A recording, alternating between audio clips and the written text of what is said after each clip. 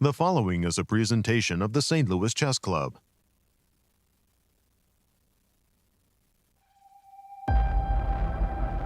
Clocks were ticking and pieces were flying at the Superbet Rapid Blitz in Warsaw, Poland. The first day of Blitz was bursting with energy, from the excited fans in the venue to the world-class grandmasters on the stage. Reigning World Blitz champion Magnus Carlsen reminded the field that he is indeed the #1 chess player on the planet, storming up the standings, leaving destruction in his wake to come within striking distance of the leader. With 9 rounds left, the tournament is wide open.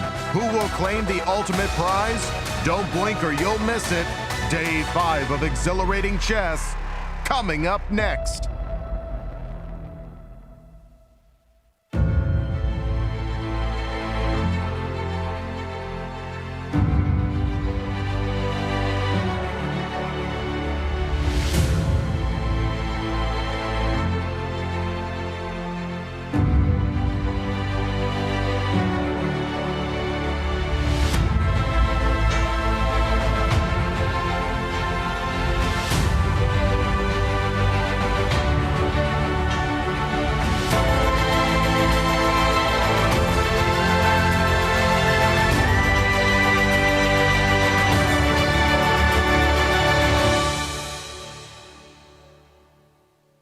Welcome back, everybody, to the final championship day here in Warsaw, Poland at the 2023 Superbet Rapid Blitz. It's been a fantastic event so far, filled with thrills and spills, but today is finally time to crown a champion. Who will that be? Let's go to the studio and find out.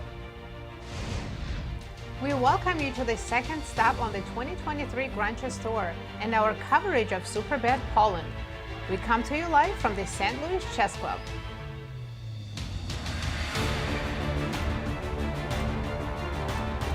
Good morning and welcome, everyone. Thank you for joining us.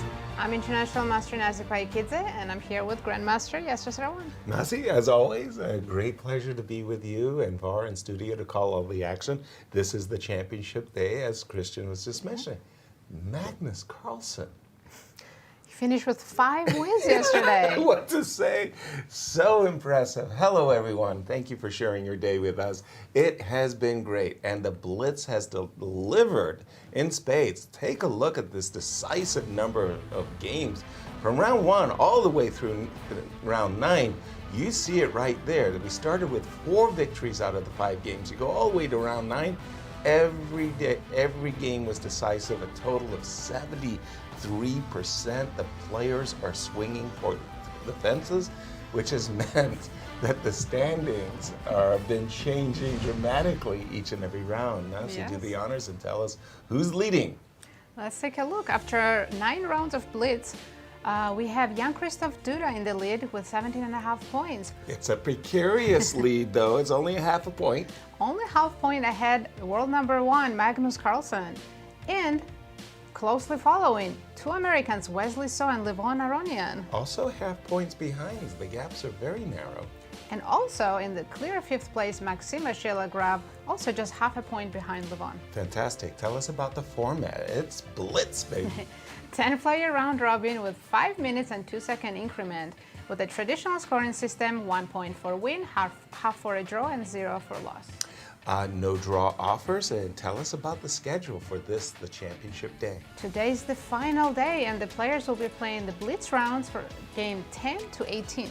Fantastic. A little bit more about the playoffs, if necessary. What's the format We there? may get the playoffs. If there are 2 players tied at the end, they will play 2-game rapid match with 10-minute, 5-second increment. Okay. But if there are 3 players or more tied, then they will have a rapid round robin with 5 minutes plus 3 seconds. And if they're still tied, we get an Armageddon. Wow, that would be really something if we go all the way to playoffs in Armageddon. And Var, as always, my friend, good to see you in studio. And tell us about the Blitzers. Who's best if day 1 of the Blitz? Good to see you guys. It was a very exciting first day of Blitz, and some players did really, really well. Magnus Carlsen winning the 5 games in a row, and now he's only half a point behind Duda.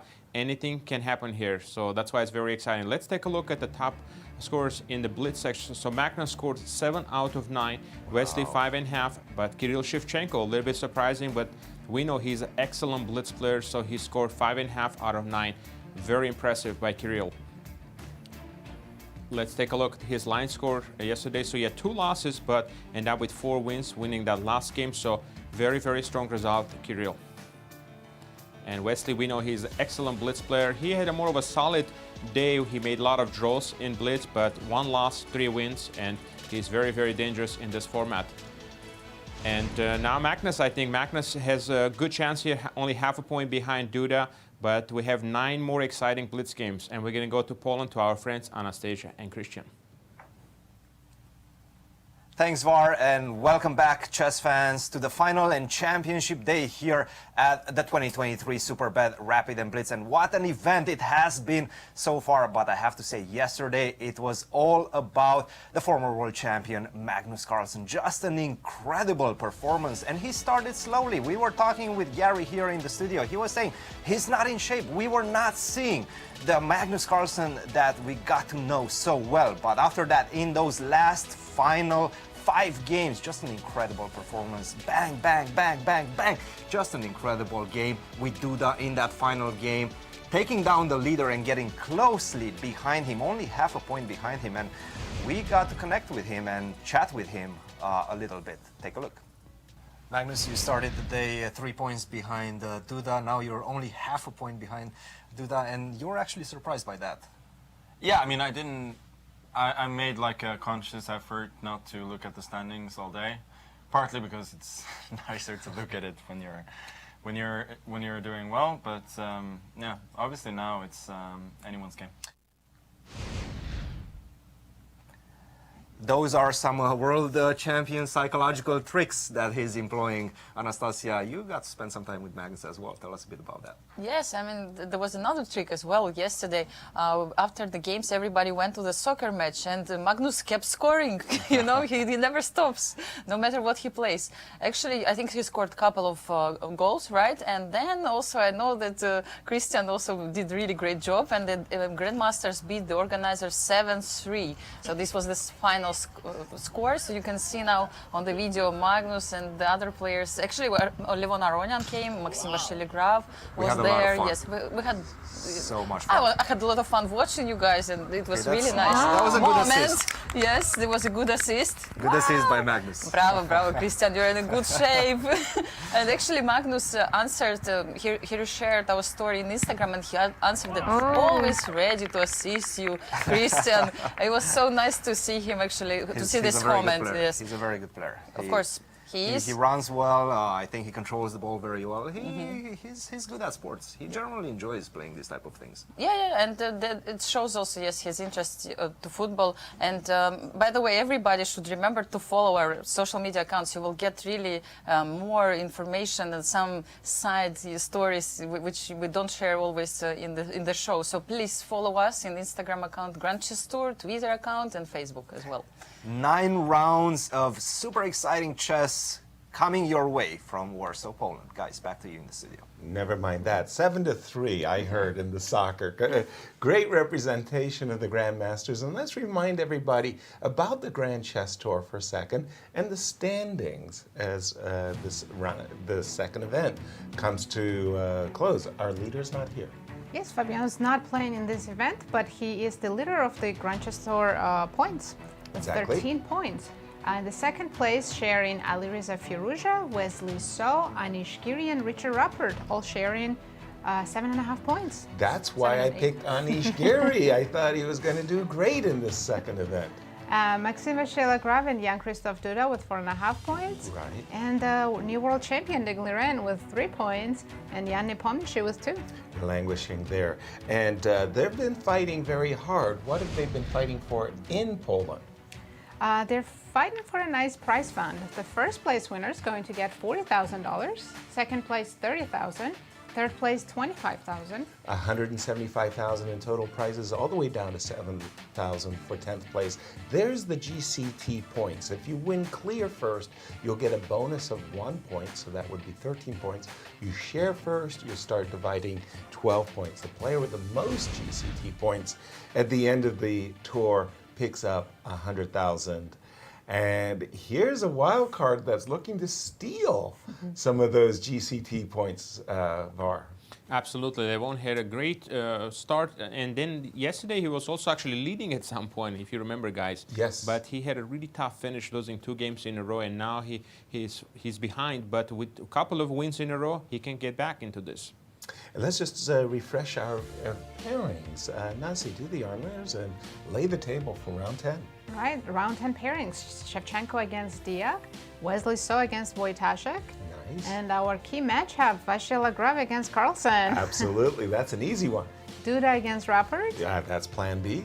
And Aronian against Giri. Plan C, MVL versus Magnus, and that is going to be a huge game, a key game, because as we know, MVL can also go on a tear, and if you start against Magnus and you beat Magnus, you just feel like, okay, this day belongs to me. So this is actually going to be a very key game, and Duda's saying, come on, MVL. Yeah, there's no Somebody stop this guy. there's no bigger confidence boost than beating Magnus. Absolutely, absolutely. So that will be great. Again, Duda just a half a point ahead, and here we have ceremonial first move. Not quite sure who's making it. D4. It's a little shaky there. I thought it was going to drop on D3. And another one. Another D4. Very, very popular. CEO of Superbet Poland, Adam Lemon-Toad. Nice. As we hear the gong, and we are underway. Again, this is it. This is the championship day. We will be crowning a champion. Will it be Duda, who is the defending champion? And it looks like a Caro Khan. I love to see it. Yes. We're all very eager. The advanced Caro with Bishop F5, H4. Here, H5 has become very, very popular. In the old days, Queen D7 was a David Bronstein idea. Bishop D3. I used to play both H6 and H5. Both Me are too. interesting. Takes. E6 is the most standard, but we have been seeing Queen A5 check and Queen A6. Right, early queen exchange. Because in Caro Khan, oftentimes endgames are preferable for black. But here's the question. Bishop D2, Queen A6, and should I play E6? Remember the great game MVL versus Ding Liren, where he got in this incredible bind. Please look that up. I think One of I the haven't great- seen that, but I will check it out. Yeah, one of the great modern masterpieces, I would say. He can play E6 here too, right? Yes. After 92. Yes. And we see it on the board. Well, E6 VAR, I've always thought that these positions were actually dangerous for the second player.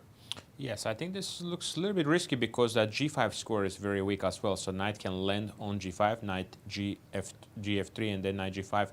Exactly. Yeah, so I think it's something that you want to try to avoid if possible.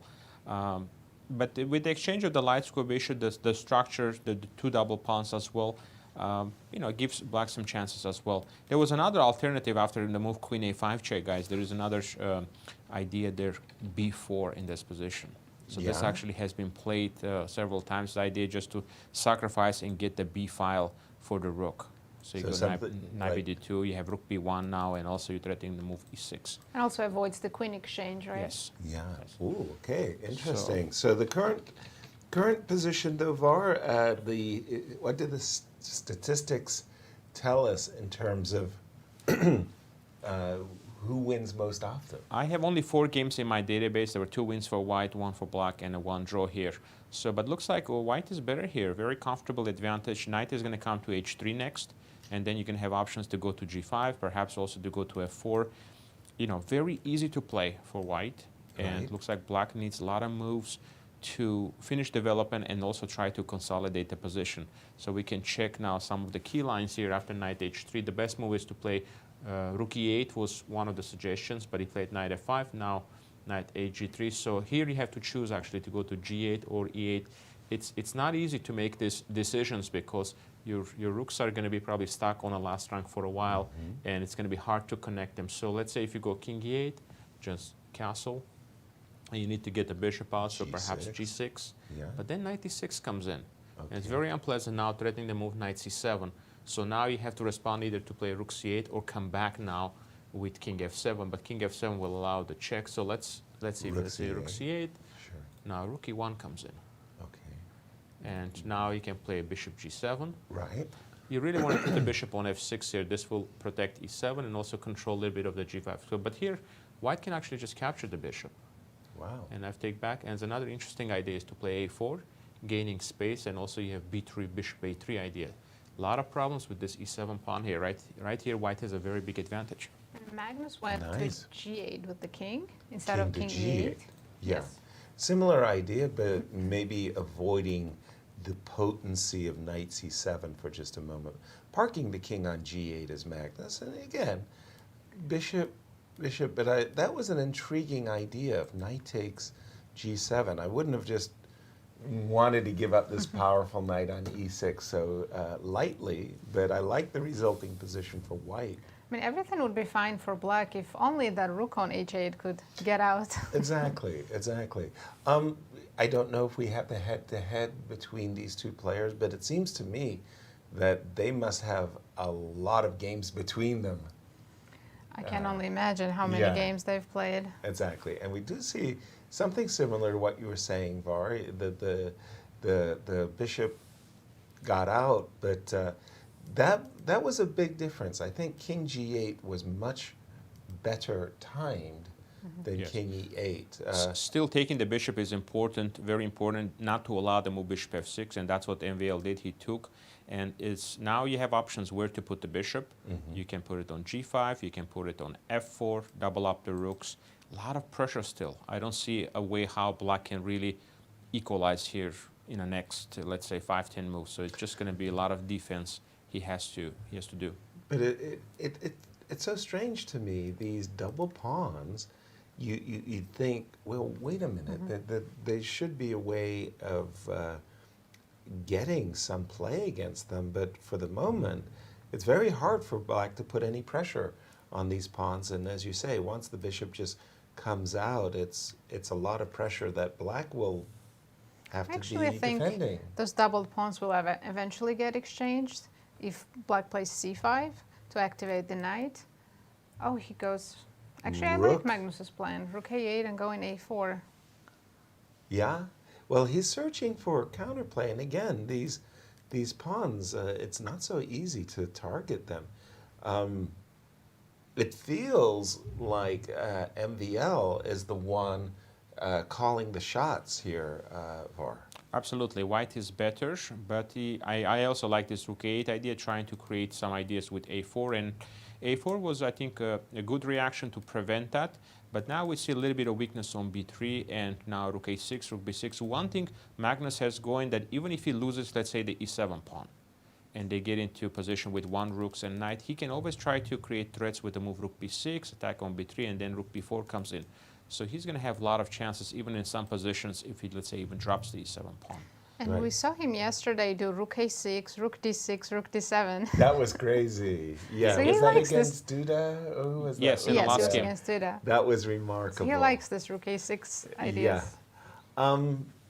Var, does it make sense to park the, I was about to say, does it make sense to park the pawn on e6, or should we just leave it as long as possible on the e7 square? I would keep it on e7 just to control a couple of dark squares, the f6 and d6 square, but e6 was also playable. Okay. So again, evaluation is around +1 for white, but it's not getting bigger at the moment. So black definitely has some play here with a weakness on d4 and b3. Now we see the maneuver bishop coming in on d2 to try to force a rook back on a6. And also control that b4 square, which is very important because black would love to play the move rook b4 at some point to attack on d4. So now he has to go back. We're not going to switch games, but I've been told that Duda, our tournament leader, in a bit of trouble early in the 10th round of the Blitz. So I see that in this position, Ooh, white whoa, is whoa, whoa, definitely... whoa. I think there's...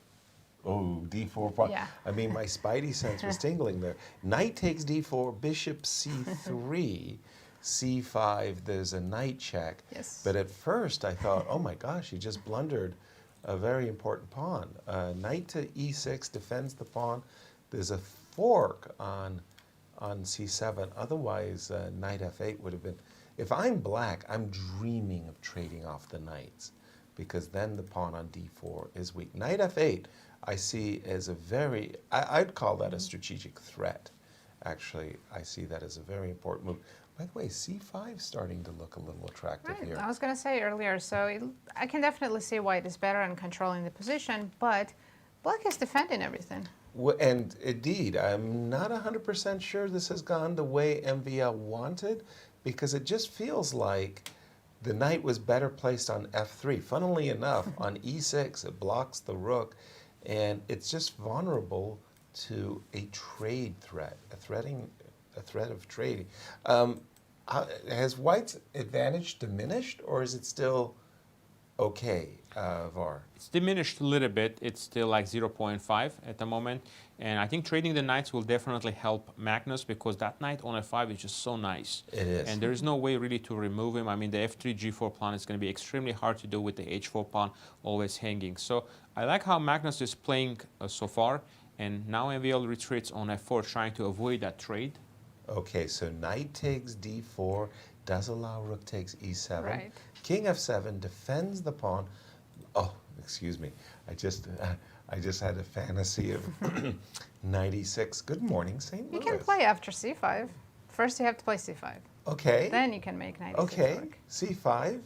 I don't Oh, know. I like d5. black. It might be because I like to play Caro-Kann with black, but I'm Right. loving this for black. Yeah, now the pawns on d4, d3. Somehow this knight maneuver all the way to e6 has not brought white success. Absolutely. D5. Magnus definitely has got some momentum here, and also he's got a nice lead on the clock. And now MVL played rook e5, trying to get some active counterplay going. And rook b8 now, with the threat of take on a4 and open up the b file. Indeed. Because position And is that's quite it. closed, and we know in close positions knights do better than bishops, so that bishop on c3 is... Not looking good. Yeah. And this last move, rook b3 sets up rook a3. And by the way, tell me about the clocks. MVL has 13 seconds. 13 seconds. Yes, and Magnus has minute and a half. Whoa, whoa, whoa, whoa. Now it's suddenly gotten very serious for MVL. And this last move, king h3, how does it stop rook a3, Var? Rook a3. I think what he's trying to do, Yasser, he wants He's to done prepare it. f3, g4. That's what He he's just trying went to do. for g4 directly. So MVL is looking to play h5, undermine the knight. Here's my question of whether I should play e6 or not.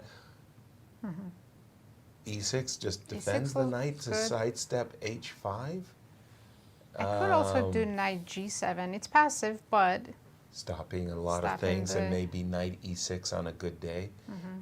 I like on f5 because when I play rook takes a4, what's better than being one pawn up? Being Two up two pawns pawns. up. You bet. I think e7, e6, and I think it's easier to play black's position. Black has a big advantage here, actually. He can play e6, he can play knight g7, he can also play the move knight d6. It's very hard to play a position like this in Blitz where you have all these weaknesses you have to deal with. So I think And the clock as well. The clock is e6, and I think MVL is just falling on his MVL's own sword. king is all the way I on know. h5. I don't believe it. I just don't believe it. And by the way, knight g7 also sets up knight d7 and knight f6. This is, Interesting, he Knight- went from h7. yes, in order to stop knight g5. Uh-oh. No, this is definitely looks good for black, And the but clock times? clock time, MVL 10 seconds, Magnus 21. Ooh, what a Oh. fork. Oh, knight h6 check. Very And nice. both white rooks are on pre, and that's a Oh. check. And wow, there You won. impressive win for Magnus. 6 in a row. He just Let's jump to the outplayed Duda MVL. game, as it's still, this is Duda Oh, versus things have Richie. changed. Duda is winning, completely winning now. Is What? there checkmate coming? It looks like he's a piece up, but there's Oh. pawns and queen checkmate, e7. There's queen b7 check.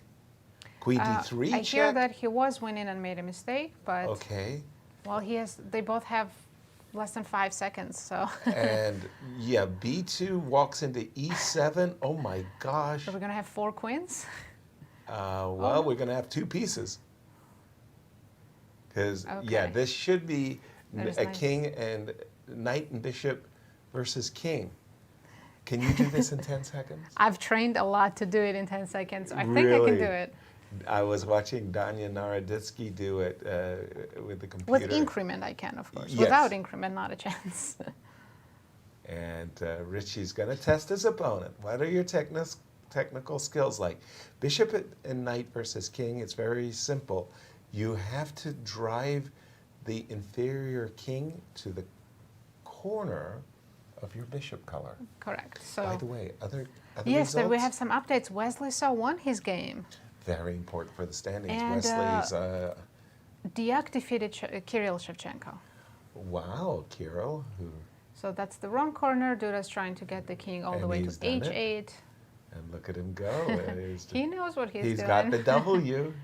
Yeah, no. And there you go. Richie saw enough. He says, I see you played this before. What other games are ongoing? How is Aronian versus Anish? Oh, they're all done. So that game was a draw. Okay, rook and pawn end game. And Right. wow, first round is over.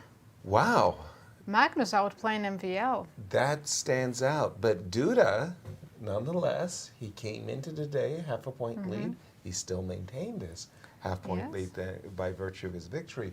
But the game that we just witnessed, MVL, Magnus was scary because he played that really well. I mean, MVL came out of the opening with an advantage, but got outplayed VAR. Absolutely. He had a nice advantage, +1 out of the opening, but Magnus just played so well from that worst position. He just, this plan of rook A8 and then playing A4, rook A6, rook B6, and eventually at the right moment where he had everything under control, he played the move B5. I also liked his move knight F8. That was an excellent move, just removing the strong knight on A6. I think MVL just played too slowly at some point, and Magnus just improved and won another game. That's now 6 in a row for him, guys. Yeah.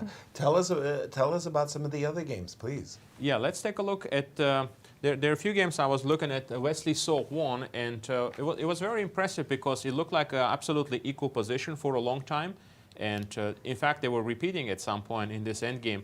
But finally, it was this position. It looks like just equal here. But Wesley didn't want to repeat, so he avoided the king c2, played king e2. And here he went for this breakthrough with f5. I like this idea because he is behind. He needs to score wins, and he took his chances here. So this came as a surprise here. He created some weaknesses, and a few moves later, we see this endgame where actually knight versus bishop is better for white here because you have weaknesses on h5 and f6. You're probably still holding this position, but it's more unpleasant. You have some weaknesses you have to work with. And very quickly, he actually managed to win this position now. He played the move knight d5, and allowing the knight to jump in was the big mistake. You had to play the move bishop b3 to control the d5 square, but instead he played this move, and after knight d5, it's already lost because b6 pawn is hanging, and then knight f4, he picked up the h5 pawn and won the game. The other game I had in mind, I was looking, it was this endgame with Levon, extra pawn, but it's very difficult to convert 4 versus 3, and the rook on a4 is extremely active, so Anish didn't have any trouble making a draw in this game. Wonderful. Thank you, VAR. And let's take a look at the standings after 10 rounds of Blitz. I don't think we have any big changes because the leaders, Jan-Krzysztof, Duda, Magnus Carlsen, and Wesley all won their games. Exactly. Only Levon couldn't keep pace, and MVL, because of his defeat, Right. slipped a bit. So the top 3 players increased their lead with more points. And let's jump to Warsaw and get a perspective firsthand. Thanks, guys. What an incredible round. What an incredible start to this final championship day here in Poland. I have to say, Magnus, impressive with the black pieces out of the opening in a worse position and manages to just like accurately outplay MVL. That's not an easy feature. But Duda is keeping pace, and that was an absolutely mad game. Take a look at this one. Both of the players actually had great opportunities in this one. And of course, Richie Rapport always inviting a fight with a Benoni. Why not? Exactly, It's yes. blitz. Let's take some chances. As Magnus mentioned, this is high variance blitz portion. We have to take chances. We have to create imbalances in the position. And White engages with this H3, E3 idea. I kind of like it. Don't put the pawn on E4. This is much more of a strategical approach to the Benoni. Keep the structure as it is. Knight to E8, knight to D7. The plan for black is to go F5, G5 perhaps, if you allow me to, and try to take advantage of maybe some sort of a space advantage on the king side. White at the same time wants to go F4 and strike, counter-strike in the center with E5 at the right moment. And this is exactly what was happening. Knight to C7. The knight is going on the other side to try to So control move B5 the also. B. Exactly. Yes. I remember that's the main square in this position, Of right? course. If you manage to do it, good. It's kind of a race, right? Black wants to go B5, White wants to go F5 and break black structure on the king side. This is what's happening right now, and I have to say, black was taking over. Queen H4, knight to E2. White is withdrawing his forces. I don't like what Duda is doing. B5, and I was looking at the position live, I thought that Richie Rapport will take him down because it just felt like his moves were easier. Yeah. B4, B3 perhaps, focus on the weakness on B2. It just felt like the right moment for Richie to strike. But Duda understood that, and he played the 5. We have to do that as fast as possible. I really like what he did. Bishop takes G6, B4, knight to E4, and perhaps B3, queen to B1, and now bishop takes H3 was Wow. not the right move. Knight to G6, but it's not easy to calculate, was the right move. Knight to F6, it starts getting very, very dangerous, but you need to understand that after bishop F6, queen takes G6, bishop to G7, queen to F7, potentially, to get the bishop on D7. Sure, you're getting to my knight, but what I'm getting to is your pawn on B2, and once this pawn on B3 is unleashed, I'm going to go B2, B1, and you're going to have some difficulties in the position. By the way, queen to C4 is the only move. Wow, I mean, it looks really dangerous. Look It's at the impossible position. to This find. king on H8 looks so exposed. Absolutely impossible to find. Exactly. And I have to say the complications were much more difficult to handle for a black. Bishop takes H3, G takes H3, and now we get this transition.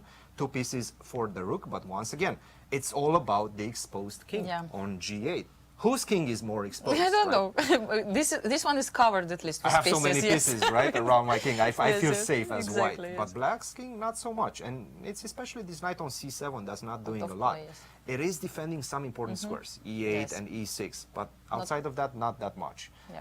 And now we get this transition, and the knights are going to do a tremendous jump around the king. Knight to H5, queen to C2, knight to F6, and at this point, beautiful move, beautiful Yes. opportunity for white to finish the game in style. Yes. E7. No, wow, Yes. this looks really great. Yes, this is a killing move. Yes, It's so so- if so you nice. take the queen, Then you I get another promote queen. another queen. Wow, Exactly. checkmate. Exactly. If you take the pawn, then I have queen Then E8. I have a check on Wow, E8. okay, 7 is really a great move. I mean, how many seconds he had to find it? I'm not sure. Not many. Definitely No, not not many. And many. he took on H7, which Wow. still maintains some advantage, but definitely loses a Yeah. lot of it. Yes, it's Still not very easy. difficult to play for black. B2, E7, and then we've seen the transition into the bishop and knight endgame, which Duda accurately converted. What a game, huh? It was really full of Absolutely fun. mad. Yes, yes. Absolutely mad Yes. game.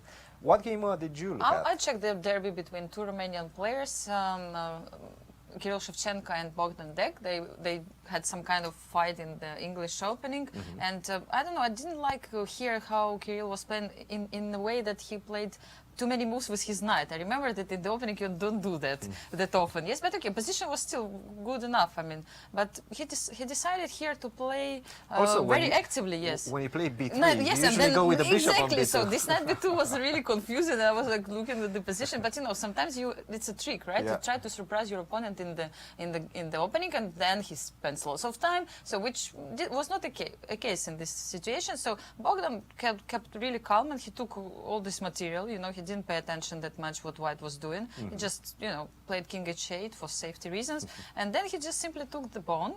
Look at this. I mean, he grabbed one pawn, and asked Kirill Shevchenko, where is your compensation, my friend? Yes, so, and there was not, Kirill kept trying to do something, create some complications, but it didn't work out. He lost the second pawn like that. So black were dominating the whole way, and I must tell you, yes, absolutely. I mean, look, you have really great position. Just, I mean, at the end, I would like just to mention that here at this moment they had really seconds, like a few seconds left for both of them. 7 seconds for Kirill, 9 for Bogdan, and they were playing this position, and of course Bogdan lost a little bit control at certain point, but still he managed at the end to trick Kirill, and in this position I guess he lost on time because I think Kirill lost on time, or he resigned at this moment because Rook f2 is coming, and like you don't really have a defense. Like I don't know if you want. Oh, I think he just resigned. Yes, maybe yes, because Rook f2 is the final threat, right? Yes. I mean, how to defend Rook and f3. if you go King to e2. But knight you know, d4 it's not that then. easy. No, Knight knight d4, d4 but maybe. King e3, and now I attack 2 knights. Oh my gosh. But still, okay, I but will still be have a rook. I have a rook. up. Yes, yes, rook up yes. helps. This Yes, is normally in these situations. but still, yes, it was also kind of interesting game. I mean, Kirill tried still to take his chances. Yes, have a nice knight g3 yes move. Yeah. Yeah. And But I think if you go here, I have this knight h1 move. We're just having crazy, fun yes, here. yes. Knight h1 looks really nice. Yes. So I mean, Bogdan at the end won his game, and that's it. Exciting chess, guys, from Poland, and still 8 rounds to go. But I have to say, Magnus with 6 out of 6. What's happening here? What did he drink after that round 4 yesterday to play like this? Just Absolutely thrilling round 10. As again, the decisive games are 4 out of 5, 80%. We came in on the show saying yesterday it was a 73% score. Lots of decisive games. That Richie Rapport game, just that you guys highlighted, strongly reminded me of why the Benoni is called Son of Sorrow, right? Because, oh, it was so close. Let me get in a quick commercial break. We're not going anywhere. Just want to say our friends at Q Boutique, and what are they offering? Well, here you go. This absolutely stunning board makes the perfect gift to someone else, or even yourself. The board is crafted from walnut wood, measuring 21 inches by 21 inches with 2.25-inch squares, and has unique rounded corners. Displays laser-cut logos of the World Chess Hall of Fame on the H1 and A8 squares, and the St. Louis Chess Club on the A1 and H8 squares. Do shop QBoutique, stlouis.com for all your chess needs. And after all of that, tell us about the standings.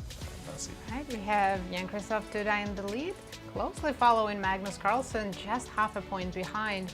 So is Wesley following Magnus, just half a point behind. And the rest of the field is falling a little bit behind, but Levon and MVL still have chances to catch up. Absolutely. So round 11 is coming up, and let's take a look at the pairings. All right, we have Aronian playing Shevchenko, Nice. Giri against Duda.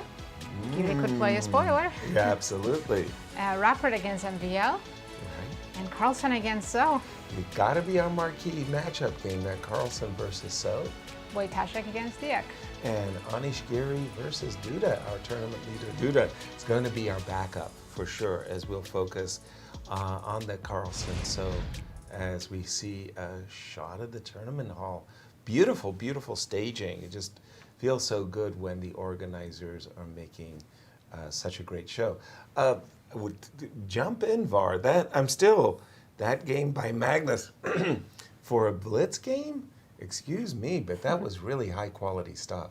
Absolutely, very, very impressive, Yasser, the way he outplayed MVL from just a much worse endgame. Yeah. They got out of the opening. He's in great shape, and Duda really needs to keep up because it seems like Magnus can win a lot more games. I'm a little bit disappointed. Levon has been struggling, my pick, and he hasn't won a game in the last few rounds. And he had some chances against Giri. He was up a pawn, but he couldn't convert. He definitely needs to get a couple of wins in if he wants to fight for the very top places. But at the moment, we have basically Duda, Carlsen, Wesley, and Levon, I think, fighting for those top 4 places. Exactly. One of the things there, Var, and Nazi, jump in on this one too, you see in Blitz the players going on streaks. It can be, they go into the tumbler and they lose 2 in a row, and then they go, everything works out really well. They score 2.5 out of 3, and you see these mini streaks. Why?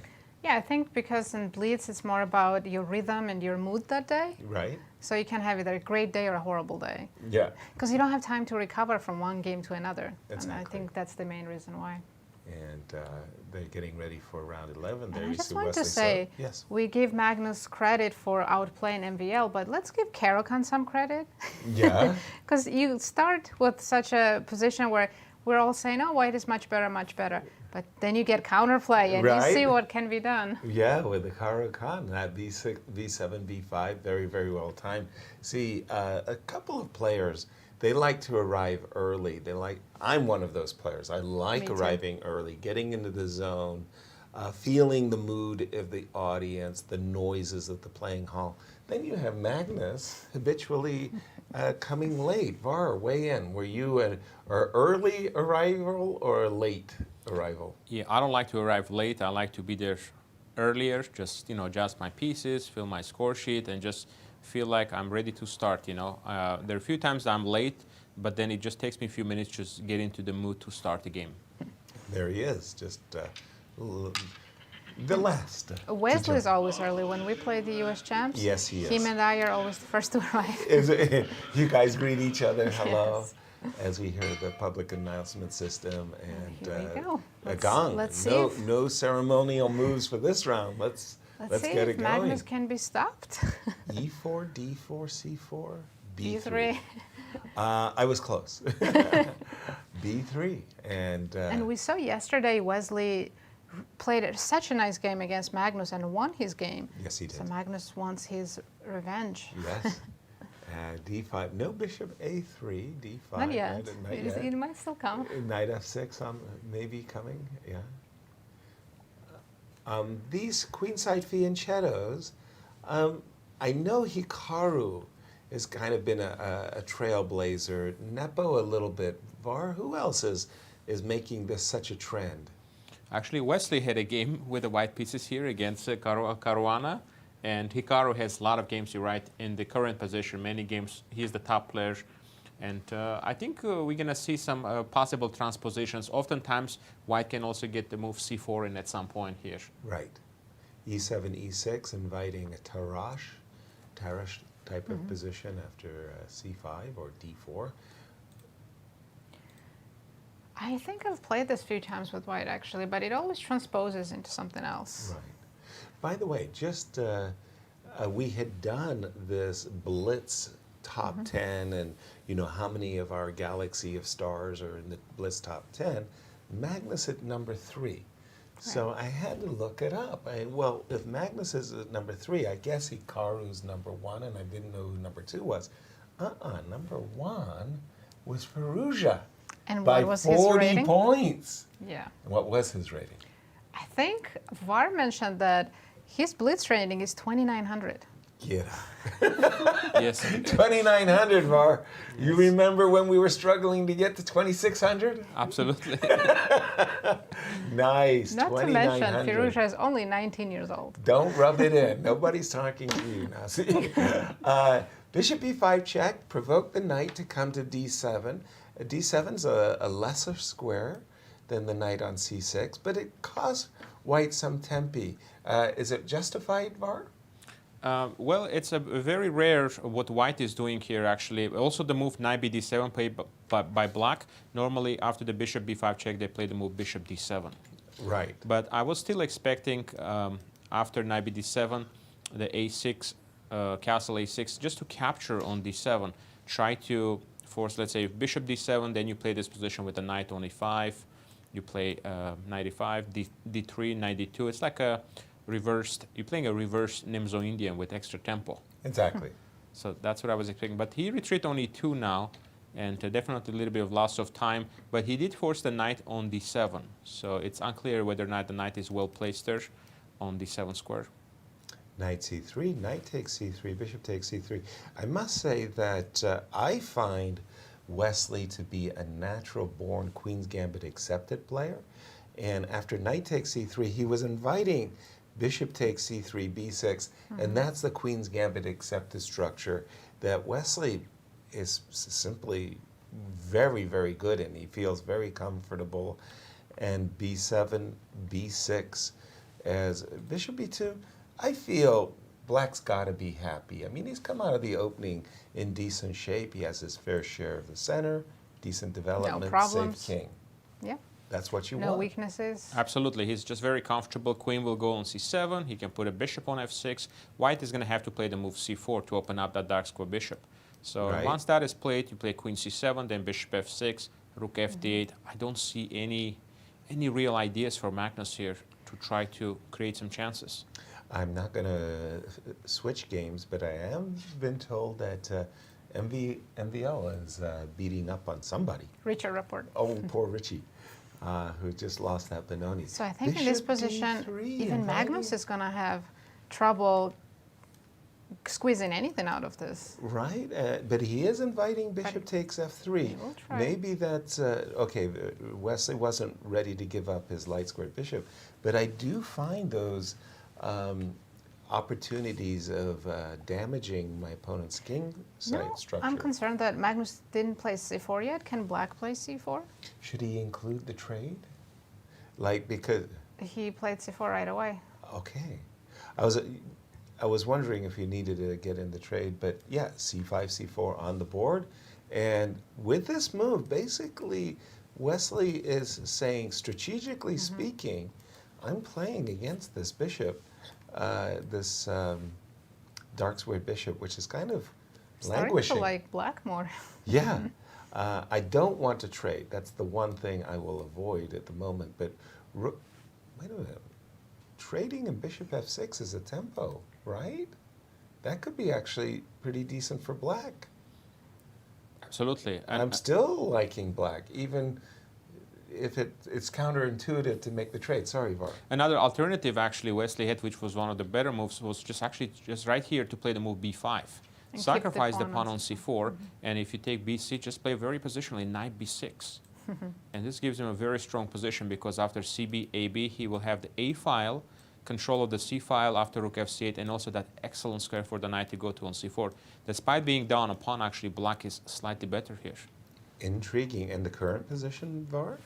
The current position is just absolutely equal here. I think the bishops are going to come off the board, and I think after bishop takes b2, queen takes b2, b5 is important move here to create some counterplay on the b Played file. rook d8.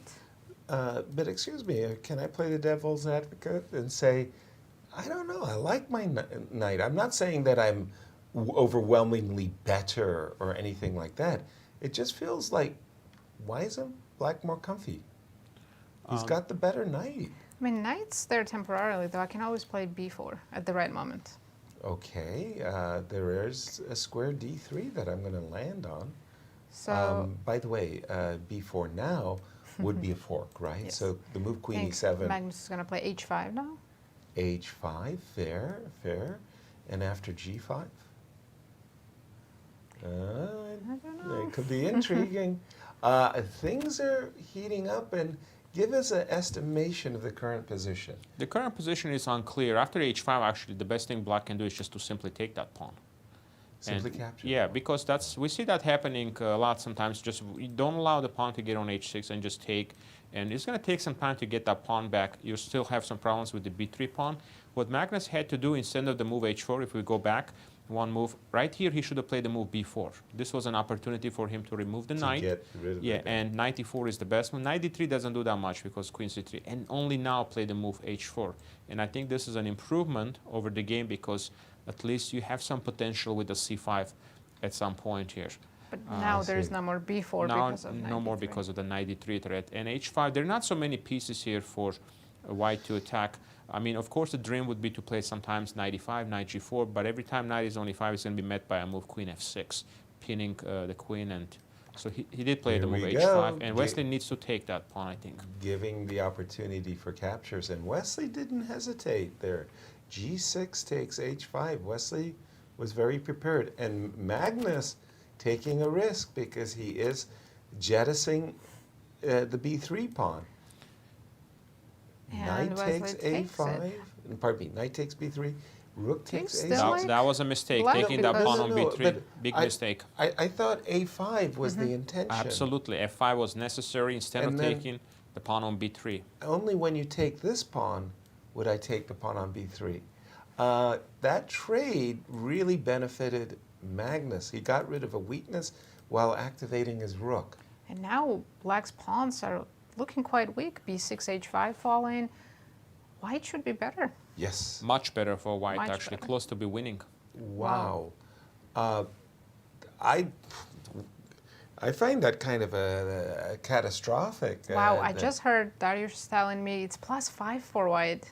Whoa. The Must be attack is some just too combination. strong, guys. It's- Queen g3, knight e5, rook a7. That rook is just incredibly active now. And a few moves ago, if you're just doing nothing on a1, and if you had played the move a5, it would have been a long time before you can activate that rook. And I think Dare Magnus I- is just about to win another game, guys. Dare 7 I in a row, I say think. it's 7 in a row. That is, that's a phenomenon. And by the way, he's doing it against the best players in the world. This Of is course, Wesley So wow. on the black side here. Wesley, incredibly solid.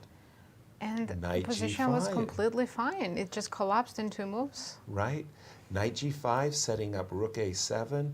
I don't. Not I'm as good. I'm not a big fan of this one, but Rook A7. How am I going to deal with that? Well, I think there's a move here, Queen F5.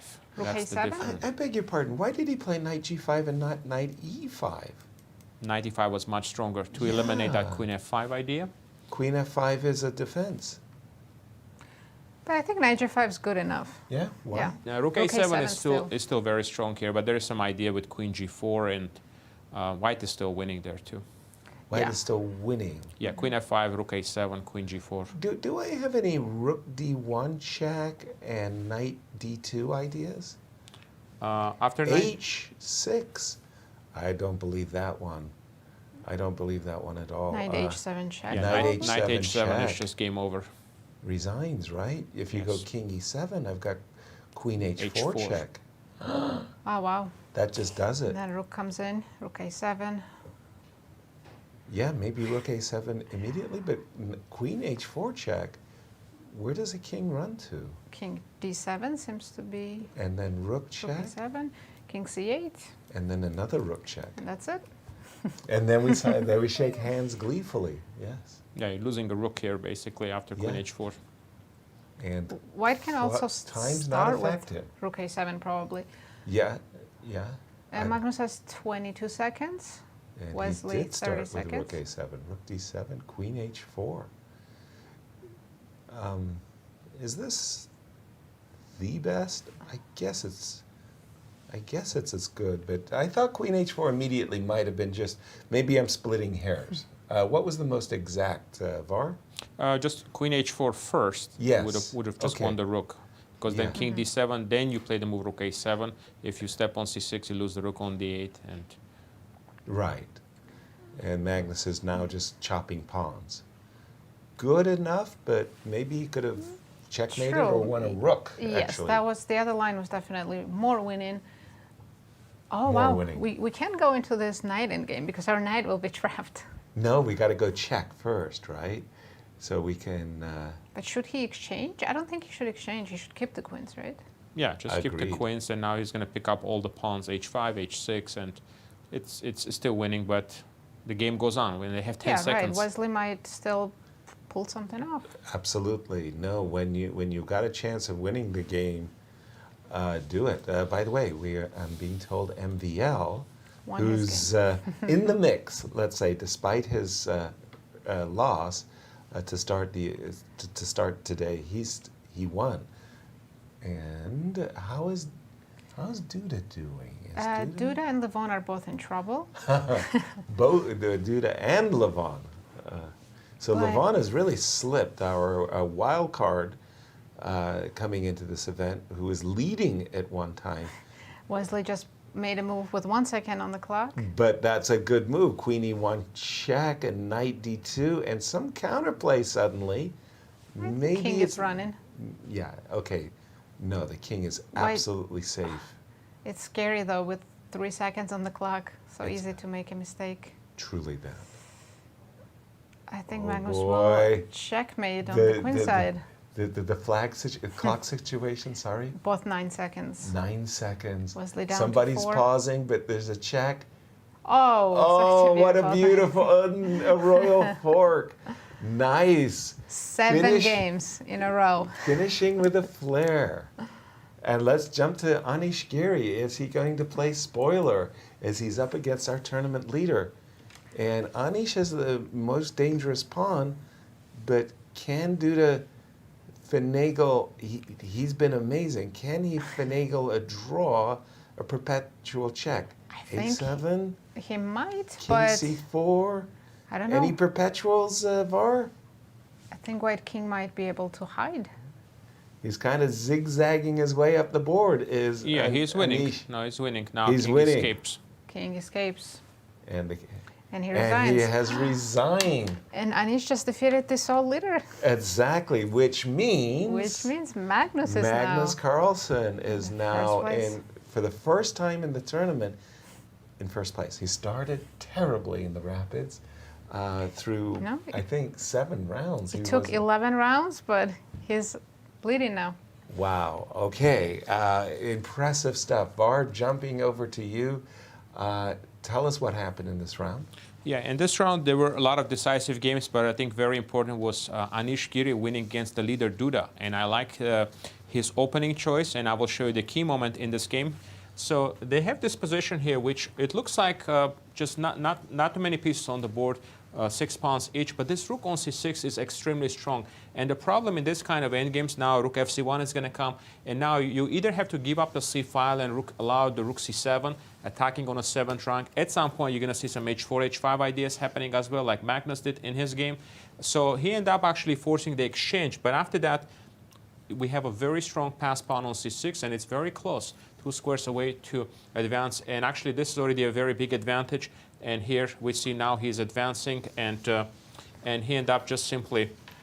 And you don't even want to trade queens, rooks here, because if you trade, the problem is I can go queen c4, queen b5, queen b7, and you're going to lose this position. So it was a very big advantage, and Anish managed to convert this, and actually big loss for Duda now, and Magnus in a lead. Wow, and let's take a look at the standings as another 80% round is under our belts. And Magnus Carlsen is leading the tournament with 19 points. Half point behind Jan-Krzysztof Duda, and then following Wesley So, Levon, Aronian, and MVL. If I'm Jan-Krzysztof, I'm upset with my colleagues. Come on, guys, slow this guy down. I'm doing really, really well. You cannot allow 7-0. Warsaw, tell us what's going on. Magnus is Unstoppable. Unstoppable. Thank you. Yeah, this is just absolutely incredible scenes, what's happening here in Poland. 7 out of 7 in the last 7. I mean, this is just ridiculous. He's trying to adopt the field right now. Adoption is when you win 10 games against a specific opponent in a row, and then you welcome them into the family. But this is exactly what Magnus seems to be trying to do right Maybe now. he's also trying to beat the record of Fabi, yes? 7 victories in a row. Yes, yes. Well, he has a good chance to do so in the next round. But let's take a look at this game. Very important game between Ricci and Maxime. And I have to say, I was absolutely befuddled by this next move by Ricci. This position, normal Trompowsky, sure, black might have a slight edge due to the fact that you have the 2 bishops, potential attack on g5, rook g8. If the light square bishop opens up, then you're in some sort of trouble. Now, check this next move. C takes d5, inviting the battery after queen takes d5. Yes. Against the pawn on g2. I mean, I understand you get a hit on the queen with knight to f4, you defend the pawn on g2, but objectively, right now, you're just simply losing. So, out of the opening, just an exchange of pawns, natural, c takes d5, allows black to get a decisive advantage. And MVL, this is exactly what he did. He never let go of the advantage, transition into a much better endgame. You have the 2 bishops, you have the open center, and then at this point he got a pawn. This was the critical moment. Take on d2, take on h2. Sure, you're going to take on h7, but in the meantime, while your rook is not doing anything on the king side, I'm going to open up the queen side, and this is exactly what he did. b5, b4, creating some more weaknesses, the pawn on b2, and then he went on to convert his advantage. He never let go of his advantage that he got after that move, c takes d5, and took the full point home. Anastasia, what game were you looking at? I was checking the game between Levon Aronian and Kirill Shevchenko. Actually, Kirill beat Levon in the first part of the blitz. Yeah. So I'm sure Levon was really motivated to show him and to show him who is the boss here, right? So it was actually quite normal opening, and everything went smoothly until I think this type of point where Kirill actually took the D file and he's trying actually to use it somehow, but Levon knew that he should do something quickly. So bishop G5 trying to attack the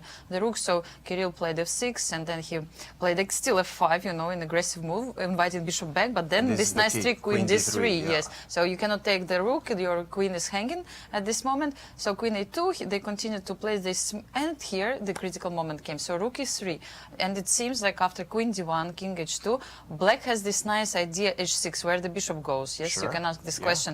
And Kirill actually bravely decided to go for this. He played H6, but look And what allowed happened. Queen takes Yes, he C4. allowed Wow. Queen C4, King H7, but now, I mean, the bishop has no space where to go. So Levon took the challenge, he took on F5, and after that, you know, computer says that the position is much better for Black, but try to defend this position. not easy. It's not that easy. For example, the best move is King H6, and then he invited Queen G8. Yes, let's go for this. It looks scary. It looks, and that's why he didn't play this. He took on G6 because this pawn looked very annoying, so he took it, and then look what happened. I mean, Levon just started to give this crazy amount of checks, and took another Took some pawn, and pawns, now yeah. you see it's 3 pawns for the piece already. Position is unclear, king is exposed. So Kirill didn't manage to cope with all this pressure and with not so much time on the clock. And at the end, Levon managed to trick him somehow. I don't know. I mean, there were some interesting moments, like here Rook F8, and then he went to this ending where the queen with a queen for Rook and Bishop. And in the end, I mean, again, crazy amount of checks. And actually, I was wrong about the results. So look what happened at the end. This pawn is moving. Yes. Yes. So at the end of the day, after all these checks, it turned out that White cannot do anything with the pawn on E2. Yes, he found bishop F6, Queen C4, and Rook E6, and after that escaped finally with the king. And now it's a question of what to do. I think at this moment it was White's last move H4, but here I think didn't make it in time. Didn't make it in time. So Kirill won 2 games against Levon Aronian. Not bad at all. Yes, Not for bad the young at player. all. Not bad at all, guys. Well, before we go on a short commercial break, we will go to a feature. We asked the players, how do they like Rapid and Blitz?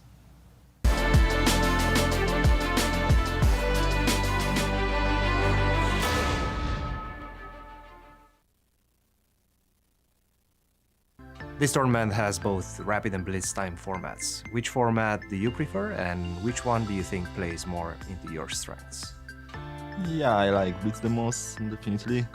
But maybe I'm better in Rapid. I mean, it's difficult to say, actually. But I remember when I consider Rapid to be my least favorite, you know, time control, but I was like the most successful in it in the past. I mean, I was like European champion and so on. Yeah, but basically anything but classical, you know, it's very fine. It's just fun, you know, to play and not looking back. I think like most of the chess players, they love playing Blitz the most, but for some people, you know, they love it, but they are not as good at it as they hope they are. I don't know, I think I used to, because I focused on the classical chess much more in the past. It used to be my specialty, much more so, because I play so much more accent on the preparation and less on, let's say, skills in the time scrambles and all that. I think there were more Rapid and Blitz events recently, so maybe I got a little bit more rounded, but I'm still not a specialist in Rapid and Blitz. But, you know, I'm having a lot of fun playing Rapid and Blitz, and especially play so much online. Over the board is different, because things are moving quickly, it gets a little physical sometimes, so yeah, I'm looking forward. I always would prefer a longer format, so I prefer classical and then Rapid and then Blitz, just because chess is about strategy, and then there's a lot more time to think in Rapid. Like I used to do very well in Rapid maybe some time back, like I won in 2018, but we'll see what happens. I don't know, it's very hard to say. Like when I was younger, I used to love 25+10, as if, you know, it was kind of rapid chess, but still super slow. But now I'm kind of old and impatient, and, you know, I can't calculate anyway. So and all the FIDE events are with 15+10. So it's kind of strange for me to play any of these time controls, actually. But like I think that 5+2 Blitz is very tricky. I mean, since we are playing 3+2, and 3+2 is just way quicker. So yeah, like last year I got completely smashed in 5+2. So obviously it must be the 25+10, which I prefer. Yeah. I don't know which one I will prefer, but I think here Blitz might be easier for me because, as I said, I'm the last rated. Then in Blitz you can expect something more dramatic. So I think it will be more random, so it can help me. I prefer to play the Blitz, but my friends tell me that I'm a better Rapid player. So I generally love playing short time formats because there's not much preparation and it's more about coming up with surprising ideas. That's a good question because I used to play Blitz a lot, not online but over the board. When in Ukraine there was a lot of tournaments about it. I think I played less Rapid, but it's hard to demand what is my favorite time control because I think good chess player, top chess player has to be good in every time control. I mean, I've learned to like Rapid more than I used to, but in general I think Blitz is kind of the ultimate format for the audience, for the players. You can just play a bunch of those, not get tired. Like you can play it casually and you can play it in a more serious and competitive fashion like we are doing here. And in general I have this ability to play fast and put a lot of pressure on the clock to my opponents. So of course the less time there is to play, the best I am. I've generally done pretty well in Rapid in the Grand Chess Tour. In terms of what I like, I probably slightly prefer Blitz, but I like both.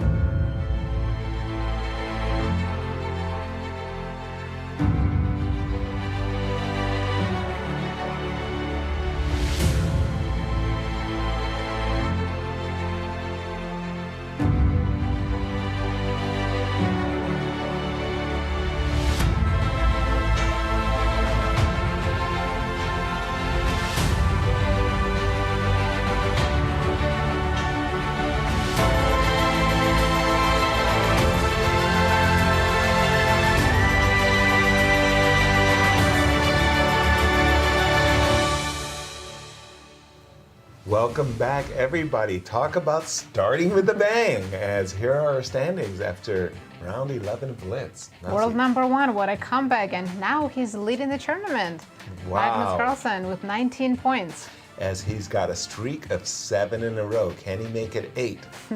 And closely following, Jan-Krzysztof Duda with 18.5 points, and Wesley So with 17.5. Levon kind of fading there as MVL scoring 5.5 points. And let's take a look at our pairings for round 12.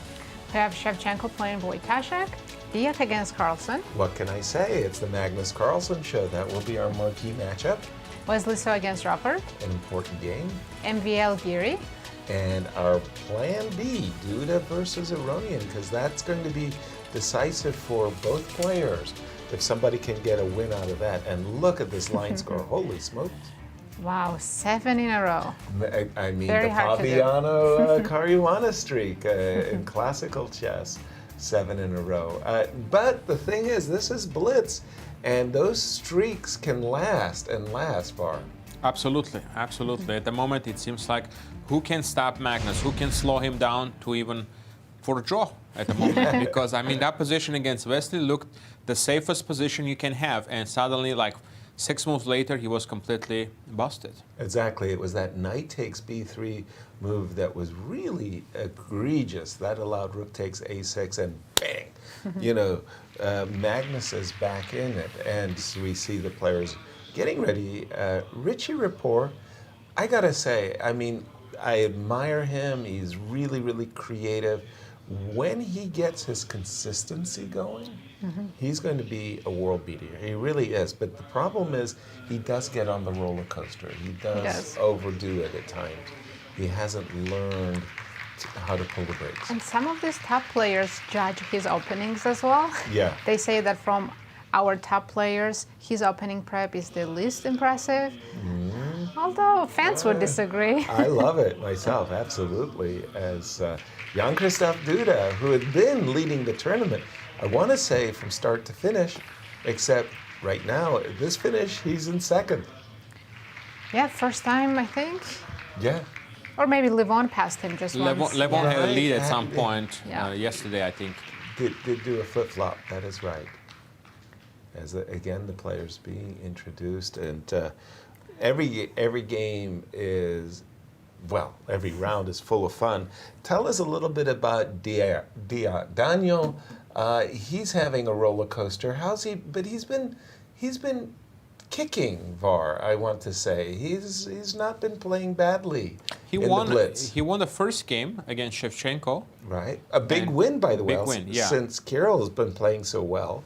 Yeah, it's definitely an extremely strong blitz player. But again, when you're playing against the very top players in the world, that changes things. So I think definitely he'll be motivated here. He's like, let me see if I can stop Magnus. You know, Right, he won as- 7 in a row. I don't want to be number 8, you know? As Daniel's waiting for Magnus to show up at the board. And I think we have a 13-year-old Ready to make play his the. ceremonial first move.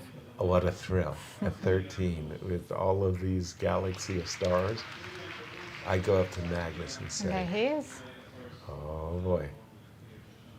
Kirill. Okay, Maximilian, Krogulski. as he's ready with E4. Thank you, Max. 13 years old. I don't remember what I was doing. I was trying to figure out, how to keep a score sheet. As we are underway, Daniel's the Polish. Second try, guys. Second try. The first time around, it wasn't a pretty show. Radoslaw really took him down. Now, Bishop takes B5. I'm telling you, that's the good move. I think he really wants to win with the Polish defense. Yeah. In Like, Poland, that's yeah. his goal now. As knight F3, C6. Now, according to the theory, according to the engine VAR, this is supposed to be very bad for black. Why? It's not that bad. It's showing a little bit of an advantage for white, but it's not like +1 or anything here. So he decided to go bishop e2. Another alternative was to go bishop a4, for example, just to make sure you're ready to play the move c4. Right. So now e6. On the board, we're expecting castles. Engine was actually recommending just to take on f3 and just play the move d5 there. That's exactly what he did. And then he's going to get the same position. I think he's going to play d5 now and just play on this light squares now. He's done it. The trading of the light squared bishop, but the missing b7 pawn, the missing e4 pawn. And the pair of bishops for white? Yeah, I'm Long-term kind of thinking, advantage? if I'm white, I want to play c4. I probably even want to follow it up with c5, clamping down, maybe, like if I play c5 here and I kind of angle for queen a4, maybe bishop f4, the combination of those moves. In the meanwhile, you've got to go your knight f6, you got to go your bishop e7 castles. I don't see how I can take advantage of the center with cd5, so I'm thinking I'm going to clamp down. Or white could also Yes. wait, since black's not taking on c4. No, he's definitely So white not. could wait, develop first, and then decide what to do with the c-pawn. Right? Knight c3.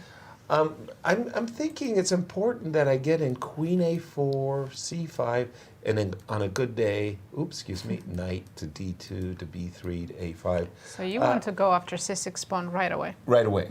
That was my goal. Actually, black needs to find this move bishop b4. I think it's a very important move to start with because that's going to allow you a tempi on e1, and then you can put a knight on e7. Because knight on e7 is well placed here, defending c6. At some point, this will give you an opportunity to play the move knight f5 as well, to put some pressure on the d4 pawn. So that's why rook e1, maybe it's not the best move. The better try would have been to play knight c3 in that position instead of rook e1. Yeah. And then to meet the move bishop d6 with your suggested move, Yasser, c5, bishop goes back on c5, and then you play for the immediate b4, b5. I see. And that would have been a big advantage for white. By the way, Magnus did not take advantage of white's move order. He did not play the move bishop b5. I'm rather surprised because I don't see a future for the knight on f6. This is going to be very unpleasant, actually. Knight c3. Yeah. And now you don't have bishop d6, the desired active square, because of c takes d5. So you play bishop e7 now. And now a very important move is c5. Exactly.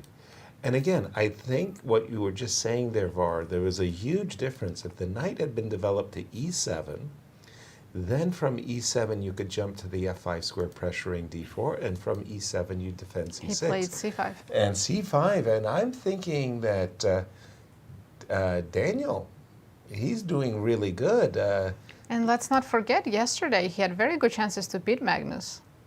Yes, that's yeah, Absolutely. exactly. In that streak, in fact, well, as Magnus was freely confessed, he came on with Cristian and he said, you know, to score 5 out of 5 out of those positions, he could have lost to Anish, for example. So that was really something. The inclusion of a5, a3, it has some echoes of a Caro-Kann gone wrong. Yes. Caro-Kann gone wrong. Bishop's going to come to f4. Pawn's going to go to b4. Pawn's going to go to, and this is an indication. The move knight f6 to e8 is an indication that Magnus accepts that he's misplaced his knight. The knight on f6 was not a good square. He's now played knight c7. Bishop I mean, b5. white has such nice play on the queen side, and black has zero counterplay.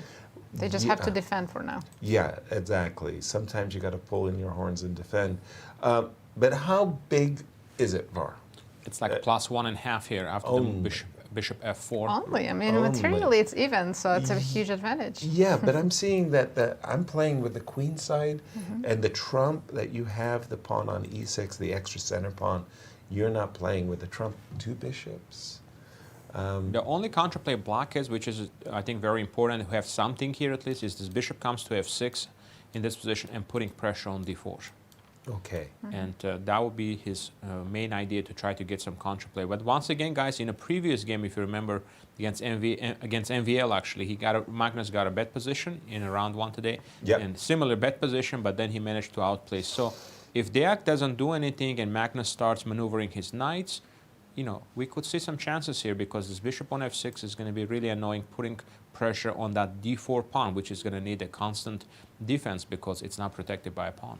Yeah. And we know that Deac has trouble with the time. Yeah, he tell always us about gets that. himself in time trouble. I mean, right now he's doing okay. He has 2 minutes. Magnus has 3, but he likes to go into a think tank and really go down on the clock. So Magnus will definitely take advantage of that. No question about it. And by the way, what is impressive is that while Daniel is seizing the time trouble, he also is playing very, very well once he has no time on his clock. That's and his opponents are complaining that they're trying to exploit the fact that Daniel has no time on this clock, but he actually starts playing better somehow. It is annoying when that happens. Your opponent keeps playing all the good moves. I think Alexander Grishuk is a master of that. Seriously. Knight to c7. Even though Magnus's position is passive, you could say that Magnus is doing something. And Magnus is aspiring for bishop f6, rook e8, and e5. He wants to play with his trumps, which is his majority in the center. So Daniel feeling like he's got to, you know, hit the anvil while it's hot, right? b5. Yeah, very long That was thing. a big thing. Blitz He game. thought for 2.5 minutes in a blitz game. Can't do it. Just can't do it. That's just half terrible. his time. Yeah, that's terrible time management. Maybe he's not going to get punished, but I don't think you can do it at this level against these guys. They're unforgiving. And he played b5, and after Magnus responded with obvious moves he takes, he's thinking, and now he's thinking, so. thinking some more. Okay. I do like his move bishop f4. Okay, because maybe Magnus could have played knight takes b5 and said, okay, you have to recapture bishop f4, an indication that maybe I'm ready to play bishop c7 and knight b5 with the tempo. No, just knight b5, knight takes b5. Now, clearly this knight belongs on the c6 square, but I don't Maybe feel let's go knight right now. d8. Why not? Knight b8. Well, he's done it, but you really have the feeling that you're taking liberty. And now queen c8 and knight c6 is coming. Yeah, you've got to bring that knight to the c6 square. Now you have to be a little bit careful. There's no combination with bishop d5 and rook f6. So queen c8, bishop d5, c takes, rook takes, pawn takes, bishop h6. You know, g4 square is covered by the queen. Nobody's talking to you. I was my mate. It was a 50-50 shot. I go queen g4. You don't take it. Okay, queen c8. Oh, we have it on the board. Queen c8. Here we go. Magnus has put his knight on. He's going to put his knight on c6, and maybe the worst is past. I do like bishop e2, rerouting the bishop to a better diagonal now. And stopping rook a6, potentially menacing bishop b5 as well.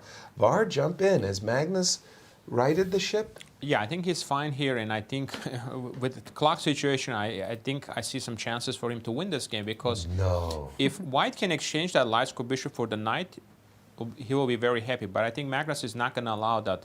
And bishop b5 is met by knight e7. We're going to see that knight jumping in on f5.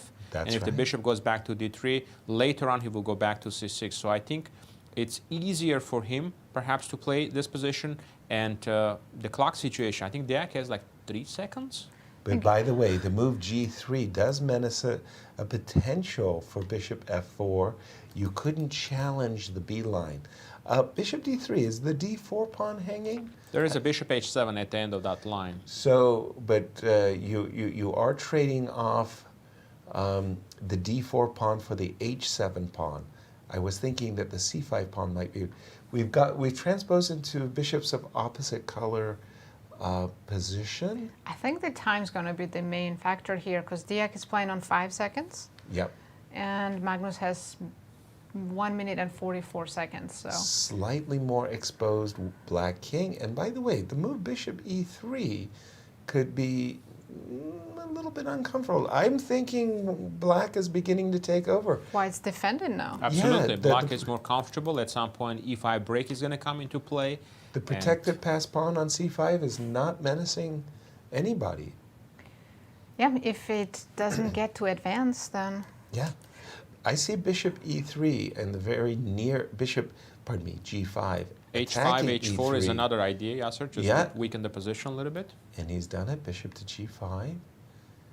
And Magnus, with extra time on the clock, is going to be very happy. He's going to be feeling that this is his game to win. Ooh, I like actually what Deac is doing. He's opening up the position. And... well, just a second. I think White's position is good, but I really hate his time. Okay. 6 seconds. So how are we meeting queen takes d5 check? Bishop e4. Queen back to d6. Well, I like my pawn on c6. Yeah, I kind of like your pawn on d4 too, though. If I could play d5, but I think I get pinned with queen e5. Oh, no, I'll try d5. And then I wanted to go e5, f5, and e4. You're not afraid of my connected passers? You're not afraid of your vulnerable king? I am. But queen takes d5. Magnus is taking his time. Why, Var? Does he have an alternative? He can take on d4. No, queen takes d5 is the best move in this position. Is the best. He needs to take with the queen here. Yeah. What But about rook takes d4? d4, I take on e6, I go. Then queen d5 check. Anyway, he took with the pawn. Very unexpected approach.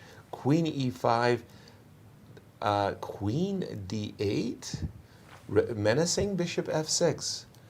I'm at a loss to C7 explain. was winning there for Deac if he had played the move c7 there. I was about to say, I'm at a loss to explain Magnus's moves because c7 was an opportunity. You know, yes, you were right. Bogdan plays better when he has no time. Right, and his opponents could start to get nervous. And Magnus has same time as Bogdan now. Okay, and Both now the down pawn, to 5 seconds. the pawn on c6, I was about to say I was going to go bishop to a6 to b7 and just anchor the bishop. I'm And What's Black going is on? not playing this for a win, right? It's a nervy moments here for both players. Isn't that d5 pawn vulnerable? I think it's just equal now. Bishop d4 will be played, and then rook d1. Okay, he didn't want to take. I think Magnus is still trying to play for a win, but... By the way, breaking news. Levon, who has been in a tumbler last few rounds. Sorry, go ahead. Won. Won, and we have another result. MVL also won his game. That's a big result. Levon defeated Duda. 2 losses for Duda now. No, our tournament leader really slipping. And with this move, rook d7, I think that clinches the draw. Right, I think. And this is our last game. Are we seeing another one of those 80% rounds? I believe so. There we go. Finally, someone has stopped Magnus with a draw. I tell you, winning 7 in a row, it's hard to make 8. Let's try. We actually had 2 draws this round. Right, Wesley also drew his game. Okay. But Duda losing 2 in a row.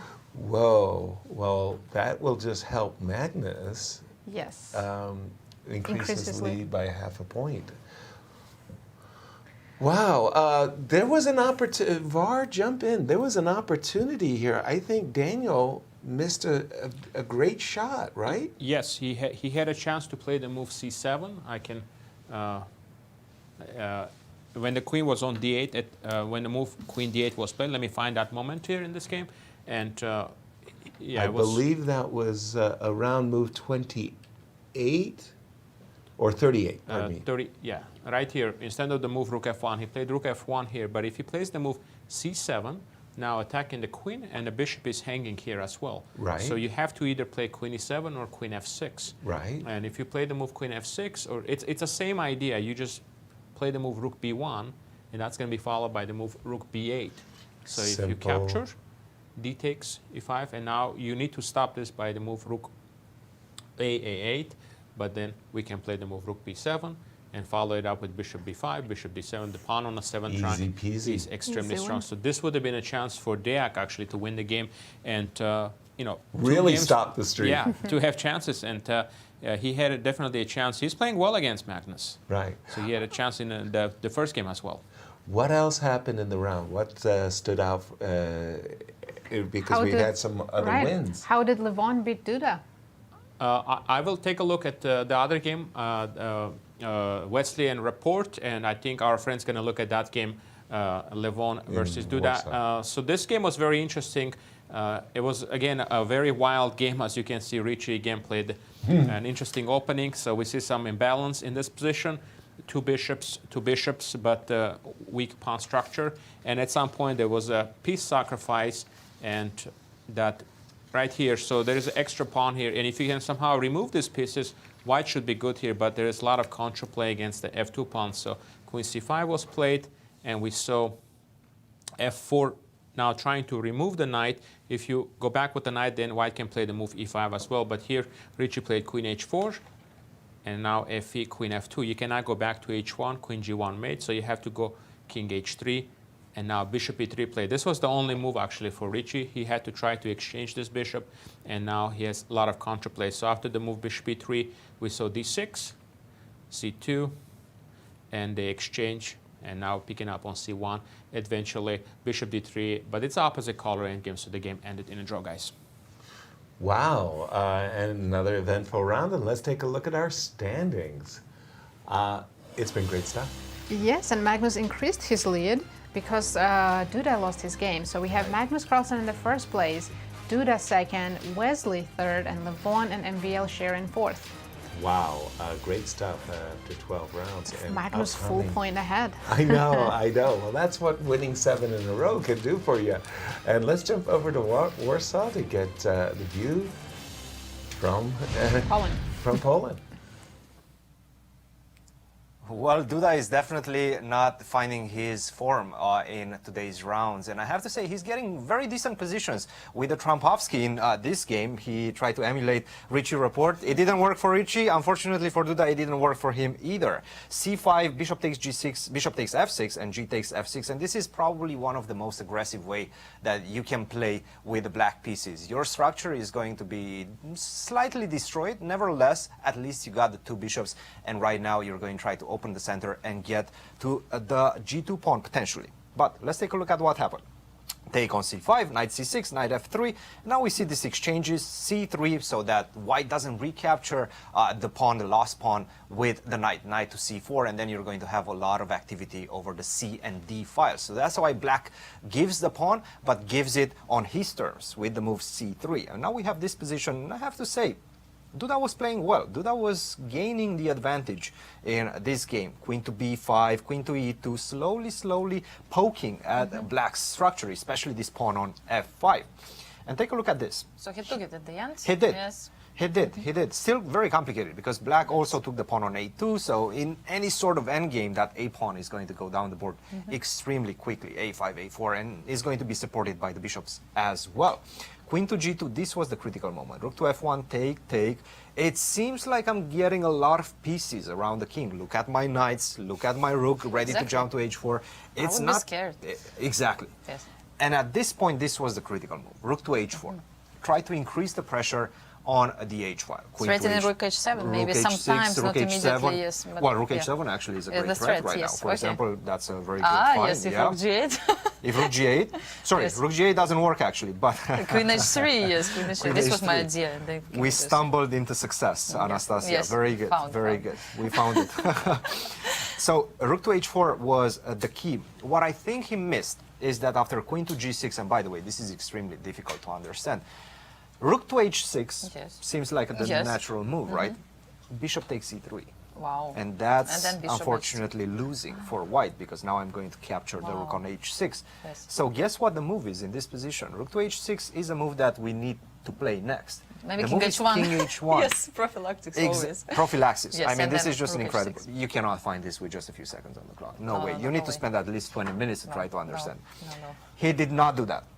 He played knight to d4, and unfortunately for him, this seems to be giving black some serious chances, because now my knight is close to my king. Finally, I can get the knight on g6, and that's going to allow me to defend my position. Still, I mean, it looks so scary, and by the way, he did have this winning move, knight takes f7. Rook takes f7, rook takes f7, knight takes h4, and guess what right now? Rook Again, takes rook f7. h7. Oh my King gosh. takes h7, knight And to queen g5, is and I'm picking hanging. the queen. Wow. This is like maddening stuff happening. Of course, you're not going to be. By the way, at this point, he had 3 seconds on his clock, so understandable. If he would have found it, it would be really Understandable. crazy. He brought his pieces next to his king. Unfortunately, that's not enough, and it takes away from your defensive resources. And we can see that's exactly what happened. A transition into the endgame and the a-pawn. Yes, a-pawn. We've been played talking it about game. the a-pawn. It rolled, yes, in the end. Look at him going, Wow. and you cannot catch that pawn. That's game over. Duda loses 2 in a row. What an adventure. I completely forgot which game I was analyzing afterwards of this one. I mean, it's I just believe crazy. it was Maxime versus Yes, Anish, of if I'm course, not yes. mistaken. Yes. Maxime, Anish, I'm always looking forward for these games, especially after the first round of Blitz. I mean, when you remember, it was so crazy. So this one was also quite fun. I wanted to show a couple of moments, like I think somewhere here, around here. After move g6, it was a very funny moment. Maybe white could play this king g7, knight g7, look, king f8, and then go back, you know, proposing, okay, take the piece, yes, and then just bishop f4. Believe it or not, but the computer was happy about this position for white. I mean, like, has a lot of initiative, and this king is exposed, and probably Maxime, you know, could gain something here. But what happened after? We just continued the game, normal position. I would like to show maybe when the critical moment. I was somewhere here where Anish pushed this f4. So d6, you know, black pawn d6 looks very white pawn looks very dangerous, of course, and it looks that the position was getting worse. But here, Anish lost maybe maybe the last moment when he could have tried to complicate the things, like now h6, and if bishop f4, there is this trick bishop c8, and it's still not over. This looks nice, but look, rook e8 after rook f4. I mean, you cannot really find all this consequences. Checkmate with bishop f3. Yes, bishop f3, and it's complete. Like d7 maybe is also threat. So this position could be really crazy. But at the end of the day, he didn't play this move. He actually just moved his rook, and after that it was after rook d7, white simply took pawn on f4, and then Maxime managed to convert it easily. Well, what an incredible game. Yes. Let's take a look at the standings as we go into the third round of the day. Yeah, but you remember also we wanted to speak Fourth a little round. bit about... My mistake, yes. Oh my goodness, Magnus. That's a massive score, 9.5. Wow. And right now topping the leaderboard with a 1-point advantage. Jan-Krzysztof Duda 18.5. Wesley so closely behind, and Magnus is coming off a big day in soccer, not in chess. Yes, it was a really great evening yesterday. I mean, he played, not only him, of course, it was a team, Grandmasters team, including Cristian as well. And we all went... I did my part. Yes, of course, and it was important part, 2 goals, and Magnus also scored 2. At the end, it was 7-3 in favor of Grandmasters. Look, Magnus is in a good shape. Yes. And I think he really had lots of fun, and everybody enjoyed this match. And of course, today maybe he feels full of energy. Wow, yes, now you could see the goal. I managed to score once. Yes, look at you. Great You didn't job, catch my second goal.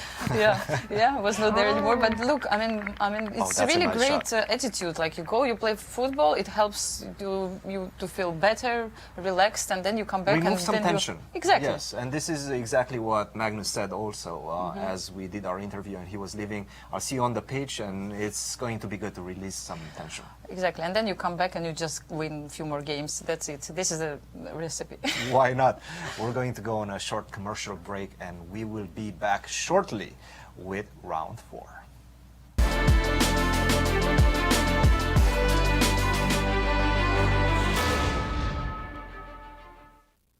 The Muni in Forest Park. It's your move. The Muni premiere of Chess plays the Muni through July 11th. Sponsored by St. Louis Chess Club and the World Chess Hall of Fame. For tickets, muni.org. The St. Louis Chess Club is the premier chess facility in the United States. We bring the educational benefits of chess to thousands of students across the St. Louis area. We also promote chess at the highest levels, hosting all levels of the U.S. championships, as well as high-profile tournaments that attract the world's best players. Become a member and enjoy perks such as free classes and lectures, weekly tournaments, and so much more. Visit stlouischessclub.org to claim your membership today.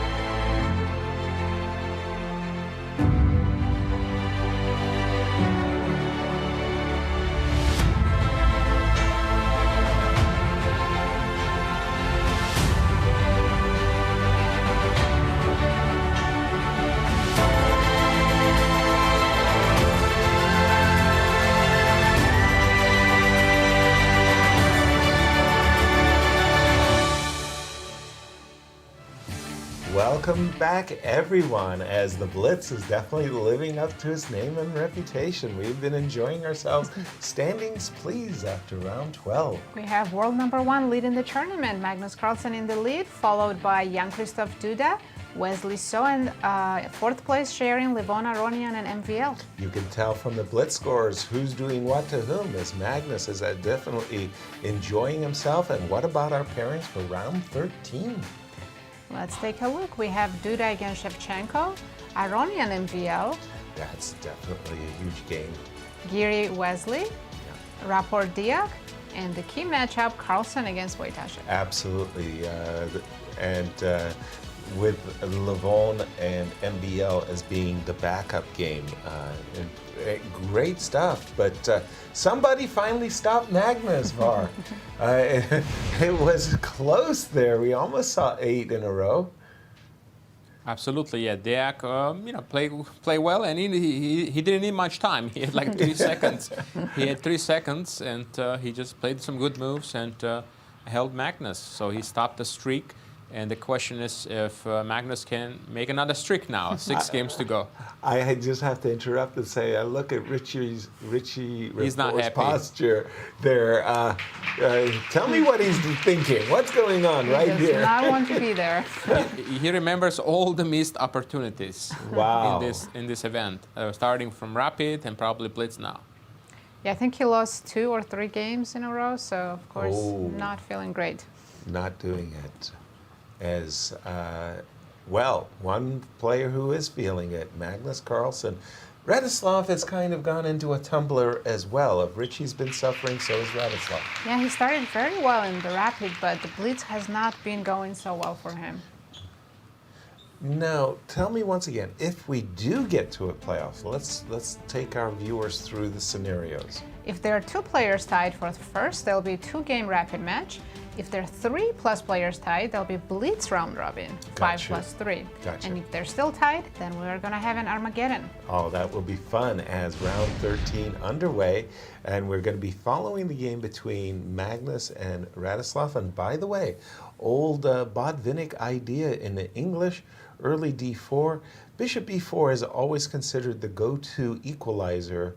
And g2, g3. Old games of Botvinnik, I played this myself on a couple of occasions. I actually beat Loke Van Velde in an Olympiad with it as white, but I'm not a big believer in this line, Var. There are some games here. I see some Karyakin game. Actually, your game against Luke Van Velde from 1998 Olympiad. There you go, yeah, right? Yes. About 38 games played in this position. 95 is the main move, putting pressure on c4 here. Not bishop takes c3 check, but knight e5. Okay. Bishop c3 check is the second most popular move as well. Right. But 95 played slightly more. And here, white can play queen b3. And also, you can also castle, just sacrifice the c4 pawn as well. But queen b3 is the main move here. Yep. And how would things go after queen b3? After queen b3? Bishop c5, maybe? Bishop c5, yes. And normally, there are a few different moves here. You can play the move knight c2, then bishop e3, or you can play the move bishop e3 immediately here as well. Okay. After knight c2, the queen on b3 kind of looks uncomfortable. A little bit. Yeah, it looks awkward, yeah. Ideas of Botvinnik that I remember include sacrificing the pawn on c4, castles, and what's the bishop takes compensation c3. for it? Well, the 2 bishops, and oftentimes you're playing for bishop g5. And the crazy part is, okay, here we see queen b3, but with the move bishop g5, sometimes this pin, h6, bishop h4, g5, can actually allow knight f5. And there's a serious attack going on, yes. And we do see the line with knight c2. Statistically speaking, Var, tell our audience how white does when he gets himself into this position. Only 3 games in a database, and all 3 of them ended in a draw. Simple. Yeah. 3 games, 3 draws. Now, the move knight a4, on the other hand, hunting down the 2 bishops. If you just allow me to take and play queen c3, life is good for white. He'll have the 2 bishops and a better structure. What is black going to do to stop that? I think I have to allow you the exchange, but I'm going to do it on b6. On your terms? Yes. You're going to drop the bishop back so that you can play a takes b6. At least in this case, your rook is a little bit active. You are potentially threatening bishop e6, so white makes room. Right. I got to borrow from Jacques-Cousteau. Room? I've got to make room for my b-pawn. Rook e8, castles. Are we still in theory, Var? No, we're not in theory. And here actually white wants to play the move b3. Yep. That's why very important to put the queen on c6 so you can play b3 and put the bishop on b2 here. White has a slightly better position because you have a little bit more control of the center and definitely the pair of the bishop. This could get really unpleasant for Wojtaszek if Magnus solidifies the position. Yeah, when I see this move queen c8, I was about to say, I do want to move my rook to maintain the advantage of the two bishops. He played very quickly bishop g5, did Magnus, and Magnus is saying, look, I am prepared to give back the two bishops with bishop takes f6, but at the cost of really severely damaging your structure. Sorry, Nazi. I was just thinking, where is the black knight going to go? Because if it goes to d7, then Not queen happy. c8 Not happy. setup doesn't make sense. And also after knight d7, is there a f4, f5 trap in the bishop? Yes. I think so. Right? Very, very, very much so. f4, f5. I was And thinking by the actually way- knight f to d7. That's what I was looking at. Yes. Not e to d7. The Exactly. Exactly. In this position. It would be with a tempo, yes. Yeah, and then f4 and f5, and black is definitely crying. Knight to d7. Well, this does invite knight to d4 and give me another bishop. Oh, two bishops This is against very two passive knights. for Wojtaszek. Very passive. Two bishops, better control of center. I think it's just going to be a very easy play here for Magnus here. He can take on e6 now and get the two bishops. And if you take Wait, I on can g5, take- knight g5. Or can I take on g5 after knight e6 so you don't get the two bishops? And then I would recapture. And I you take on e2. But the knight on g5 is... Very pretty. Yeah, and it's just not easy to get rid of. Bishop just dropped back to e3. Sorry, but this opening, in my view, is white all the way. This is Definitely. just, he's achieved everything you want. Here, I would find myself attracted to f3 and bishop f2 playing for e4. If I get an f3 and you put your bishop back, and I get an e4, the bishop on h5 is kind of nudged off the board, if you will. Yeah. I do find myself attracted very much to Magnus's position. Yeah, if the English guaranteed positions like this, I would never play anything else. Sign me up. Yeah. I completely agree. And f3 is F3 is played. on the board. Yeah. Yeah, a lot of bishop moves here by Wojtaszek in this game. Yeah. And bishop went back to h5, rook e1, just defending e2, prepping bishop f2, and again, put the pawn on e4 and ask the bishop, how do you like it? You're not going to be happy. So can black... Maybe aspire to play d5? I was going to say d5 to maybe... Right. But Yeah. no, this is great. Oftentimes in these structures where you want to maintain the pawn on f3 and e4, the bishop on g2 is not happy, but now I can sneak my bishop out to h3 and I can be on a very active diagonal. So I like everything, but how big an advantage is it, Var? It's more than +2. More than, that's huge. Yeah, black is just very passive here. a4 is a good move, just to make sure now that we can move the rook without the pawn hanging, and just to control the b5 square, and full control of the center, pair of the bishops. Yeah. Very, very big advantage here. Exactly. In these positions, I definitely do not want to allow the trade of knights. I like the idea of bringing the knight to the d5 square. He put the knight on b5. Which is okay, Yeah. because it just keeps the queen a little bit honest. Personally, knight e2, knight f4, knight d5. I love the knight on the You anchored. can still get to d5 via c3. Right, but then I have to move my queen. And guess what? Radoslaw is going to give white another opportunity to get the knight to d5, because again, Really I don't chasing think... that knight. Yeah, and I don't think white should allow it. When you have a space advantage in the center, like we're seeing, keep the pieces on the board. Let your opponent enjoy his cramped position. Don't help him by a move like knight takes c6 is what we would call a strategic mistake. You're just helping your opponent get rid of a passive piece. I think he's going to choose your line now. Maybe knight e2, knight f4. It's looking very good. If he does, these guys are really, really good. That's the test right now. Let's see how good he is. And wow, breaking news. There's a quick resignation by Levon against MVL. Apparently he blundered badly. Whoa. For MVL, that is a huge win. And for Levon, once again, I mean, one of our wild card players, Levon Aronian, at one time led the tournament, and he slipped very badly. In the last round, he defeated Duda too. Levon. Did. Yeah, really a really bad blunder by Levon, actually. By the way, the move knight a5 invited b4. Oh, there was knight takes a4. Some trickies, but... oh, those knights on a5 and c5. Yeah, they're living precariously, I just want to say. Not too sure, but by the way, the knight is finally eyeballing that beautiful anchor square, d5. Wonderful. It's interesting in this outpost. Position, Black can't do anything but just move the knight back and forth. Exactly. And I hear, I just heard that Duda is also winning his game. Okay, keeping the pressure. And Rapport just beat Deac. Okay, so Richie still on that roller coaster of mixing too many wins and too many losses too. Knight e7, and by the way, knight f4. Look at that. It's finally there. He didn't play bishop h3. I would have lost a big wager there.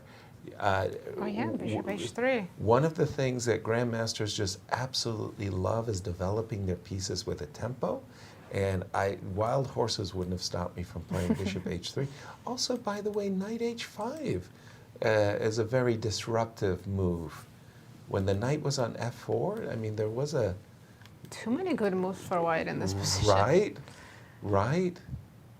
And now, can I even play? Oh, a5, beautiful. Because if you take with the knight, I finally have that fork with the pawn, b4. Oh, bishop. I was looking at bishop c5 and knight f6, but you're absolutely right. Take with the knight b4. b4. No, but... And if you take with the pawn, then bishop c5, knight f6. This was a massively strong move for, I think Magnus is just cementing his +2 advantage with this last move, a4, a5. It's actually almost +4 now. Double his advantage. Yeah, pretty tactical blow. Yeah, the queen is really badly placed on and d7. Here we go. So we're gonna He's allowing knight f6 check, a discovery, and the king is going to be vulnerable as well. So we have, what's the material imbalance? Queen, 4, rook, and a knight? Minor piece, but also... But white also has an extra pawn, I believe. Yes. Yeah, but it's the damaged king that really stands out for me. f4, eyeballing e5. Oh, and that bishop on g2 is going to become a monster. Sure is. The odds are high. Rook, knight c2, doing his best to be irritating. Rook c1. I'm also attracted to e5. Oh, Knight immediately e1 e5. takes. I take the rook. Yeah, there he goes. e5 immediately. Oh, he can still play rook e2 here. Rook e2, love if he that wants move to exchange. because there is a queen g4 check to pick up the rook. Well spotted, by the way. Rook e2. Rook e2 is the best? Yeah. 2-move tactics I can do. And I have a feeling that Magnus is feeling it. I mean, his last few moves, he just blitzed them out like this is all the ABCs of the position. And queen takes h6, and that's what I was afraid of. That black's king is going to come under threat. g4, f5, and Magnus. Duda has won his game, and Wesley's winning his. And Magnus is winning his. And he just did. And he just did. So let's quickly jump to Wesley's game. That's the only one still going on. It's Anish, Giri, my We pick. had a knight endgame, and Wesley's up a pawn with 2 connected passers.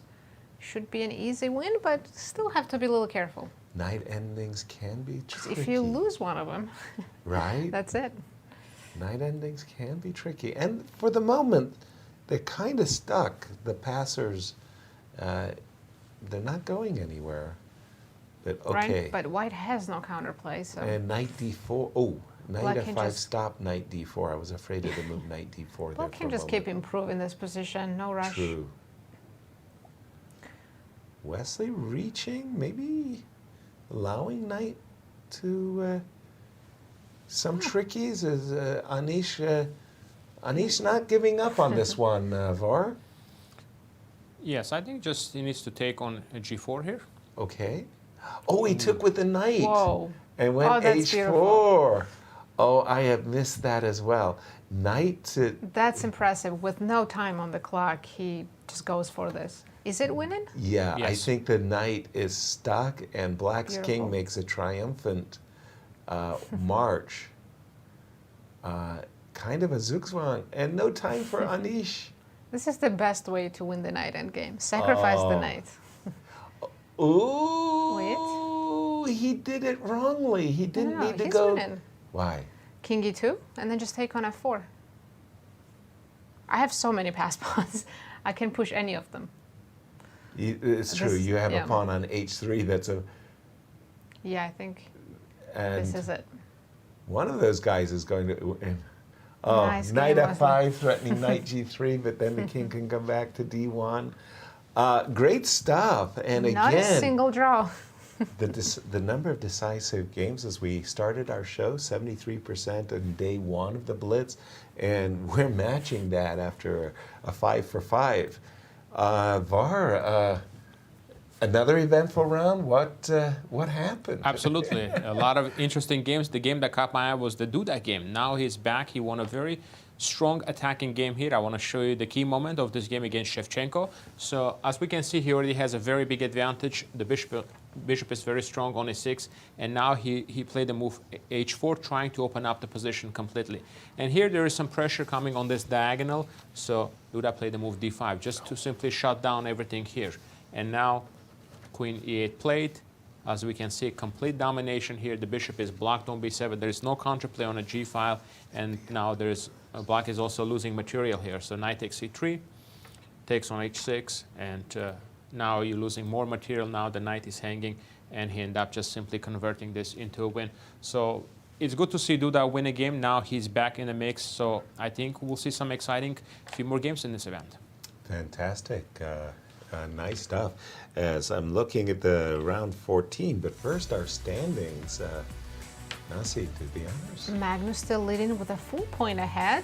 Jan-Krzysztof Duda in the 2nd place, and Wesley's in the clear 3rd, and now MVL is in the clear 4th, passing Levon Aronian because he just defeated Levon. Exactly, as we were getting ready for round 14 Blitz, we'll hold off on the pairings. Let's just jump to Warsaw and get the view from the playing hall. A lot of fighting chess in this one, guys, I have to say, and I was mightily impressed with this game. I'm going to keep it short because this one is very, very intriguing, but the final position is absolutely amazing. Take a look at this. So knight to f6, we have this typical position in which white has a couple of options. You can go short castle, or you can do what Richie did, and probably Richie will always do in this type of situations, go for h4 and the attack against the king. Yes, h4 he doesn't and like this castle, this thing. short, no. Why to slow spend play. time? No, why would we do that? Of course, let's go for the kill. Yeah. Bishop takes f6, h5, Wow. and an exchange sacrifice. It's not good. Forget Nope. about it. Okay. Objectively, it's not great. But it's Blitz. But it's Everything is Blitz. possible. And he's playing also against Bogdan, who we know is a time trouble addict. Queen to c8, queen to d3, queen to g4, knight to e2. I really like this swarming knights around the king, and the rook is going to follow Yes. as well. Rook to H1. h1 is coming for sure. So h4 was a big mistake. At this point, you had to go queen to g6, invite the move knight to f5, and after king to f8, you have ideas of rook to e4. You have this pin on the knight on f5 already established. Unfortunately for him, He played the wrong move. Yes, he played the H4 move looks H4. logical. Yes, you want to leave to push this pawn. Yes, Makes a from lot of H5, sense. Yes, but what Makes a happened? lot of sense. Knight F5. Take a look at this. Knight to E5. Okay. And Queen to G5. Surprise! Your queen is completely trapped.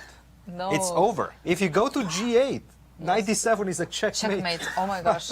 Wow. Absolutely And what amazing if position. Queen H5, then Knight Queen D7. H5 now. Knight to D7. Wow, and I Knight take this one. It's like billiards, and I take your queen as well. Thank you very much.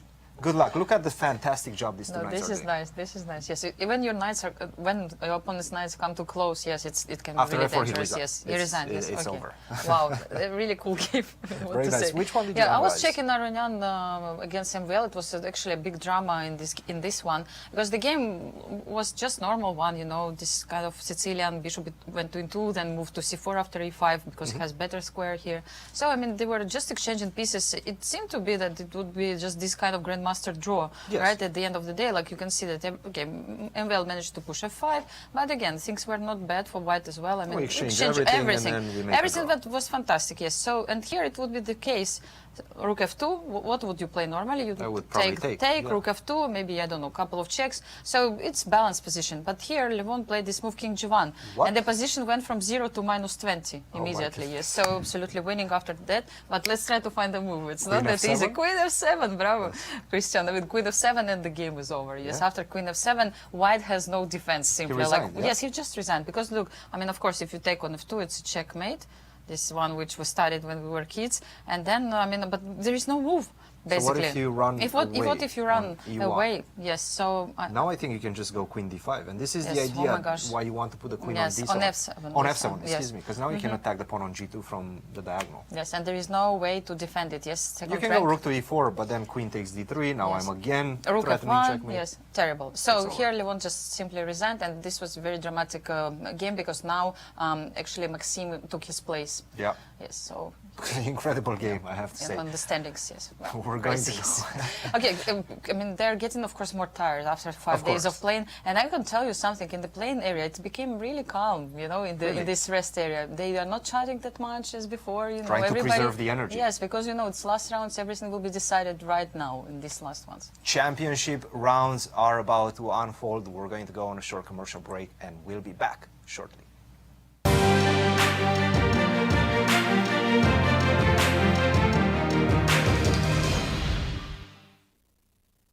For the first time since 2020, the world's best female chess players converge in the chess capital of America, St. Louis, Missouri, for the third edition of the Karen's Cup. Beginning June 3rd, players will compete for a $180,000 prize fund. This tournament features 10 of the top female chess players in the world, including returning champion Humpy Koneru, along with top-rated American Irina Krush. It's one of the most decisive classical tournaments in chess that you won't want to miss. Catch all the action on the St. Louis Chess Club YouTube and Twitch channels.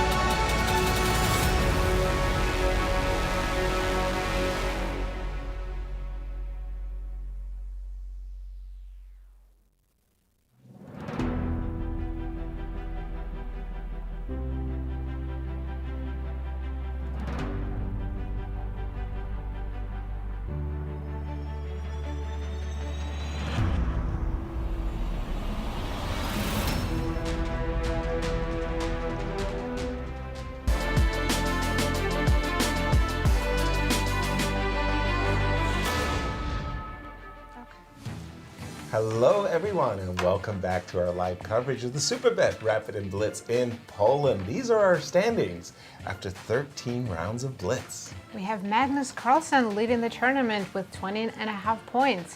Jan-Krzysztof Duda just a point behind, and Wesley in the clear third, with MVL in the fourth place trying to catch up. Absolutely. I still feel like everything to play for as we take a look at our pairings for round 14.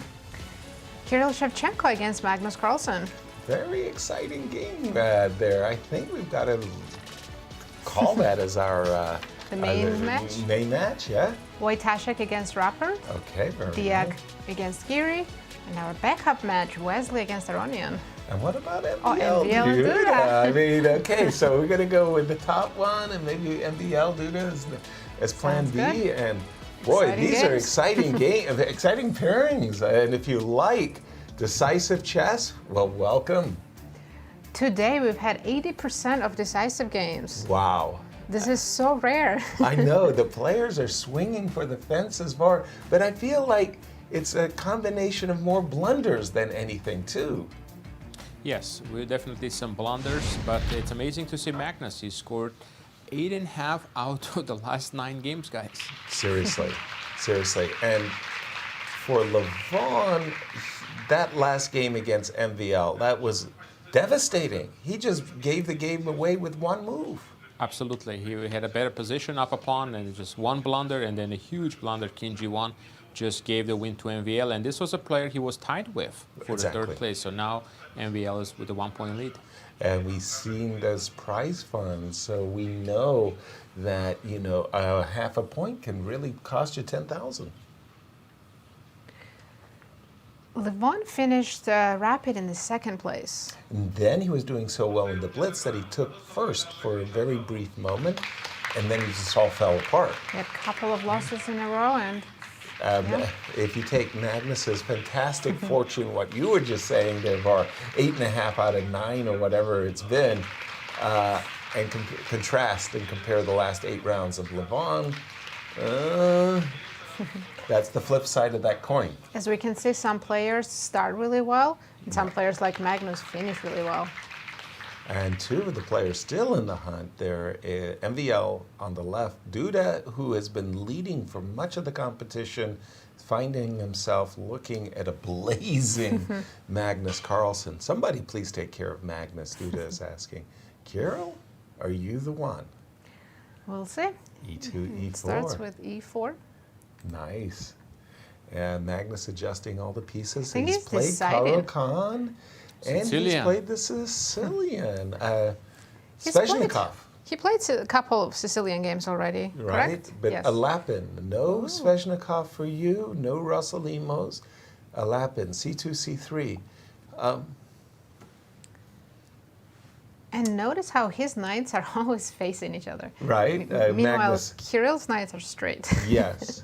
I've always liked the forward-looking knights, and Bobby and Gary both like the knights facing one another. C2, C3, D7, D5, as well as knight F6 are the main moves. D7, D5.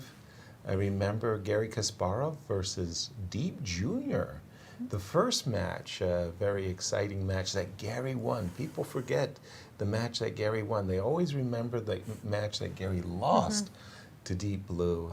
But the first match took place in Philadelphia. Maurice, Ashley, and I were calling that action. That was great stuff.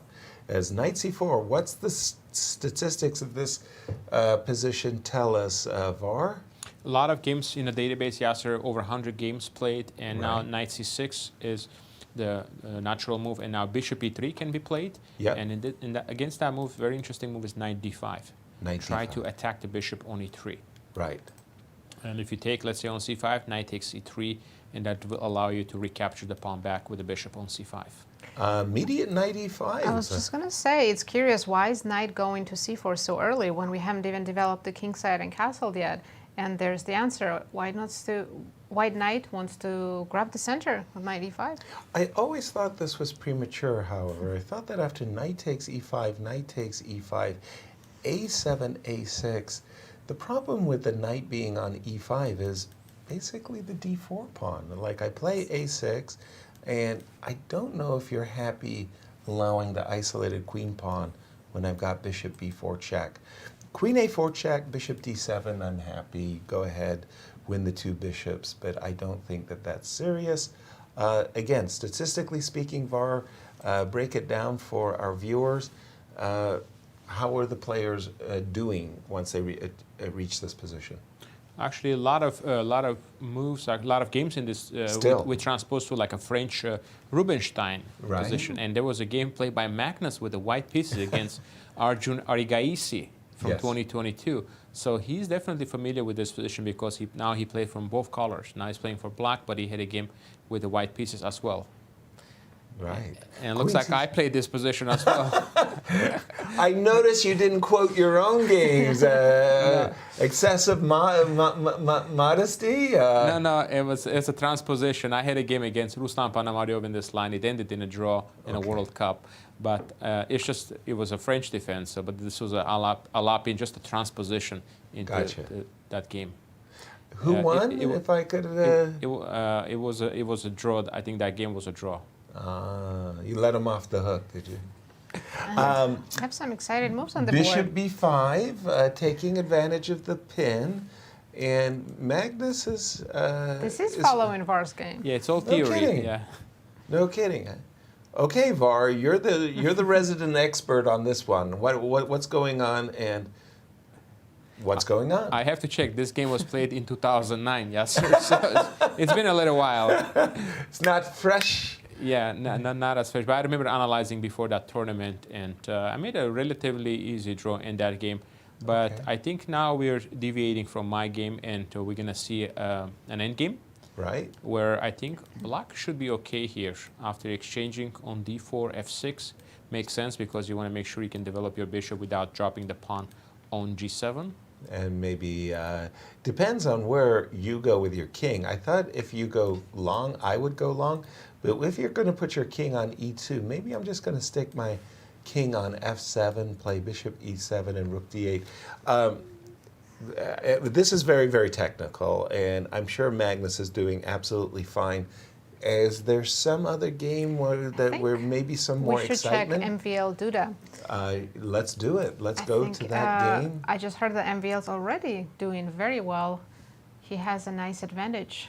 Okay, but it's chaotic, right? I mean, because there is an open G file. I've castled. Rook is coming to E1, doubling the rooks. Little weakness over here on H5 can always be tenderized by bishop to D1. I'm liking white, I just don't know by how much. How about you, Var? Jump in on this one for us. What do the engines think of, where rook takes E7? Yeah, this is just winning for white, actually. Whoa. And Duda, again, pushing this A pawn. Oftentimes we see him do that, guys. He plays A5, A4, where, you know, it worked out in some of the games, but in this one, I don't think it's going to work out. Bishop D1 now. Bishop D1 is just killing, right? Yes, Bishop it's D1 like plus 5, 5. plus 6 here after Bishop D1. Wow. Okay, this could be huge as MVL surging. That would be his third win in a row, I think. Okay, by the way, nice little nuance there. Bishop D1 tickling the pawn, provoking the move Bishop G6, and only now Bishop C2, so that... Brilliant technique. Yeah, Bishop takes C2, Queen takes C2, and I'm about to play a visit on H7. The vulnerability of Black's king is what it's all about here, Var. Yeah, I'm getting a feeling, guys, that Duda is just playing very optimistically at times, you know, like it's just forgetting about the principles or just pushing the pawns forward here. But definitely this is going to backfire. Just way too many weaknesses in the position now. H5, A4, and the king position as well. So this is just, I think, just simply winning now for MVL. Amen to that. This looks terrible. Yeah, after losing to Carlsen, MVL won 3 games in a row. And this would be his 4th. That is always so impressive to me. When you've had a terrible setback, losing to Magnus Carlsen, huge game for MVL, and how does he respond? Wins 3 in a row? I mean, that is just like, wow, you know, hats off. Duda shaking his head, definitely unhappy. Just played the move F5, making his bishop really an ugly piece for sure. But he does unleash the threat of bishop takes H4, which did force MVL to take a timeout there. Now I'm thinking bishop E5, followed by rook F3, and let's gang up on this pawn on F5. If I go rook to F3, by the way, I'm... Queen's coming in. in. Yeah. I'm sneaky thinking queen H6. Duda looks toasted here. I think black king needs to run to H7. Maybe it'll be safer there. So king G8, rook F3, king H7. Get on your sneakers and Just hope, huh? Not let your queen on H6, because that would be game over. Agreed. You know what? I first of all, I think your defensive idea is almost forced, but I'm seeing rook F3, rook F4. I mean, I'm just going to pile up the whole team on F5. It looks nice, and I mean, there's everybody nothing Black can do about it. Yeah, everybody is going to be eyeballing the F5 pawn here. And there MVL goes. And king H7, queen F4, very direct. Give me the pawn. And where's the follow-up? It's almost like you want to... G4 now, crushing, guys. G4. G4? He didn't see it. How is G4? Oh, H5. H5. Okay, nice. Okay, it's still a working, little right? bit hidden, but by the way, G4, It no. still would work right now. Queen F3. A little wobble going on here for MVL. A little wobble, but he's still bishop F4 and rook E6. Absolutely, that's the winning pawn. Bishop going to F4, rook comes to E6. I will not criticize king H2 at all. Oftentimes you want to get off the first rank so there's no back rank check. And by the way, breaking news, we do have a draw. Between Wesley and Levon. Nice. Yeah, that was a very solid game, and just... I think both players need to just chill a little bit. Take a break, yeah. Yeah. Bishop F4, rook E6, once again on White's agenda. And MVL says... Yeah, he just keeps improving his position, maneuvering, and... Yeah, he wants to go rook E7 now. Very hard to defend this with black. No time ever for F5, F4. That would hang the pawn on H5.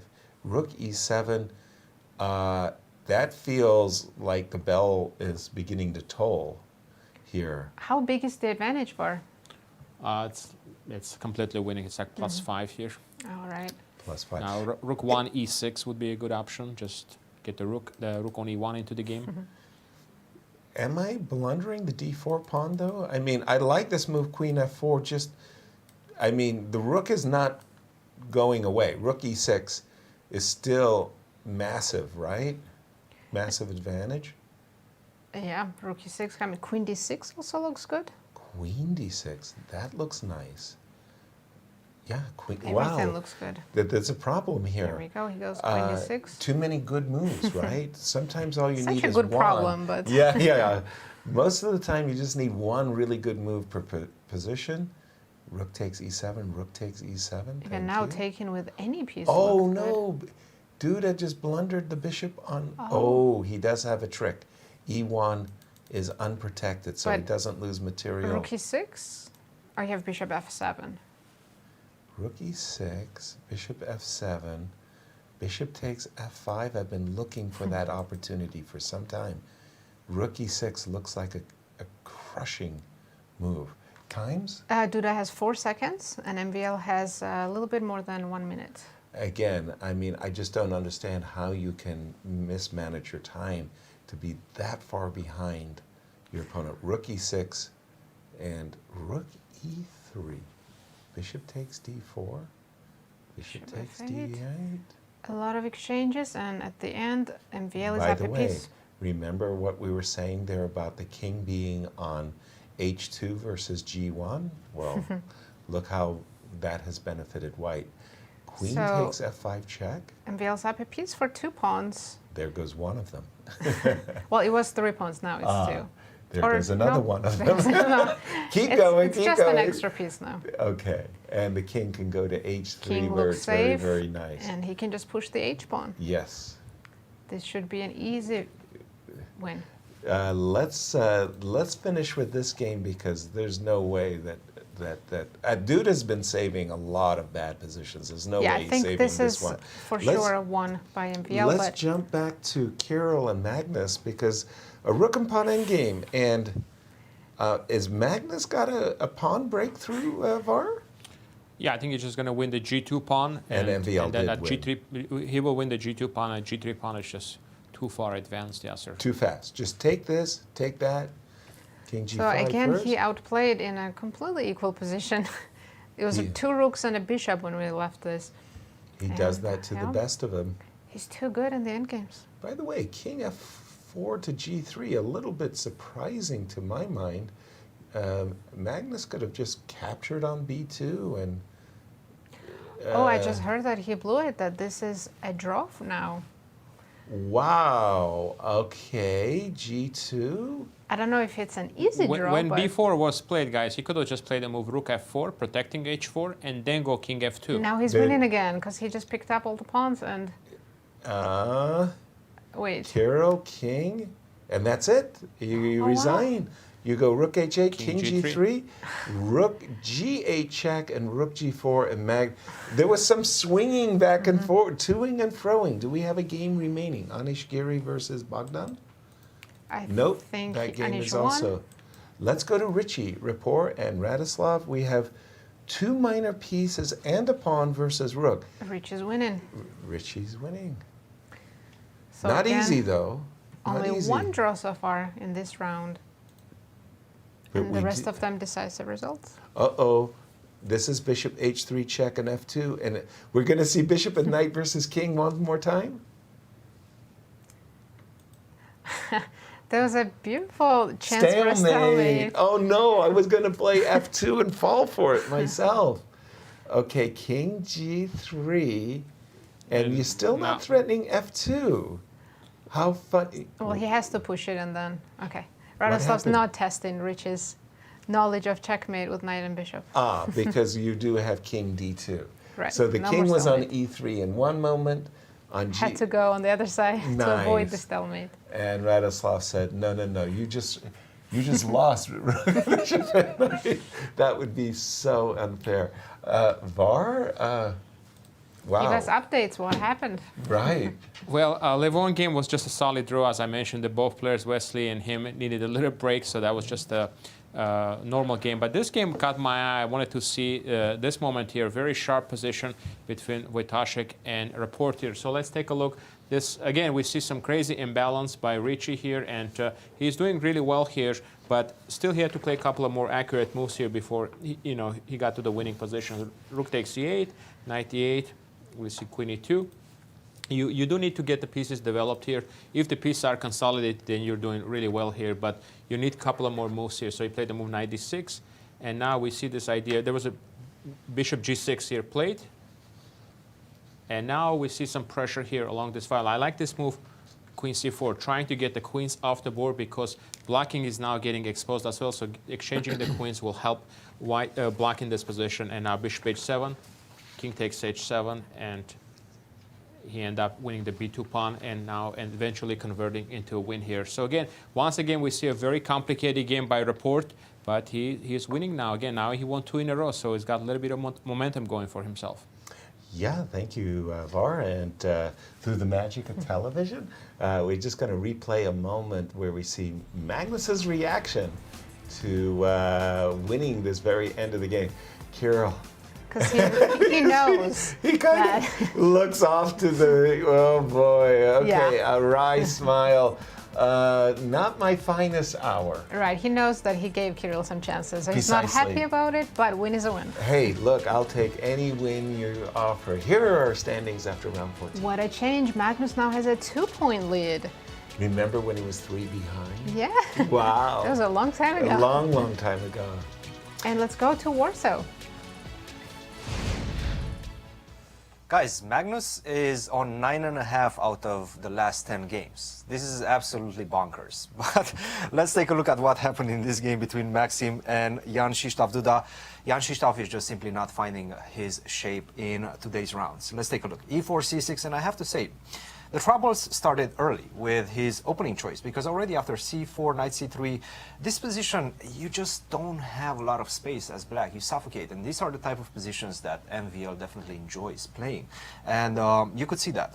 Bishop to g5, queen to d7, knight to g3, castle, castle, we exchange, but the space advantage remains. And it doesn't seem like you have a lot of ways to get out of it. For example, if you go knight to d5 at any point, I can always just simply take, and whenever you take back, I still have space advantage, and now I have control over the c-file as well. Rook to c1, things of that nature. If you take with the e-pawn, then I'm going to go bishop to c2, exchange the light square bishops, and then I'm just simply going to push my f-pawn. f4, f5, simply push you over. And this is the problem in this position. He played the move bishop to e7, rook to d1, and now instinctively, you want to get out. You want to eliminate the space advantage, right? That's why he played the move f6. Objectively, is not a good move. Yeah. You have to take on g5. Accept the fact that you will have to be on the defensive for the rest of the game. But Something it's hard. It's so difficult, Yes. especially in Blitz, right? Yes, yes. You want to still fight, yes, even though it doesn't look maybe good for you, but you want to create That's something. the human right? instinct. Yes. Yes, exactly. And that's why after f6, unfortunately, this position is just really, really bad. Because while I have everything I want and so many weaknesses to play against on the king side as white, the e-file as well, a lot of pressure as we've seen in the game, and you guys covered the rest of the game. Black doesn't have anything on the queen side. Unfortunately, there's no counterplay, and Duda was unable to get any chances in this game. MVL just took it from the beginning to the end. Anastasia. Wow, what game. So I was checking the game, Bogdan, Deac played against Anish Giri, and yes, it was a big fight. Bogdan was better actually, I think, like all the way. He got some kind of advantage. Anish also was fighting. He moved the c5 and tried to also take control over c-file, but white were doing really well. Just pay attention. He decided to keep his king in the center. Why not? We are moving towards the ending, right? We need the king in the center. Why not to have him there? On the c-file. Yes, I like it. Yes, and he just doubled on the c-file, and I mean the position looked really good. And he managed to actually at the end he managed to get this very dangerous a pawn. I will show you the moment. So, but at this moment something happened. Like Anish decided to to find his chances on the king's side. He didn't exchange the queens. He played queen d8, like looking it. forward for some counterplay. Queen f6, queen g6 maybe, yeah? Yes, and look, I mean, a6 is running. It seems like now he will queen the pawn, but queen f6, yes, and now rook c2. I think this was the best moment for Bogdan, just to simply repeat like rook c1, rook c2, just to chase this rook in order Make not a draw. to Why just not? make a draw and accept the fact. But okay, they had only seconds on the clock, and look what happened after. He decided to play queen c3, avoiding this repetition, and then queen h5, and then okay, then all started. Black checks. Yeah, checks, and he took the pawn on h2, and some checkmate ideas all the time. So queen d2 was maybe the last one. Rook a1, keep an eye on this pawn, and at the end of the day, Anish managed to convert this position because Now it you're just, a pawn down, yes, and your king is completely and the king open. is open. Yes, so It's at the end over. of the day, he just finished the game in his favor. So Anish won this game, and Bogdan, the only one who managed to make a draw today with Magnus Carlsen, lost. He's been playing good chess, and Yes. he's been getting good positions, Yes. but unfortunately it's all about that time situation. Yeah, He's getting in time time is trouble important. early on, and unfortunately the pressure is too much. Guys, back to you in the studio. Thank you, Anastasia, and thank you, Cristian. As we're getting closer and closer to the championship rounds, let's take a look at the road ahead for two key players. We'll start with Jan-Krzysztof Duda. Right, he has Wesley So in the next round coming Nice. up. Then Deac, Wojtaszek, and what a finish. Last round, he's going to face Magnus Carlsen. How important will that game be? Because let's see Magnus's road ahead. And Magnus has Richard in the next game, Anish, Giri, Levon, and Duda, all very, very strong players. Yeah, that looks like Murderer's Road, doesn't it? A little easier road ahead there for Duda, but that all-important round 18 game really looms large. And finally, let's take a look at Wesley So. He has Duda, as we already mentioned, then MVL, who's been on fire today, right. Shevchenko, who's doing really well in Blitz, and Deac in the last round. Two dangerous last round games. Tell us about the standings after 14 rounds of Blitz. Right, so we have Magnus Carlsen leading with 2 extra points. Thanks to that 11.5 point Blitz score, you can see what he's doing to the field. It's amazing. And sharing second, Wesley So and Jan-Krzysztof Duda. Oh, actually, Second and MVL. third. Yeah, hello. Second, third, he and fourth. caught up. Yes. And now Levon is in the 5th place with 18 points. It will be very hard for Levon to catch up with the leaders. Yeah, exactly. Too much slippage going on there. As we take a look at our pairings for round 15. And let's see, we have MVL against Shevchenko, Duda against So, Nice game. Aronian Deac, Giri Wojtaszek, and the key matchup, Rapport against Carlsen. Yeah, that will be our marquee matchup, Richie versus Magnus. And we're going to take a short break, and we're going to see you on the other side for this upcoming round of Blitz. We'll be right back.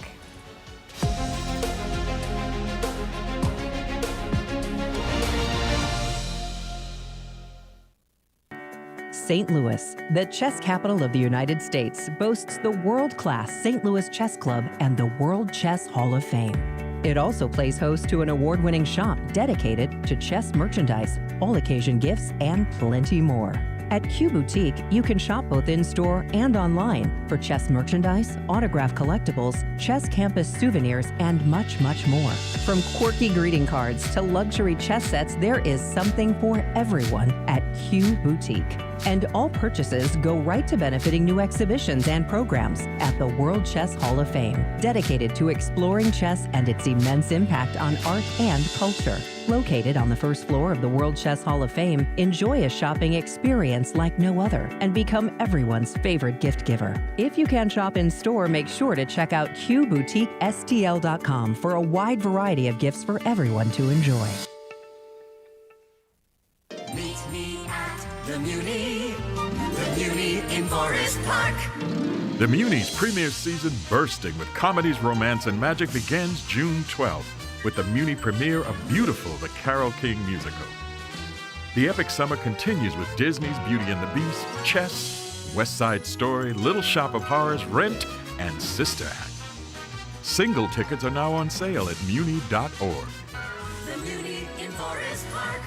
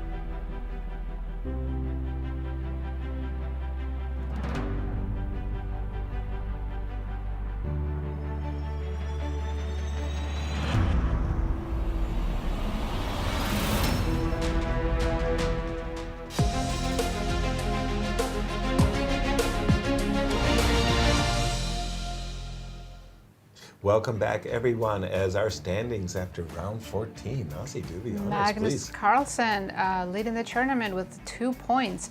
And sharing second, Wesley So, Jan-Krzysztof, Duda, and MVL. Though that's a chasing pack, but 2 points with only 4 rounds to go. I think Maggie's got this as the upcoming round, the pairings for round 15. Let's take a look. MVL against Shevchenko, Duda against So, Aronian Deac, Giri Wojtaszek, and Rapport against Carlsen. Well, we'll start with Rapport, Richie, and Maggie as our premier game, but that Duda versus Wesley So, that tie for second, that's very, very, very nice. And let's just remind our audience what the players are playing for. Right, the first place winner is going to get $40,000, second place $30,000, third place $25,000, $175,000 in total prizes. 10th place gets $7,000. Grand chest tour points up for grabs. Win clear first, get a bonus of 13. And a lot of the wild cards are stealing a lot of those grand chest tour, including Magnus Carlsen. I mean, if he steals these GCT points, it's bad for the players, as Wesley So adjusting everything, making sure his pieces are properly centralized. Do we have another ceremonial move? I'm not sure. I didn't get that memo. VAR with 4 rounds remaining. It's the fight for second, I think. And if you were one of the players tied for second, what would be your strategy with 4 games to play? Yeah, I think, well, this game now, Duda versus Wesley. Huge game. Be the huge game. But MVL is still in the mix. And again, these 3 players are fighting for the GCT points, and Magnus probably going to take first place, and but he cannot get those points. So that's a good news for Fabiano, who is actually leading the tour so far. That none of the GCT participants will be getting the first prize points here. Right. So definitely MVL is looking really good, but Shevchenko is very dangerous. So well, MVL playing against, as you just said, the dangerous youths, and there could be an open Sicilian as Richie and Maggie get underway. Did I see D4? Yeah, I think. D4 knight f6. And the Trompovsky, Richie's being true to his approach thus far in the tournament. But has he been getting good positions? That's what I want to ask. in some games, he is actually getting good positions. A lot of these games he's been taking on f6 after the second move c5, but here we see Magnus playing the move e6. Right. So we're going to see a little bit different type of position here, where we see more, I think, a normal structure instead of the double pawns. Transpositions to Queen's Gambit declines, or what can happen after c5? After c5, normally you play the move e3 here. E3. You can also play e4, I'm pretty sure. E4? I've seen it, yes. Yes, e4 is a move as well here. It's the second most popular move. Takes e5, g5? Well, that's chaos. It invites chaos, at least. Yeah, E2, E5, E3 is G5, a little bit more sedate. Yes, E3 played, yeah, the most popular move. Trade, bishop e7, breaking the pin. Excuse me. I think Magnus didn't play d5. He was waiting to see if Richie was going to play c4 or not. Or not, yeah. Because black can choose to play d6 or d5. Exactly. When you see these pawns on d7 and e6, it's a natural instinct to fianchetto, because then the bishop will be on the open diagonal. Bishop d3. We've seen Maggie playing the Polish with d5, and bishop a6, basically saying, I respect this bishop, looking both ways. Let me trade them off. Queen f3 attacking the rook, so d5. I think we're in new territory already. Different approaches by both players as they try to outfox one another. What's going on, Var? Yeah, definitely new territory. This move, bishop a6, has not been played that many times. More natural move is, of course, to play bishop b7 there. Right. And the setup that usually black wants to do there is bishop b7, castle, and you play the move d6, knight bd7 in that position. Right. But here we saw the move queen f3 and then d5 played. I don't know if this is really good for white, because the queen on f3 is Looks funny. Misplaced here. Yeah. Yes. It's kind of inviting e6, e5, a move that you don't necessarily want to play. But by the way, knight We have some breaking news that MVL is already losing. It's -3 for him. against Kirill. Against Kirill. With MVL, again, with the white pieces. He did something bad in the opening. Knight e4, by the way, you were mentioning, Var, that the white queen on f3, a bit misplaced. And the move knight e4 seeks to take advantage of that. Bishop takes e7, knight d2 takes d2 is the intermezzo. King takes d2, and I'll fake castle. Yeah, well, actually, knight e4 is not the best move because that will actually take off some of the pressure. Okay. And white is actually fine in that line with bishop e7. Okay, what was the best move for Instead Magnus? of knight e4, the best move would have been just to play the move rook c8. Rook c8. Because now if you castle, yeah, you're going to run into this tactic. Then bishop knight takes e2, Yeah. queen takes e2, knight takes d4. Okay, we'll just catch up with the players because this did not happen. Knight e4 did take place. Bishop takes, whoa, whoa, whoa, whoa, whoa. Queen takes f7 check. Was this missed by Maggie? King takes f7, bishop takes, knight, and we're going to take on b2. The material is going to be even, but there's two bishops, but a weakness on c3. I like black better. The bishop on a6, my knight on b2. Looking good, and I And think black's king is right now better than white's king as well. maybe a misjudgment. By the way, the move rook c8 invites bishop takes e2 and knight takes d4. I think Richie just blundered. Is winning material with this h4 move. was terrible move, and now after rook c8, Magnus is about to win another game. Wow. Wow, just Big blunder. one bad move, and Richie immediately sees it. I mean, he immediately recognizes that bishop takes e2, knight takes d4. The bishop on c2 is going to be x-rayed, x-ray attack, and the shaking of the head as Richie's b1. rook b1, knight c, and by the way, the tactic is still exists. Still exists. Wow. Right? Knight is coming to a3. What are you doing about your bishop? Again, the shaking of the head. I've seen Richie do this a lot. Yeah, in this queen f7 was really a nice move that spectators would appreciate, but in reality, it was just not that good and gave Magnus a better endgame. Wow. And once again, we saw Richie taking a lot of chances instead of just going for a more solid approach by taking the pawn on d5. And Magnus has only used 1 minute in his clock, and he has a completely winning position. When it goes well, it's sort of like you're running downhill. It just, I mean, nobody's tackling you. You just feel, you have this feeling of invincibility. You're unstoppable. Bishop f4, but knight a3. We know what is on Magnus's mind. He wants to take on e2 and then take on c2. Well, he took Why on didn't he c2 take on first. e2 right away? Well, there's another tactic. Now, I'm not so knight b4, rook d2. There's a knight d3 check. Oh, and if I go king d1, you have knight f2. Two. If I go king f1, you have Give knight. me the Richie knight. just resigned. Wow. Wow, it's over that fast. Let's jump to the game of Duda versus Wesley. Because as we know, this is so crucial for the Grand Chess Tour standings. And what do we have? A lot of pawns on the queen side. Yeah, but that's one of the ugliest structures you're going to see. Take a photo. Well, if want king b7, I think white can play queen d5 and fix some pawns and be up a pawn in the endgame.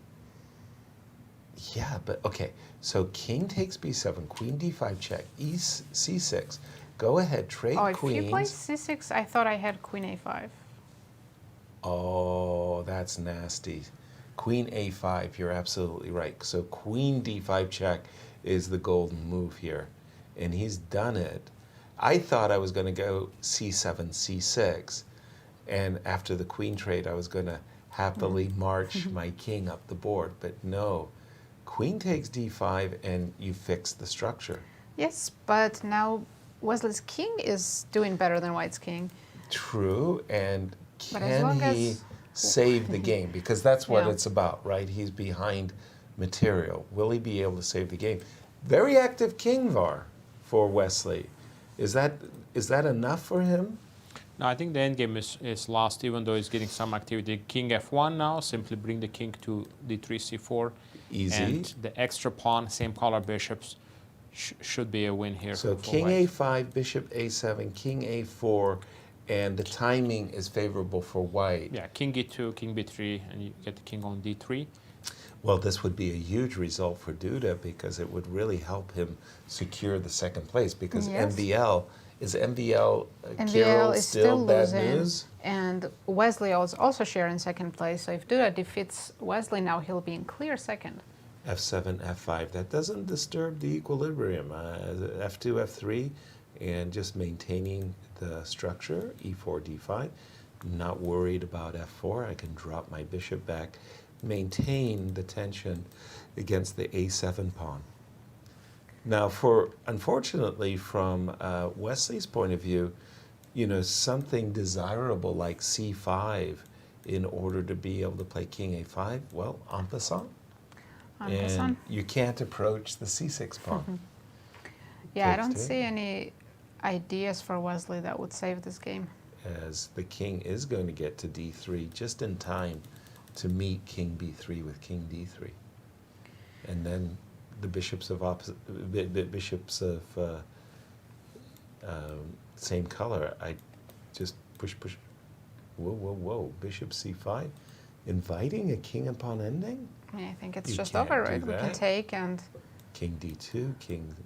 I'll do the triangulation. Or white C4 can even right play away. C4, or H4, I think, even. It's not even close, no. Just Yeah. you're right. Just C4, check, King B4, trade the bishops and go King C3, and you have to go back. That's resigned. C4 is King resigned. C3, H4. So maybe white should play H4 first. King B4, G3, King C5, then King C3. Yes, thank you. You're absolutely right. Nazi. C4 check, King B4 trade, play H4, King B4, play G3, and that's the Zugzwang Yes. I was trying to set up. Yes. Because if king goes to B3, then C5, And he's doing it. He's started with Yes. C4. he And this is the crucial moment. took H4. his time, calculated, and there we go. It is. And now, after King B4, G3, party hand And class. my pick Wesley going down. Oh no! Oh no! Oh no! G3. King C5, King C3, and that's what we call opposition. Yes. Yes.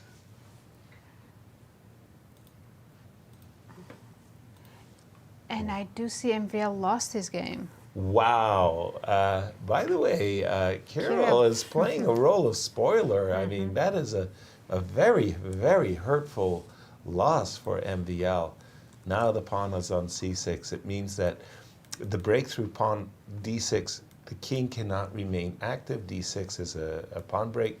The king has to play a passive role, and white's king can play an active role. It's really that simple now. There's a handshake. Did you say we've got Let's one jump game? to Levon's game. Anish, Giri Let's jump to versus board. Radoslaw, and Levon versus Deac. What would you like? Well, we have Anish on the screen, so let's Well, take a look. There we go.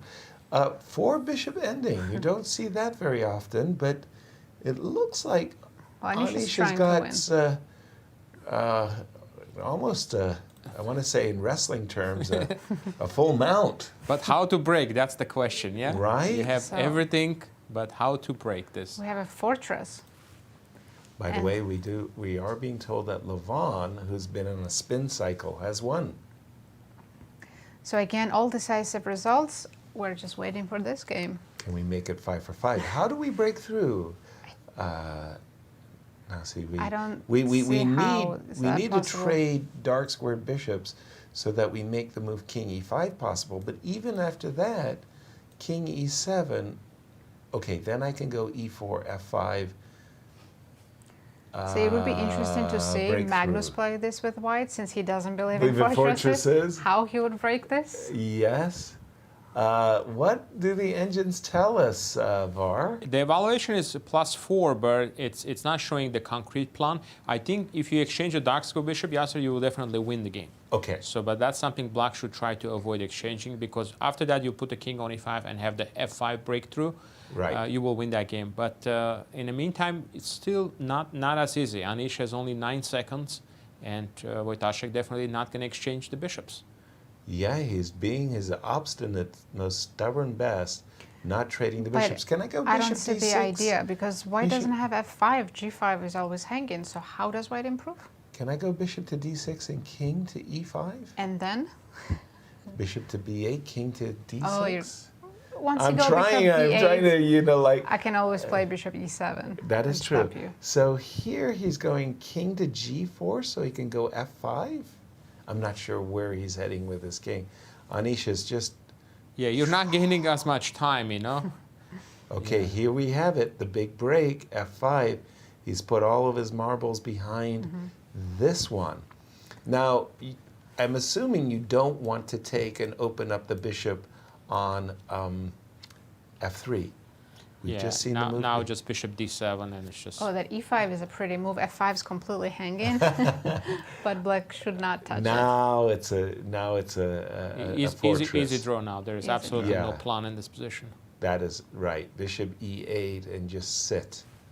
Don't allow bishop takes g6 by white. So black needs to just move the bishop back and forth and... Wait, yes. Wait. And there you have it, bishop to d7 to e8. Radoslaw found and we finally have a draw. Yay! No 100% scores. Anish loves to draw. So. Var, tell us what happened in this round. The game that caught my eye, of course, Magnus won very easily, and I think he's just one step closer now to win this tournament. But Levon finally won a game, and I want to show you a moment from his game. He's playing against Deac here, and in this position, Deac had to actually take on e5, bishop takes e5, f takes c5, play like queen a3 here. He's slightly worse here, but nevertheless, position is very solid. He can play rook a c8 here. It's hard to break through here. But instead, he played a natural move, rook a c8. But I think he missed what Levon is trying to do with this move, rook fd1. Now we see the move knight e4 coming in, attacking the queen. And the problem is you don't have a good square for the queen to go to, because this knight f7 sacrifice is going to take place. So he played the move queen c7, and now we see the move knight takes f7. If you take back with the king, you have a knight g5 check, queen e6 coming up, knight e6 as well. So this is actually a very big advantage for Levon. And now he took on de, knight takes d8. Rook takes d8, bishop, exchanging the rooks, and bishop e4. So you have 2 pawns and a rook for 2 minor pieces, but their weaknesses on e6 and b6. And it was not easy to convert this, but Levon managed to win the game at the end and finally score a victory. Thank you for that, Var. And once again, let's take a look at our standings, update ourselves through round 15 of Blitz. Right, Magnus Carlsen still leading with 2 points. And Jan-Krzysztof Duda now in the clear second place, and sharing third, Wesley and MVL. With a big matchup between Wesley and MVL coming up. But first, let's jump to Poland and get a view from the playing hall.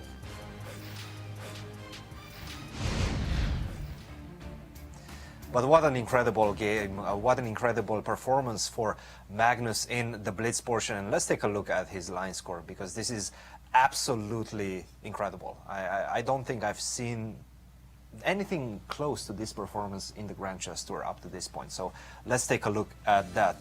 He started off slowly.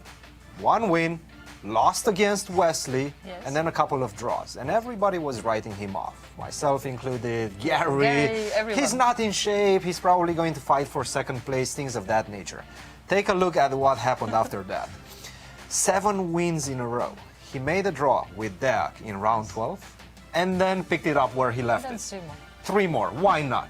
Just for good measure. And right now he's leading with authority, 2 points in the lead, clear first ahead of Duda. Just an incredible performance, I have to say, for Magnus. And by the way, going into the last 3 rounds, I believe if he wins this one and Duda does not win his game, then the tournament, at least for the first place, it's over. Yes. But there was a big battle for second place. Yes, Tell us speaking about that game. Duda, yes, of course, I will check the game between Jan-Krzysztof and who played against Wesley. So it was a very important match because both of them, they were tied for the second place.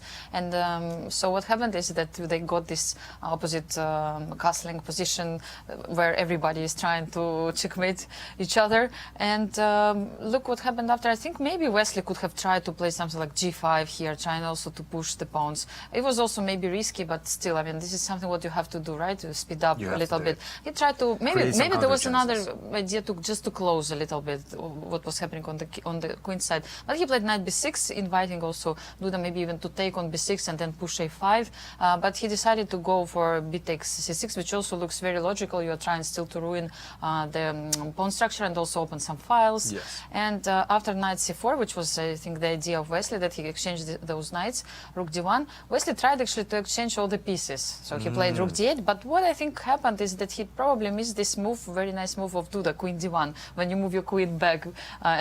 Normally these moves you miss very often, right? I think he was expecting him to take on b7. Exactly, and then he thought to take maybe on c4, and now it's complicated. This is okay. This actually acts as a shield, the pawn on b7. Yes, this is what you expect in the previous rounds. Yes, somehow it can also be in favor of black, this pawn on b7. So it didn't happen, so he played this nice move, queen d1, and after bishop b7 there is some difference, because after taking here, if black now takes on c4, there is some unpleasant consequences after queen e4. Yes. So now, I mean, the only move really, like, because checkmate is a threat. Yes. So the only move is to go back, and I think e6, yes, yeah. queen e6, and then like queen e8, some kind of computer line. But it looks a little bit scary for black because the bishop and queen are attacking this exposed king. And I think you also yes. have this idea of queen to b5 and bishop takes a7. Maybe. I mean, many yes, yes, and b8, yes, B8 after queen, yes, yeah. after I don't that. think there's a way to defend. Ah, nice. Perhaps also you can go looks nice. c5 or Yes. something, but But gives up too many pawns. Exactly, yes. So it was very dangerous. So I think queen d1 was the case. This is what maybe he missed or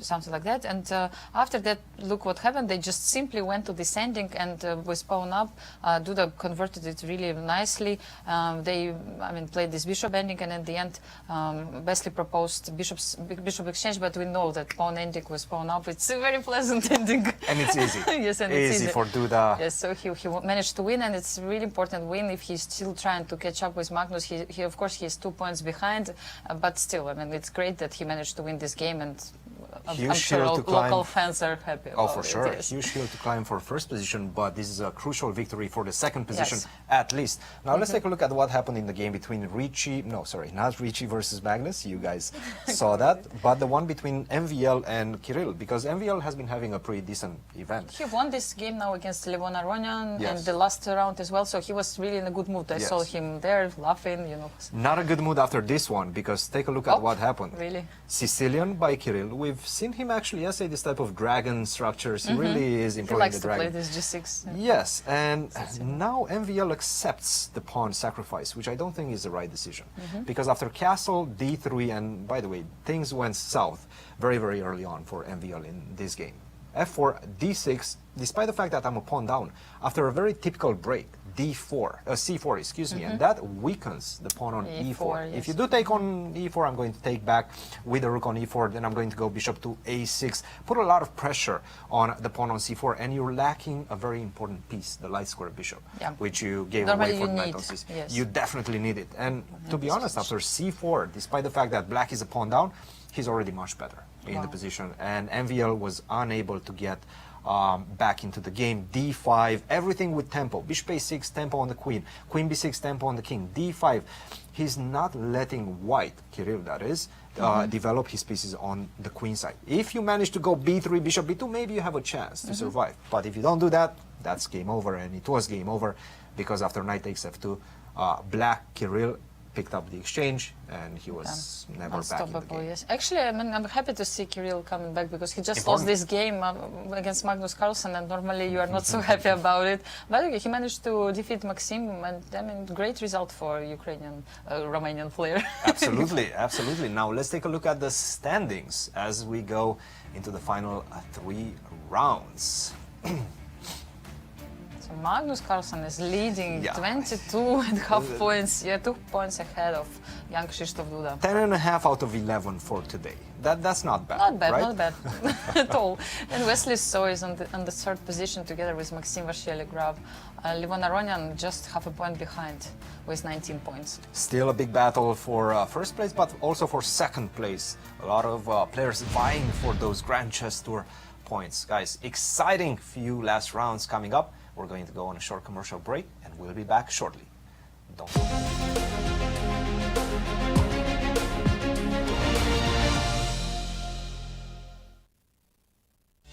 St. Louis, the chess capital of the United States. It also plays host to an award-winning shop dedicated to chess merchandise, all-occasion gifts, and plenty more.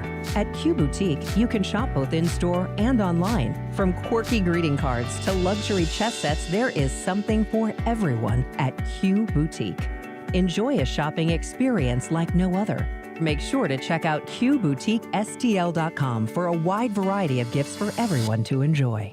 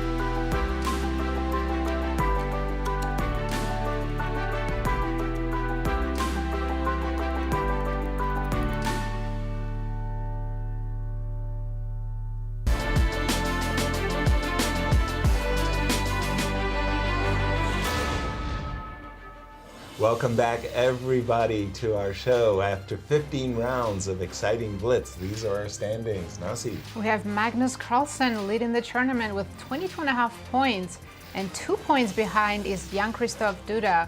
And in third place, sharing Wesley and MVL. Just look at that blitz score, 12.5. Nobody even close to that score, remotely close, as we take a look at the upcoming round 16 blitz pairings. Let's take a look. Shevchenko against Rapport. Carlsen against Giri. We just have to, it's the Magnus Carlsen show, everybody. Look at what he's doing. Well, that'll be our marquee game. Correct. Wojtaszek Aronian. Right. Deac Duda. Yeah. And Wesley against MVL. Well, that's got to be our backup plan. For sure, sorry, respects for Dudas. But let's take a look at what Magnus has done with his line score. I mean, remember, these are the world's best players he's doing this against. Var, can you recall? He did this once on a Grand Chess Tour a couple of years ago, but this is remarkable. Absolutely, absolutely incredible. I mean, he made one draw in the last 12 games. I mean, it's just amazing. And he can clinch this, guys. If he wins this game and Duda doesn't win, he can clinch it. Wow, and I remember one Wesley Maggie horse race, and maybe it was MVL, and Magnus having a horse race in one of these blitz rapid combinations, but this is just extraordinary, and that's 7 in a row. Nasi. I mean, today words fail. He got 9.5 points out of 10. That's crazy. That's crazy talk. I mean, Bobby Fischer. How do you explain that? I don't. Okay, it has been a combination of luck, skill, and everything else, but everything has really fallen his way. One player, things have just gone very badly for, Levon Aronian. He fell off. But for Duda, I mean, you know, he's still in there. He is, and if he keeps winning and Magnus slips somewhere in the last round, Duda has a chance to defeat Magnus. That's the last round. It is there we see Daniel Deac playing the white pieces against Jan-Krzysztof. But for Duda, it's like, I'm having an excellent tournament, everybody. Will somebody please stop Magnus? That's all I'm asking. Yes.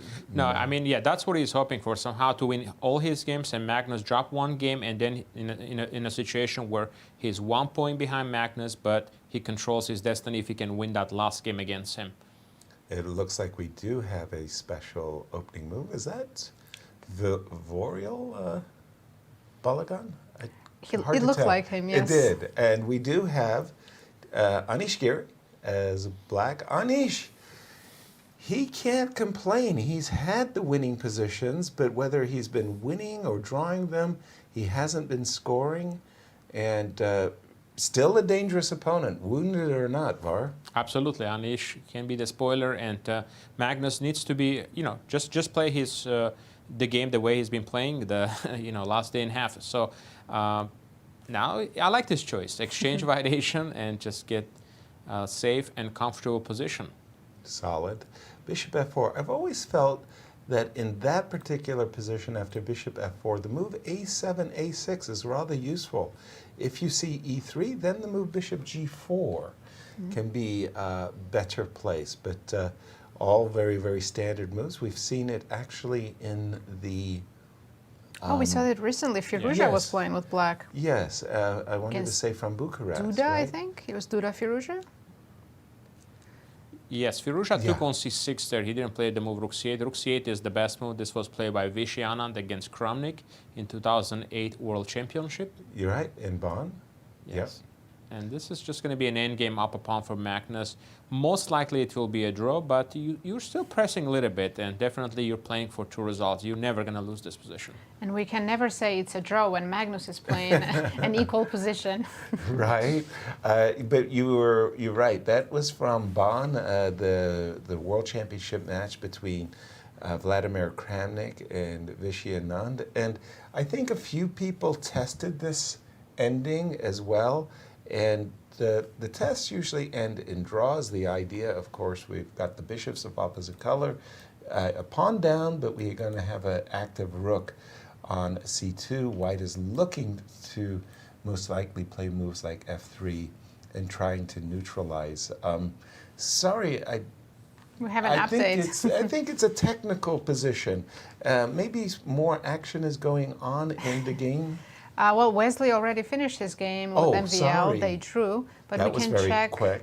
check in with Duda, since he's the only one who can possibly catch Magnus. And he is playing Daniel Deac. Yes. And what do we have here? I think we had Carlsen. Yes. With Carlsen D3? with D3. Okay. And quickly we'll catch up with the players. G3. I Now it played, looks like Sicilian. Yeah, I was about to say, I played the Caro-Kann a lot, but I cannot recall ever achieving this position with either side. Bishop E3, what does the theory tell us about this position, Var? Only one game played in a database, and it looks like white is maybe a little bit better. There is some pressure against the b6 pawn. Okay. And normally you would like to have your knight on d7 in this position to keep that diagonal open for your light square bishop instead of the knight on c6. But here I think black can continue with the move rook d8, which makes sense to try to gain a tempo. Against the queen on Yeah, D3. you have to play queen e2, and then try to liquidate some pieces with the move knight e5. Knight E5. Yes. So black's not in a rush We to do castle. have rook D8 on the board.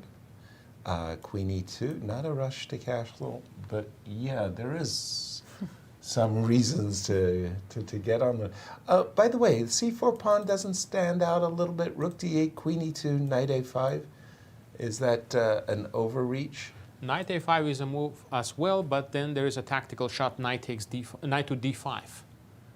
Did not see it. And if you take ed, there is bishop takes b6 check. It's very Sicilian idea, 95. I've never seen it in Carol-Kann. Right. Ghosts of Michael Tall reaching into this. Okay, but rook d8, queen e2, and Daniel, as is his habit, burns clock, not necessarily in my view at times. And is that a factor yet? And by the way, I Not do yet. believe knight a5 came on the board, and this was knight d5 was the suggestion? Yes, knight d5 was the top move. Wow. Knight d2 came very quickly, allowing the trade of the light squared bishops. I would definitely want to trade this bishop because I just feel that that fianchetto bishop just makes white's king so safe. I feel like, okay, I weaken a little bit my opponent's position. Now I'm anxious to castle, maybe bishop e5 if I don't blunder a pawn to bishop takes b6. So yeah, I think I'm just castling here. Overall, Var, Engine's assessment, evenish? Yeah, it says about equal here. Bishop c5 is another move that engines like here. Just try to exchange the dark square bishops. As well. And take away some pressure from the b6 pawn. Gotcha. I have some update in a different game. Levon is looking much worse. Uh-oh. And who is he playing? He's playing Wojtaszek.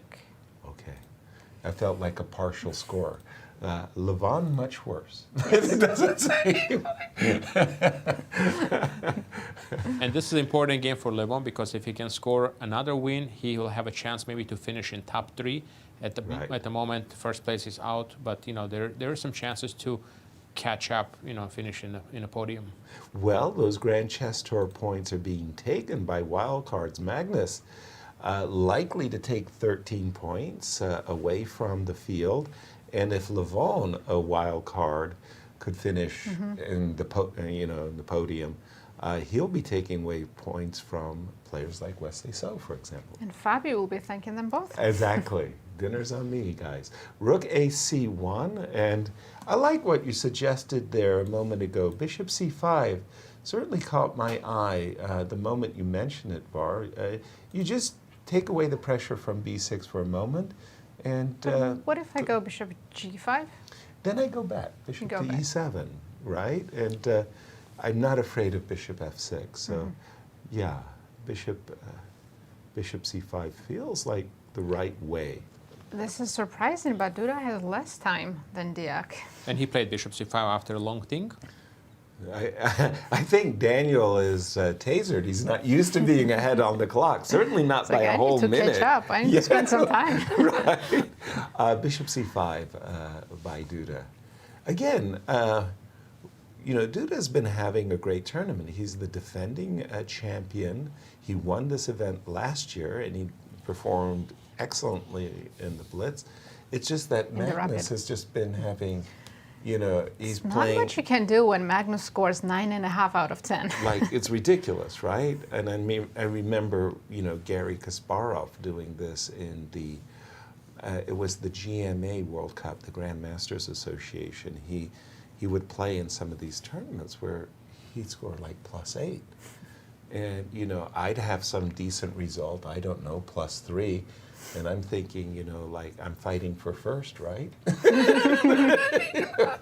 Well, if we don't count Gary, yes. Yes, exactly.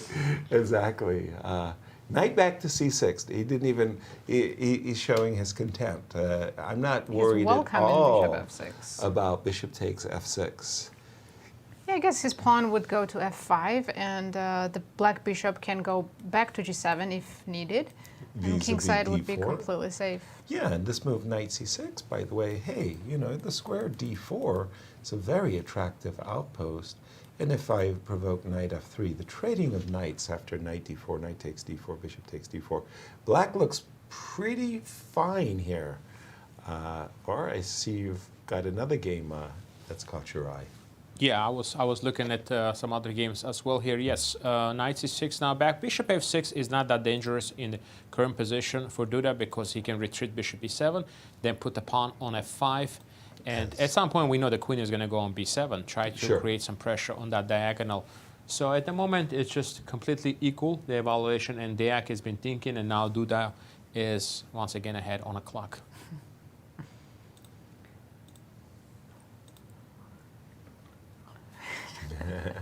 And everything is right with the world again. Deac is in time trouble. Excellent. I thought I was in a parallel universe there for a moment when you told me that Duda was a minute behind on the clock. Fortunately. And if we check back with Magnus's game, it looks like a opposite color bishop endgame and a dead draw.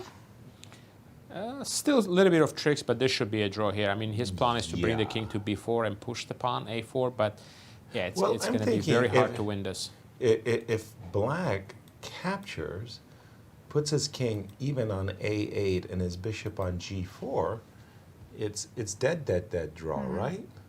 I mean, okay, somehow he got in a passer on the h file. Wait a minute, I have to take that. Well, no, I could go e5 check, sorry. Yeah, e5, exchange everything, and then run with the king on a8 and just sacrifice the bishop for the h pawn. Correct. In the worst case scenario. So e5 check should draw it on the spot. Just not the other way. If you sacrifice bishop for the a pawn and you run to the h8. Yeah. That's not the corner you wanted.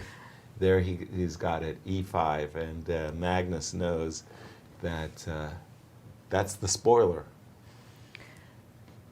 Yes, well, with exchange Slav, if you don't make a mistake. There you go. We're going to jump back to the Deac versus Duda game. Undoubtedly, this game is going to end in a draw for Anish. And wait a minute, there's a knight d5 hip-hop just came as we left it. Knight d5 takes. Well, the bishop has got to go back to g7, which happened. Knight f4. Okay, a little bit of tickling. There've been a few more moves on the board, and queens are off the board. And there I think, goes the danger right there. Yeah, if anyone's better here, it has to be black. Right? Precisely. The rooks and the bishop coordinate better than the rook and the knight. And because of the vulnerability of the black king, the trade of queens did help Duda. Not that White was going to be assaulting anything deadly or anything like that. But okay, let's get it caught up with the play. Rook c8. Oh, pawn is pinned. Is this c pawn in danger or is it safe? I always ask myself those questions: asset or liability. I like this move, bishop h6, suggesting that it's black who wants to play for the win. He can pick up one extra pawn on f4. Let's do it. Duda says, give me that guy. Of course, it should be equal after rook b2 or rook d2. Equal is strong. Let's say the compensation is excellent. I wouldn't want to say equal. Right, I'm just so used to assuming rook end games are a draw, even with the extra pawn, but in Blitz, that's And by not the way, the case. we did get an update. Magnus and Giri have drawn, and now it's very, very clear that Duda has every reason to play for a win. He's got the extra pawn, e5 and f4. Oh no, this is looking great for black. It absolutely is. e5, f4, king f5, slow, slow, slow, incremental progress, and White is extremely passive. I'm thinking this could just be a flat-out it's win. over, yes. Var? Absolutely, just completely winning. King is going to go on e6, and another pawn has bit the dust. You don't have any counterplay. Yeah. Rook b5, and I think we're going to see a resignation soon. Wow. Wait a minute. Everything was okay, and then, it was okay until it wasn't. as it always is. And the king might just triumphantly walk. King to d4 and king to e3. And the king will win the game. Uh-oh, could be a mating net already being set up here. Let's not forget about the time. No They both mating have net. 5 seconds. Maybe he did not need rook g6. Maybe king f4 was Duda actually... needs to play quickly. Yes, yes. One of the strange things, I just don't understand how they do it. It must be a sixth sense. Duda has made moves, pressed his clock with 1 second. It's like he just feels that he's got the time and makes these moves. Duda just need to trade rooks here. Just go rook c5 and just go rook c2 and trade. Once he trades one pair of rooks, he will easily win this position. How about king a3 so that he can go rook a2 or something like that? Yeah, but I agree with you. He can also start pushing the pawn like he just did, yes. Trade 1 pair of rooks, just as you said. And we have a few updates. Levon Okay, drew now his he game. will trade the rooks. And there you go. Richard He's done Rapport won against Shevchenko. Richard Rapport won against And Kirill. yeah, Duda is completely winning, but again, he just needs to about the play a little clock. fast. It's about the clock. King a1. And if only White's king was in a better position, then White could draw this. I think we're about to see a resignation after king c1. There we Yes. go. And White will have to give up his rook. Actually, when you have 2 seconds on the clock and you have to promote to a queen. Yeah, that can be awkward, promoting to a queen. King e3, and I think that's enough. That's enough. Yes. Very good. Duda's Important win for Duda. Yeah, as he keeps his second position. Let's put it that way. Very, very important. And Big applause Wesley, from the audience. very appreciative Polish crowd there. Tell us what happened in this round, Var. In this round, we saw 3 draws, guys, and the game that caught my eye was the Levon game. He was actually completely losing against Wojtaszek. He got lucky and saved the end game. Okay. But I want to show you the moment where he made a big mistake and Wojtaszek got a winning position. So it was an English opening here, and it's more or less equal position here. And the last move is rook ac1. You can play the move bishop f5 or knight d5, normal position. But Levon goes for this move knight b4. Okay. It looks like an interesting tactic, sacrificing the knight and pick up the knight on b5. But it's actually a mistake because he's going to drop this e5 pawn at the end of the sequence here. So a takes b4, bishop b5, and now we see the move knight takes c5. Not only winning the pawn, but also combining the defense of the d3 pawn. And that also opened up the bishop on b7. So after this tactic, White has a very big advantage. So Levon took with the bishop.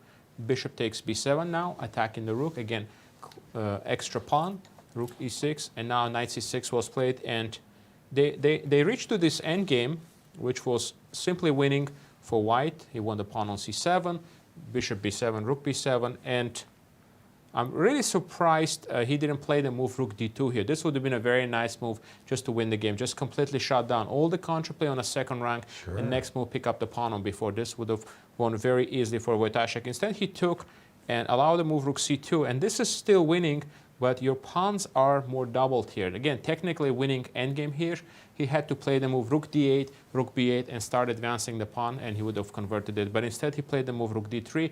Still good winning chances, but after some inaccuracies, Levon managed to defend this difficult endgame. 2 pawns down. Amazing. Standings. Let's take a look. I forgot the number of rounds, 16 rounds. And Magnus Carlsen still in the clear lead, now 1.5 point ahead of Duda. So Duda in the clear second, and then still sharing third place, Wesley So and MVL. We can't call it for Magnus because, in fact, the last round is going to feature Magnus and Duda fighting it out, and that could be the decider. And more from Warsaw, Poland. So in order to control his fate, all he needs to do, Duda that is catch half a point in this round compared to Magnus. So if he wins and Magnus makes a draw, then still Duda will have his fate in his hands going into the final round. This is very, very exciting. Now, Anastasia, you were watching this game between Wesley and MVL. MVL, yes. It was actually a theoretical draw, and this variation happened many times before, and Maxime and both Wesley, they were aware of this line for sure, and I believe that both of them decided to just kind of take a break after really difficult rounds, previous games, you know. So they know, both of them, that last 2 rounds are the most critical, that they're decisive, so decided not to spend too much energy. It's a very nice line, actually. Yeah, nice line, which actually leads to, they trade all the pieces, basically, and then the position is like, finishes in a draw. So you sacrifice the queen, but you get this perpetual check. Mm-hmm. And it's very nice because rook to d7 is forced, right? Yes, because you cannot do it somewhere else because the bishop will be taken otherwise. Yeah. Yes. You can do this. Rook takes a7, but this is a little bit tricky. strange. Yes. Yeah, very, very tricky. You can go knight takes f3 after rook like takes it's a2. better a little bit. Yes. So Slightly we don't do this. We just make sure rook d7 finishes the game in a draw. Make a draw, Yes. and they actually finished in like 2 minutes. What you were checking, Cristian? I was looking at the game that you guys in the studio caught up in the last few moments with. That is the game between Bogdan Deac and Jan-Krzysztof Duda. So let's take a look at what happened. And you know, Jan-Krzysztof needs to win. He knows that. He knows that he needs to win in order to catch up with Magnus, because Magnus is not really slowing down that much. Not at all. That's what he we made noticed. the draw, Yes. but still, you know, Still. that's not that. But it's really impressive how Jan-Krzysztof is still trying. You know, he's pushing his luck. That's great. Yes, and everything will be solved in the last round. He's a fighter. He really is a fighter. And bishop to g2, b6, castle bishop to b7. We see, by the way, this Caro-Kann once again, and the avoidance of the queen trade with this move queen to c7. He's looking for a long game, and he knows what Bogdan's weakness is in this game. Time travel. Exactly, exactly. And this is exactly what we see in this game as well. As you can see, some exchanges of the pieces, some change in the structure. It looks like white is getting to the black king, but you don't have a lot of forces around my black king. So that's more or less okay for black. I really like this move, queen to b7, setting up this potential pin on the long diagonal, king to g1, drop back, knight to d4. And now we see this trade. Knight to f4. Bishop d5. Knight d5 was interesting, tricky. Yes. So bishop should be kept. Yes, this bishop is really nice. This is the only imbalance in the position. Yes. If you take on d5, I take on d4, we exchange everything, it's going to be a draw. Yeah. Duda signaled from the very early on that he doesn't want a draw. He wants a long game. This is exactly what he got. And now, despite the fact that the material is very limited, you have some problems, and especially after this move, bishop h6. I think he missed it. Yes. I think he forgot about. Sometimes you forget about these side moves, Yes, bishop to h6. Yes. And this is just a pawn up, rook to c6. He blocks the pawn. Yes. Very nice, very nice. Rook to d7. Get the king towards the center. Yes. Just an exemplary way to finish this game. Slowly, slowly push your opponent away. Yes. And now it's two pawns and 2 pawns. 2 rooks on the board, and I have the king. a-pawn. Active king. All I have to worry about is checks. There's a lot of checks with the rooks on the board. Of course. But he did it really great, yes. His technique You see, he was here trying to really escape good, yes. a little bit, gain some time on the clock. And at the right moment, once you release the tension on the a file with rook to d7, now I finally can push the pawn, a4, and this was it. Cover up with the rooks, exchange 1 pair of rooks, and then go on to win this game. Yes. Beautiful what a game by Duda. Bravo, Duda. Yes, really bravo, Jan-Krzysztof. That's a great game, and I'm sure everybody is like rooting for him right now in this playing venue. Same time also for Magnus, you know, they get definitely most of applause from the public. Huge game coming up that could potentially decide the tournament, but could also lengthen the tournament to the final last round. Guys, we're going to go on a short commercial break, and we'll be back shortly.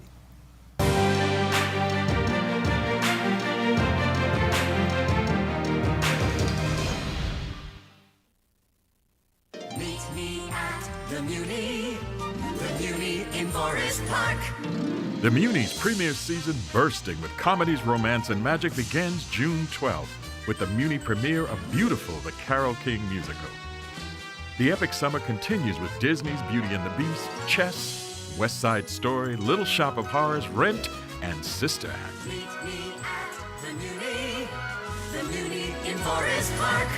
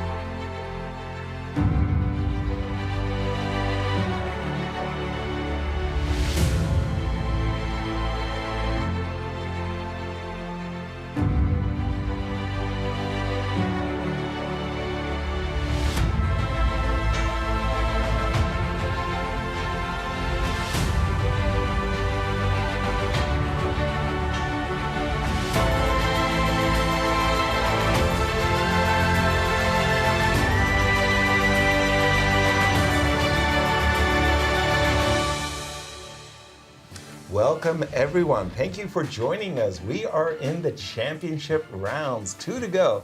And after 16 rounds of Blitz, the standings, Nasi. Magnus Carlsen in the clear first place, and Jan-Krzysztof Duda hoping to catch him. He's 1.5 points behind him. We can't call it yet because they are due to play each other in the final round, but Wesley Wesley So and MVL share in the third place. Exactly, and tell us about the pairings for this, the penultimate round. So against Shevchenko, MVL Deac, Duda Wojtaszek, all Polish match, Aronian Carlsen. There's our marquee matchup, but the Duda Radoslaw game will be our backup. And Giri against Rapport. Outstanding. As we get ready, I was waiting for the view from Poland. Yeah, the playing hall. And I just want to give a big shout out to the crowds that have come to this magnificent museum and applauding the players. That is so cool, that iconic pictures of Magnus signing for I know, like the chess hundreds fans. and hundreds of fans waiting for him after each round. That is so heartwarming. I mean, it makes us feel really, really good as Magnus reaching for his water, coming to the tournament hall. Levon versus Magnus. Wow, these two players have met so much over the last, I'm going to say 15 years. Yeah, and I remember them having their fights, and the candidates remember that before he became the challenger, Levon actually knocked Magnus out of the candidates in the match before London 2013. As we are off, E4. Magnus has been all over the map with his defenses. Going with a more classical choice of opening. I was about to say, things have calmed down with the Italian Joko piano. Yeah, he chose a solid opening in this game. This is a critical game. Just in case, if Levon wins this and Duda wins his game, now it's going to be only half a point lead. So it's very important for Magnus to score in this game. That's why Magnus doesn't want to take a huge risk by playing something like b5 or b6 on move 1. Exactly. Now that is a strange picture there on the left. Is somehow that's not the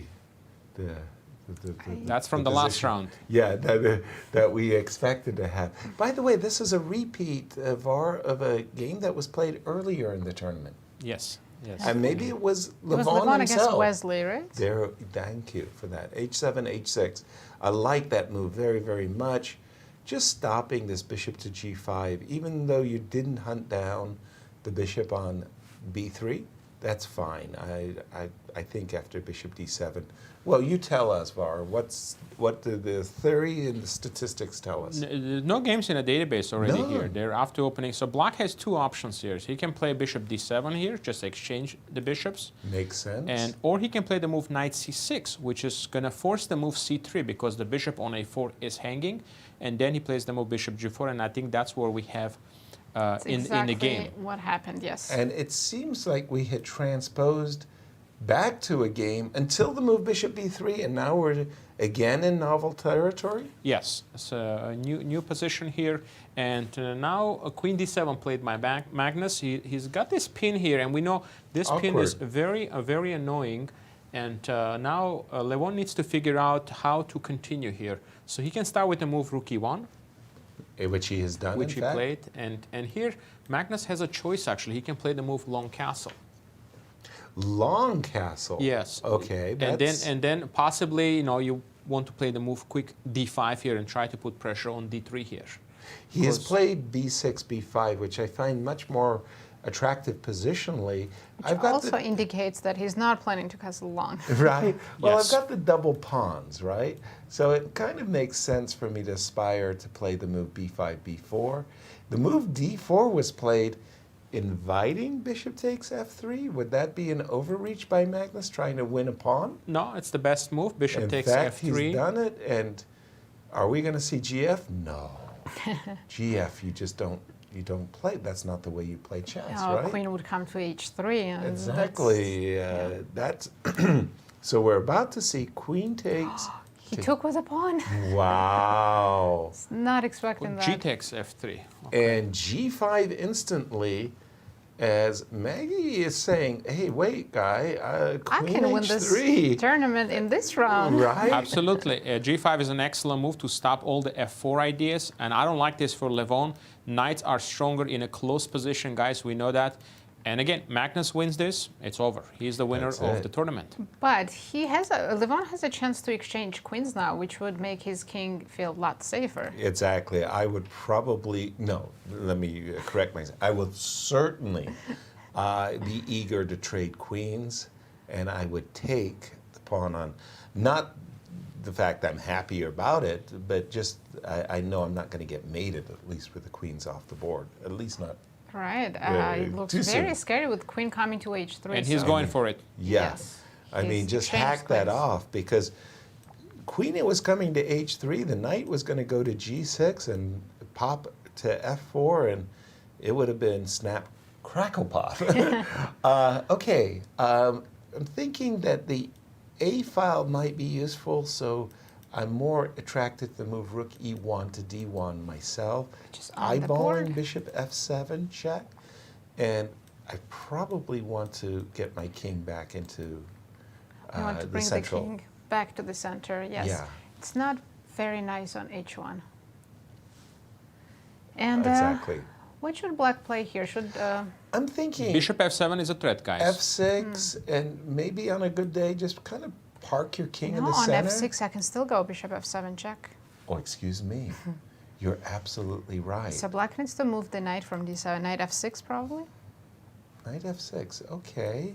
Knight F6 kind of makes sense. King F6. And then I think I would castle, because black's king in the center won't do so well. On E7 there'll be bishop C5 check. Exactly. So I think black should castle on the king side.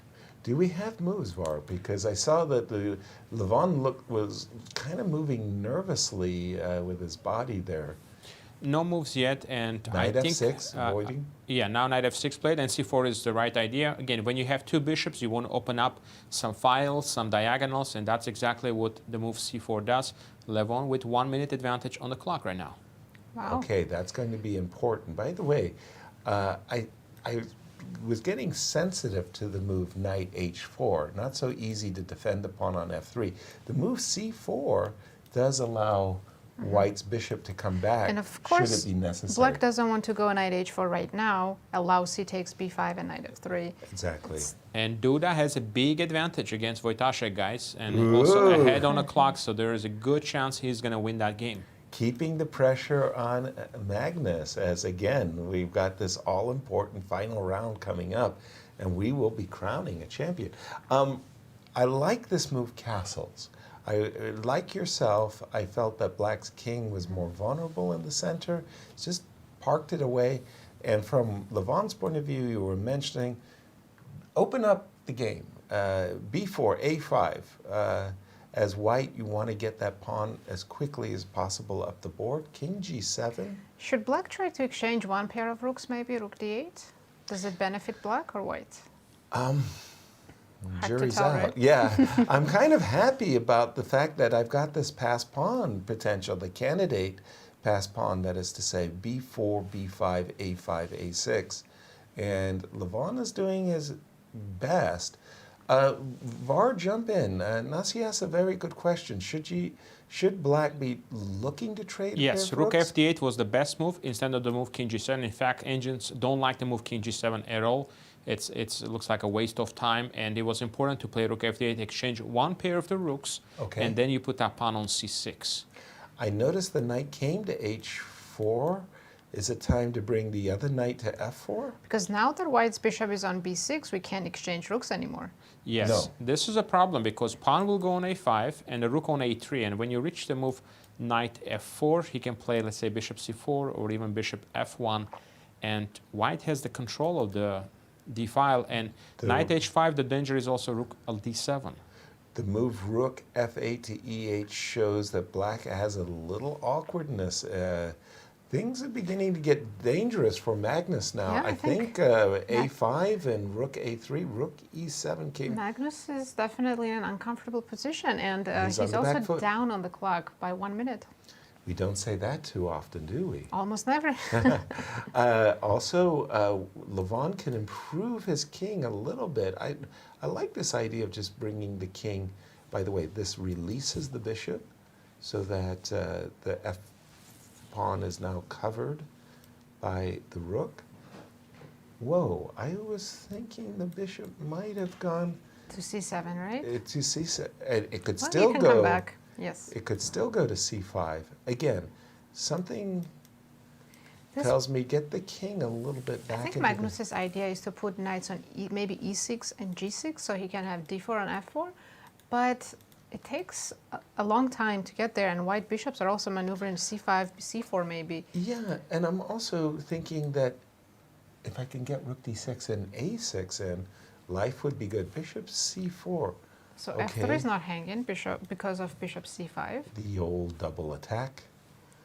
It's been working for 1,000 years. And if Magnus were to play knight e6, I think Levon wants to take bishop e6, because on rook e6 I can go rook d7. Ooh. And rook on the 7th rank, and we do have it on the board. By the way, I've got a result. Richie Rapport Drew drawn. against Anish. Okay, and he's done what you suggested. Bishop takes e6, and this stopped Magnus now. He sees that rook takes rook d7 could be curtains. He may be forced to take with the pawn. But maybe it's not so bad to double the pawns. Yeah. Now remember, we came in with a 1.5 point lead for Magnus, so all he needs really is a draw, and for Duda to draw, and he's clinched. Right, but far earlier told us that Duda is better, trying to win. But he lost some of his advantage on the board and on the clock as well here.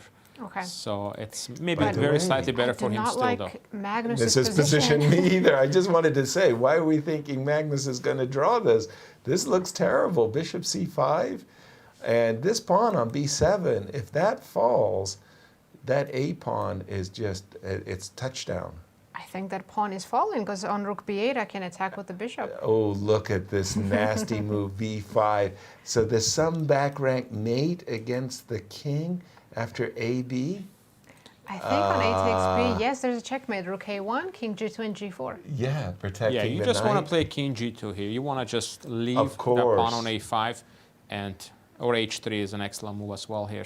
Yes. To not allow g4 at all. Yeah, king g2 Very nice. on Levon's agenda, as He has a protected pass pawn on a5, very active rook on the 7th, so and just get your king out of these checkmating patterns. and then it should be an easy. Easy game, Game. easy win, and take that knight off the board. I mean, And I also hear that Wesley won his game against Shevchenko. by the way, this is now looking like a technical win for white. a6 followed by a7. I don't think. Actually, he blew it, Yasser. No. It's Yes. not winning anymore. What happened? Levon. How did he blow it? This looks so good for white. Well, actually, after the move bishop e7, instead of bishop e7 is fine, but he had to make sure he didn't take on g5, so he had to play the move king takes g4 was winning, and also the idea of rook d8, trading the rooks, was stronger instead of taking on g5. So bishop g5 was the big mistake, and now I think there's going to be a lot of counterplay. Rook d4 is coming up. We King do have f4. some moves on the board, and looks like Oh, he didn't We play it. trade king g5, rook a6. We can take on e6, but king King f4 f4, is the taking problem. the e4 pawn. And he's done it. And after rook b6, we can go rook to a2, or king takes e4. looks like things are going Magnus's way, because he's saving this game, and Duda is not better anymore at all. At all, okay. Yes. So again, if both those players draw, then Magnus has clinched wins the the tournament, yes. But Duda could have the last say. I like this move, rook a2, because the move g3 is actually, he didn't play, oh, rook a5 was the threat. Although Right. I might have had a perpetual in those cases. Anyway, rook takes a6. The very active black king makes all the difference in the world, Var. Yes, rook that's why a3. he's holding this position. Rook A3, Rook B3, and King E4 on Black's agenda. Right. Rook A2. He might also want to play G3 at some point. Now threatening G3? Now threatening G3 and no, King 2. He's... King G4, King F1. Does anyone have any chances here? Does Levon still have a chance to win this? No. I think even if you were to get your king to A7, a series of checks is going to drive you... Well, if you think Black's king is kind of in Yes, Zugzwang, it can't exactly. move, right? It can't move.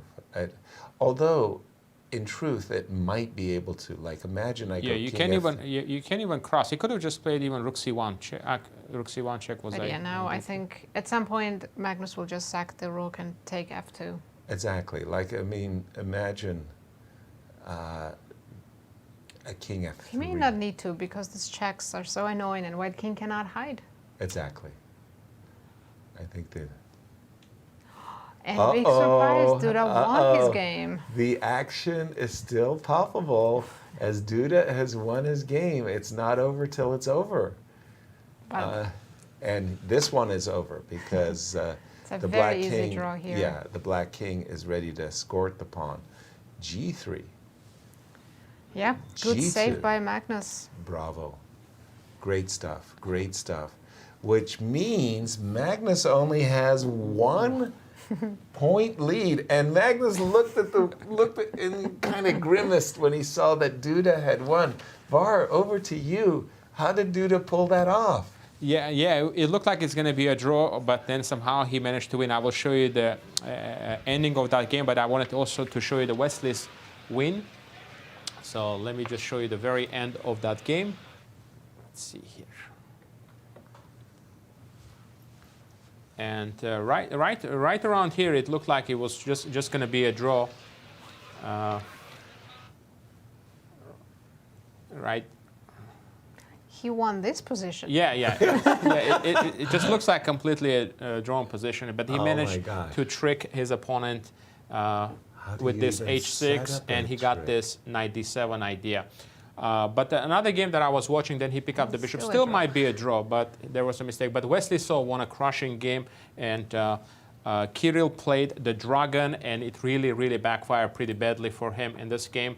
And Wesley actually picked up the pawn on A7 here at this moment, which is a kind of move that you're not completely sure if you want to take this, but he just takes bishop A7 to now B4, knight D5. Knight takes D5, ED, and now Queen A5 comes in, and now Bishop D4. And in this position, there was a chance for Shevchenko to play the move Rook takes C2. Wow. Yeah, the idea is if you take with the Queen, Black has the move to play Rook C8, and now Black is doing well in this position. And if you take back with the King, then there's a big problem with the move Bishop F5. And if you take back with the Bishop, then after Queen A2, Black has a strong attack. But he missed this idea, and he didn't play the move Rook C2, Bishop F5. Now King B1, just consolidating the position, and Wesley went on to win the game because it still looks like he has some pressure, but he's just defending everything. Rook D2, consolidating, and he continued with G4.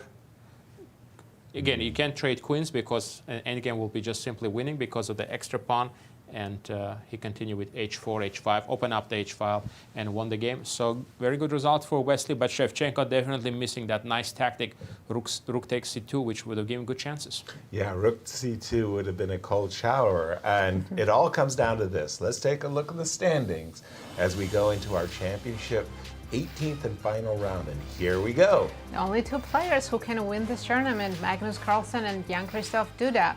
Right. They are playing each other, and Duda would have to beat Magnus to go into the playoffs. Exactly. And in the 3rd place, we have Wesley So, and in the 4th, MVL. And Wesley, again, those Grand Chess Tour points, this nice prize fund. He would love to finish in clear 3rd. And the pairings in our championship round. Shevchenko against Giri, Rapport Aronian, Carlsen Duda, the main key match, and Wojtaszek MVL, and Deac against Wesley So. Wow, that Magnus Carlsen. And more from Poland. Well, actually, guys, there was a big moment in that game between Magnus and Levon towards the end, where we thought that it is all written down, it's going to be a draw, but in fact it wasn't. Take a look at this last moment, last chance for Levon, and to be honest, if you don't have a lot of time, you're never going to find this. This is a mutual Zuzwang position. If white is to move, then it's a draw. If black is to move, then this is a victory for white. So after king to f1, the only move in the position for black to keep the draw would have been rook to b1 check. Now after king to g2, I go rook to b3. If you go on the other side, we get a very similar position to what we got in the game, and we've seen that's an easy draw. Take a look at this. He played rook to b2. King to g1 now wins, because if you go rook to b3 or rook to b1, for example, now I go king to h2. Now you go rook to b3 and I go king to g2. No. And you no longer have any moves because I go king to g3 next. Now there's another little trick in the position. For example, if you go, once again, if you keep the rook anywhere on the b file except b3, I will go to h2. Yeah. And then once you land on b3 to try to stop me from going to g3, I go to g2. And that's game over. Wow. So, but take a look at this. If you give a check and now I go to h2, you have this extra check. This is the key in the position. And then you come back. And then I go back on h7. To keep an eye on this pawn, yes. Correct. And if I go to g1 to try to use this triangulation, I go to h7. Wow. And that's game over. So, very nice moment here. Levon had another extra opportunity to finish Magnus, but he was unable to do so. And take a look at the opening. You guys caught the end of that game between Jan-Krzysztof Duda and Radoslaw Wojtaszek, but take a look at this opening. Knight to c3, a d6, f3. Okay, this I've never seen. Me neither. There is only one game in the database, and that is between Magnus. Maybe he wants to play knight f3, but I will somehow. show you what he wants. I will show you what he wants. He wants to go d4. Okay. And after knight to c6, he wants to have the extra square for the queen on f2, queen to f2. Oh, this is really cool. It's a very cool line. Yes. I already put my students to analyze this f3 idea. So they're really already on it. Yes. And he got a completely winning position, by the way. This is a very nice position. You have an attack on the king side. You have the nice knight on d4, and there's no attack for black. But he spoiled it. And in fact, he had this golden opportunity after queen to b5. Hey, just take the pawn. Why not? Give me the pawn. Then I'm going to go back to d4. And despite the fact that I opened up the a file, Yes. you have nothing to do on the Because a normally I file. don't like to take those pawns, you know. I know, but but a3 is protecting everything, It's right? so nice. Mhm. There's absolutely no way you get to my king in this position. And that's a pawn. That's a very important pawn. Yes. He played bishop to d4, and in fact, Wojtaszek was back in the game. And we got to this endgame, and I thought that he's actually the one pressing right now. And as we can see also, it seems like objectively he had a better position. For example, at this point, you can just play the move a4 and stop the majority of white on the queen side. Very important move. After that, go for the knight on h6. I'm going to pick up the pawn on g4, and then I'm going to have the h pawn running. And you guys saw how that game ended. Bishop to e4. And then, unfortunately for Radoslaw, he was unable to tame the beast that Duda is in this one. And What well, an he lost. interesting consequences now. I mean, the fact that Duda won, it shows that he still is fighting for the first He place. is? Yes, and I kept my eyes on the game Anish Giri played against Vachier-Lagrave. I'll just shortly tell you that it was Philidor defense, d6, and I was laughing. Yes, so Richie shows that he's not afraid of anything in this tournament.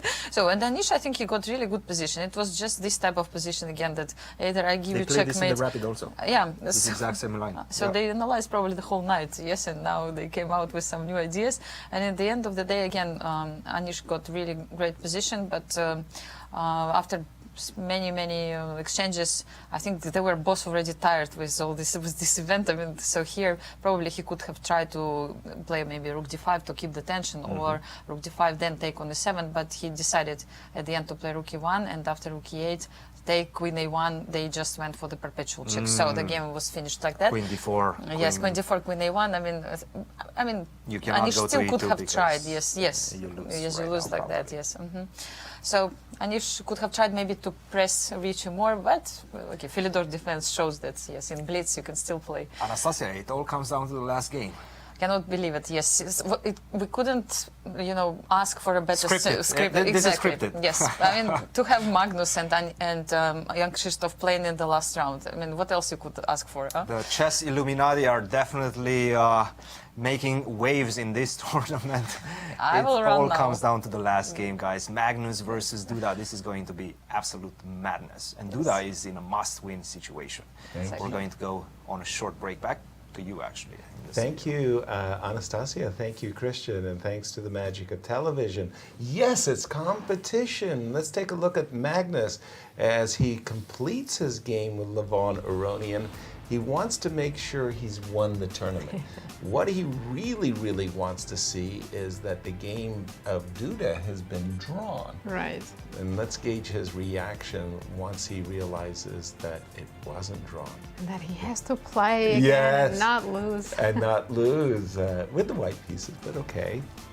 I mean, Duda has second place guaranteed, so he has nothing to lose and everything to win. Exactly. That's what's going to make the game so spectacular. Both players have secured first and second for themselves. That's not the issue. The and that amazing endgame that Cristian showed us here, that white had a win. Zugzwang? That was crazy. King G1, King H2. That's unbelievable. Even with a lot of time on the clock, that would be hard to find. Right. Well, if Levon had found that, I would ask for an extra wand.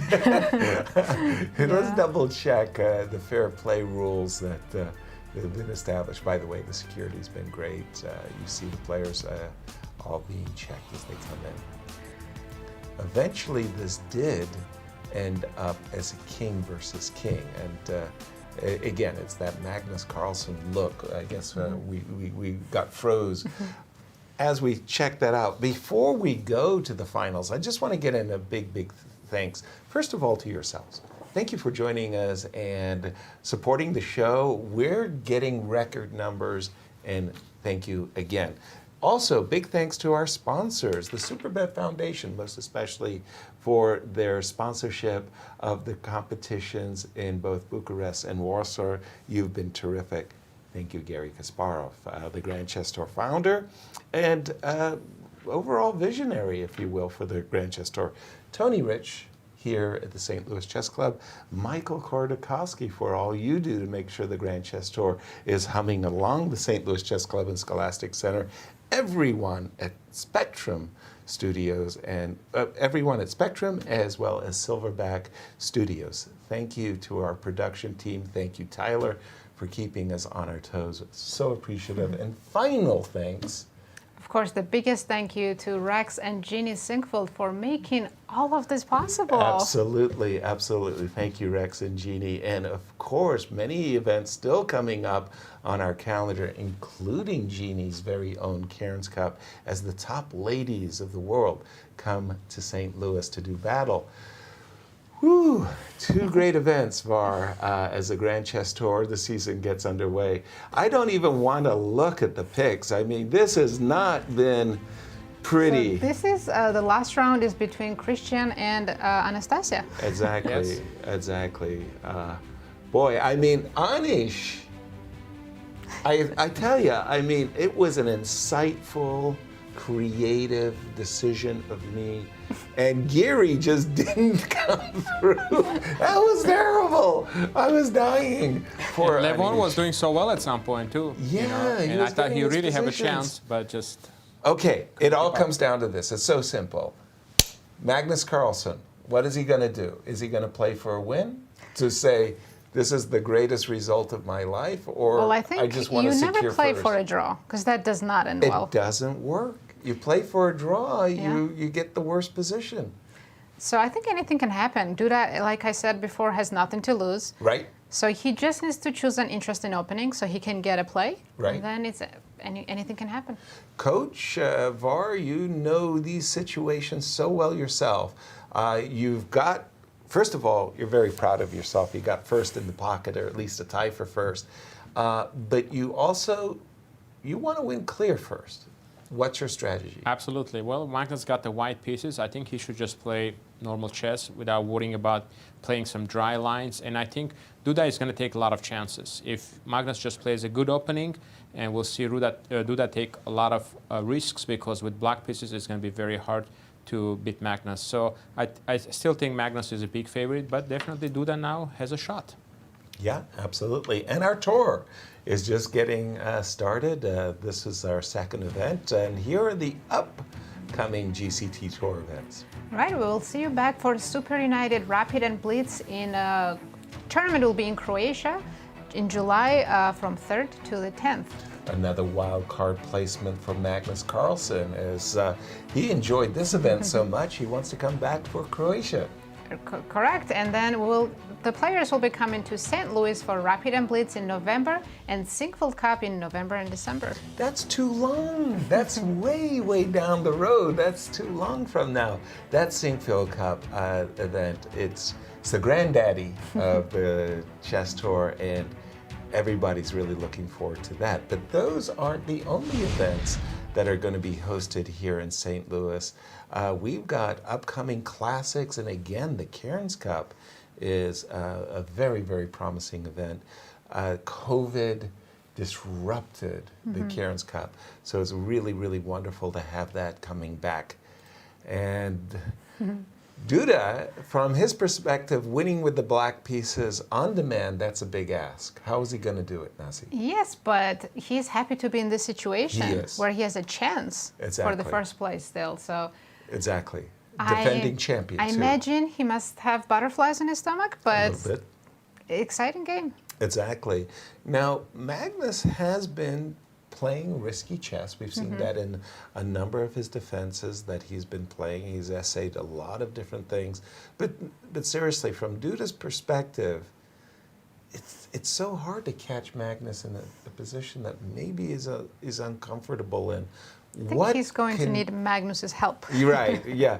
What could or should Duda do? Should he play something like a Dutch Leningrad to create imbalance early, Var? What's your suggestion? First we have to see the first move by Magnus. Exactly. Because we don't know what it would be. It could be C4, D4, E4, B3, Knight F3, B3. So once we see the first move, that's what he's thinking. Let me see the first move and then try to think of some kind of a setup where there are a lot of pieces on the board and eliminate the exchanges. But I think we'll see the first move now. And here we go. And waiting the first move, E4. E4.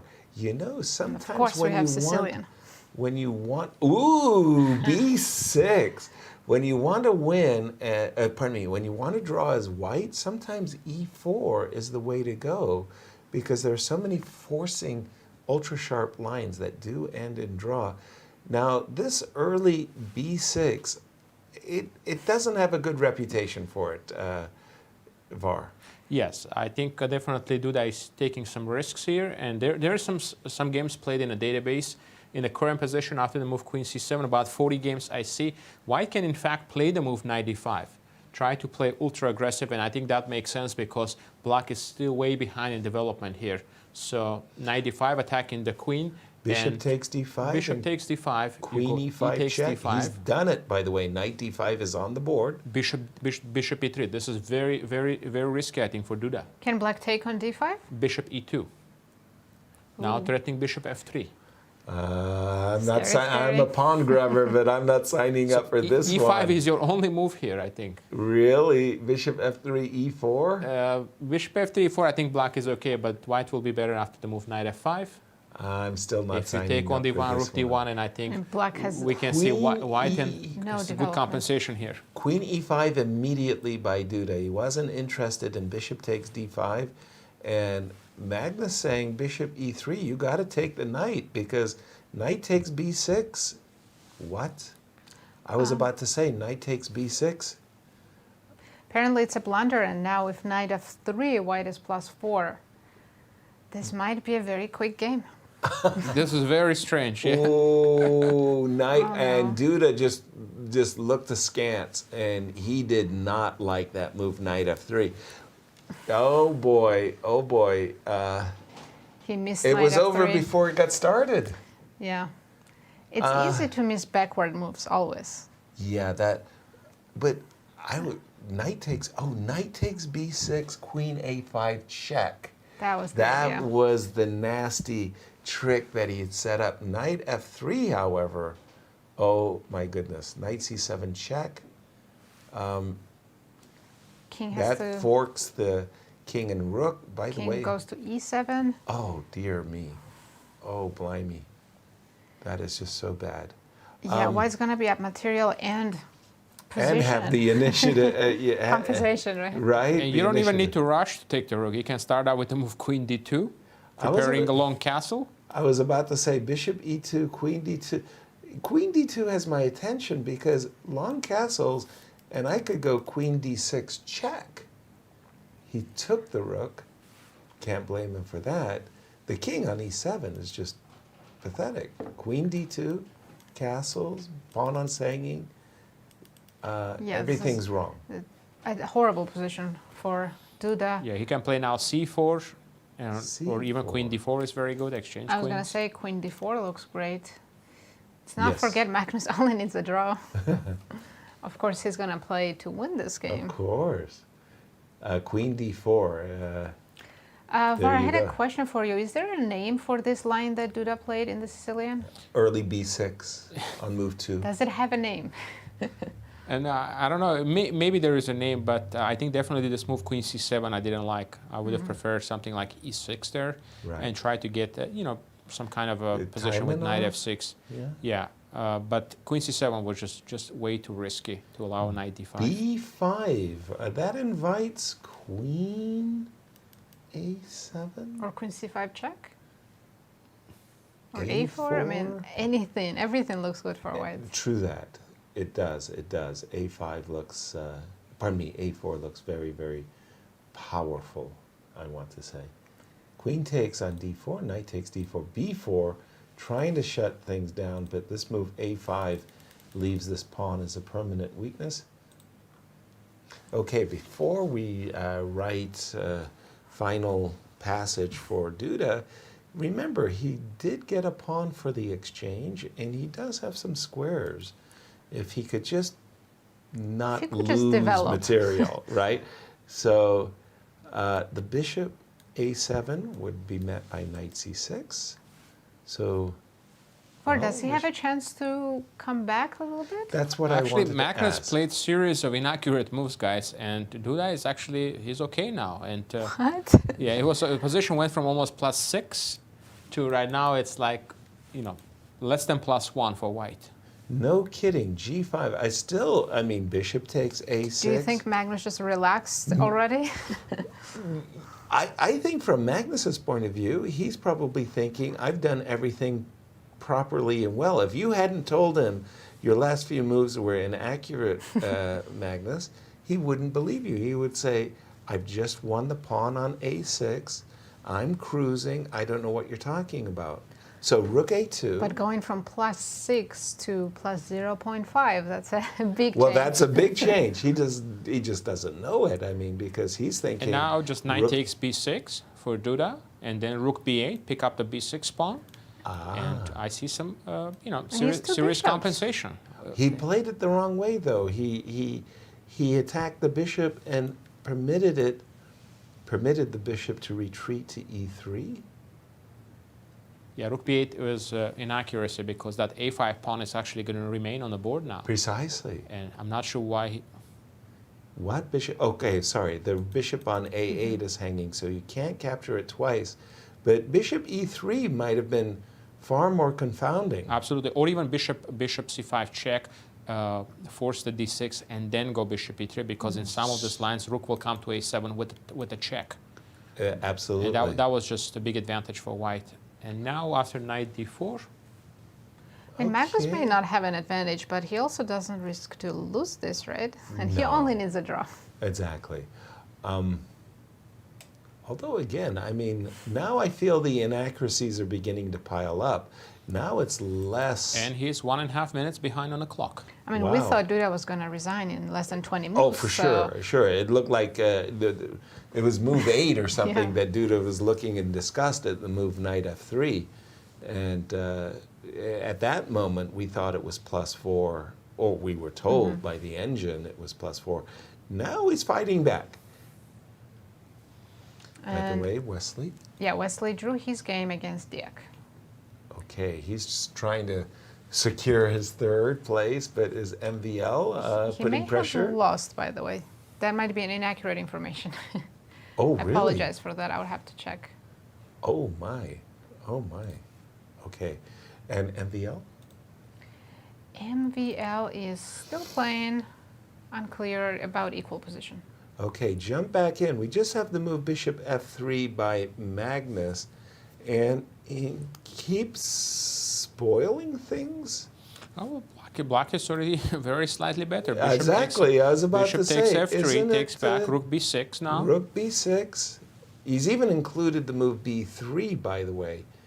I'm not 100% sure he needed to include b3 because that does ensure that white... Yeah, and then more pawns coming off the board, and this h4 is a critical move. This is a very strong move because you get rid of your weak h pawn, and now you exchange more pawns. Exactly. And this is going to give Magnus a lot more drawing chances. Exactly. If only there were more pieces on the board, Duda would definitely have a chance, but... Well, I can only imagine in the playing hall, the Polish audience is holding their breath. Can the Polish fighter, I'm using that term because he has a handle as the Polish fighter on chess.com, can he snag this game? Rook takes b2 here. That's a confounding ending. Bishop and 4 pawns versus rook and 2 pawns. The double pawns are actually okay. Yes. Because that makes it easy to trade. But the straight up bishop versus 2 pawns versus rook, if there was only a bishop and 2 pawns, I remember Gurevich beating Larry Christensen with the bishop and 2 pawns. Wow. Yes. That can happen. That can happen against If the the rook. pawns are far advanced, Yes. and yeah, you have a chance, but I think here it should be comfortable draw for Magnus. Do you think that Duda should be trading rooks with rook Magnus b2, or do you does think he look should play e5? Unhappy, he was shaking his head, like, how did Well, I get here? He's not happy that From a winning position. From the opening, we read Duda his last rites. E5 and keeping the rook on the board? Yeah, I think this is the best chance for him to play e5, but he played bishop. B6. B6. Keeping the, but we're about to see b3. Yeah. That's an improvement for white. That Definitely. The pawn is no longer on a dark square, and Maybe black wants to create 4 passers, so d5, e5. not quite sure what the move rook a4 does. I was more interested in rook going to the a8 square so that I could come across. I think he wants to play, oh, there you go. He wants to play b4 and force some exchanges. Wow, what, oh, bishop, blindness, bishop b3, rook, no, I'm not blind, bishop b3, rook, rook e3. And then rook e3. Okay, yeah, I was thinking bishop takes rook a7 is met by bishop to d6, and you're not forcing a trade of rooks. b4. I mean, I guess Duda could play bishop d6 right away to avoid exchanges. Makes sense. And then still try to push with e5. Yeah, I would. His only hope here is that Magnus goes into some deep time trouble and then makes a big blunder. By the way, I'm not a fan of this move, bishop b6, because rook a8 threatens maybe winning. I mean, rook b8 is a winning threat because that bishop and rook would be tied up to the b2 pawn. So he needs b4 to play pawn, sorry. bishop c5 Bishop now, c5, time to play bishop c5, yes. Yeah. Bishop c5, rook a5. Rook b4. Oh, yeah, and we get the ending that it seems like Duda has been trying to avoid. Yeah, I don't think he can keep avoiding the exchange. Exactly. By the way, bishop c5 would run into rook d3 as well, right? And Duda's down to 10 seconds, by the way. Bishop c5, rook d3, and we can agree a draw right away, rook d3. Rook a5. Oh, he missed it, Magnus did. I mean, this is also... draw. White has to try hard to lose this. Where there's a will, there is a way. Rook to c7 and just wait. The problem is g5 pawn is weak, and it's going to be difficult to activate the king. And now you can play even rook h6. Rook h6 followed by rook g6. I like that very Keep an eye on much. that e6 pawn. Exactly. I like that very much. That would, by the way, is the clock a factor yet? They're both playing on 10 seconds. Wow. Okay, it feels like to me that Duda has achieved more or less the maximum. He can play d5, pardon me, yes, d5 followed by d4. And, well, okay, g4, check. Bishop d4 is time to take the pawn. It's very hard for him to create a pass pawn. F3 And I check. see that MVL won his game Ooh, against that's Wojtaszek. huge, because I Yes. think that allows MVL to catch Wesley in a tie for third. And this was the ending I was asking you about for king and rook versus the bishop and the two pawns. I have seen, again, not Dmitry Gurevich, the other Gurevich, and I'm trying to remember his name. Oops. Mikhail Gurevich? Michael Gurevich. Michael Thank you Gurevich. so much. Yes, Michael Gurevich. And what Michael did was very clever. He was passing around for 40 moves, and got Larry thinking. Then he would advance a pawn, play another 40 moves, Oh. and Torturing his tortured poor Larry. But d4. Okay, what does the table base tell us? It shows it's just equal here, but in time trouble, anything can happen. The idea is if you play d3, I have king e3. And I think now he needs to just stay on the 5th rank. This is the key the defense. king cut. Just stay on the 5th rank now. Yeah, that's the problem But for this black. move this move threatened d3 check followed by e3. And what about king c4 and d3? King c4, rook h4 now. I'm sorry. Yeah, rook there h3 was is the key there's a move. moment of nervousness there, as again Duda's the one with chances, obviously. Well, 2 seconds for Magnus, so Wow. It's a bit Magnus, scary. king c4, and it's getting scary. d3 I check. think it is winning now. The Is table it? base is Did telling it me jump? it's a win. But it no, jump? bishop g3 was a miss. What? There was a bishop d6 was winning. Oh my! It's still winning. No. Are we This going to is see incredible. a playoff? Are we going to It see a keeps playoff? jumping from winning to a draw. That's what table base is telling me. Wow. Wow. Anything can happen in Blitz. Okay, what does your intuition tell you, Nazi? Are think we it'll going to be be a a draw. playoff? I think it'll be a draw. Var? Yes, I think it should be a draw with the correct defense here. And let's see. 3 seconds for You Duda. got to keep the rook on d3, so if e3 comes, you can take. Wow. How does White claim a draw in this situation? You have to. Yeah, you 50 say to the moves, right? arbiter, I'm claiming 50 moves. Now, if your draw claim is unaccepted, then your opponent gets extra time. Was that a mistake? No, I think it's still fine. 'cause Still it's fine? King c3 now. King c3? But there were 3 or 4 No times. rook d8 Black check. winning. No rook d8 check. Oh, Magnus, how many seconds does Magnus he have? has 10 seconds. Duda has 5. Whoa, whoa, whoa, whoa. And It's incredible that Duda had a win more than once here. rook, I was about to say rook check and rook to e4, rook to d5, sorry. Again, rook to d7 and rook Yeah, takes... rook d7, rook d3 yet. Yeah, that rook would be takes simple. d3, right? Yes. Okay, don't lose your rook. Rook check. Rook d7, king c4. That's right. Oh my gosh. And playing this position with no time on the clock and defending, I want to say heroically. This is really impressive play by Magnus. Rook, So he needs to keep the king cut off for as long as he can. exactly. Rook to b5, rook And to if h5. black pushes e3, he has rook a3, right?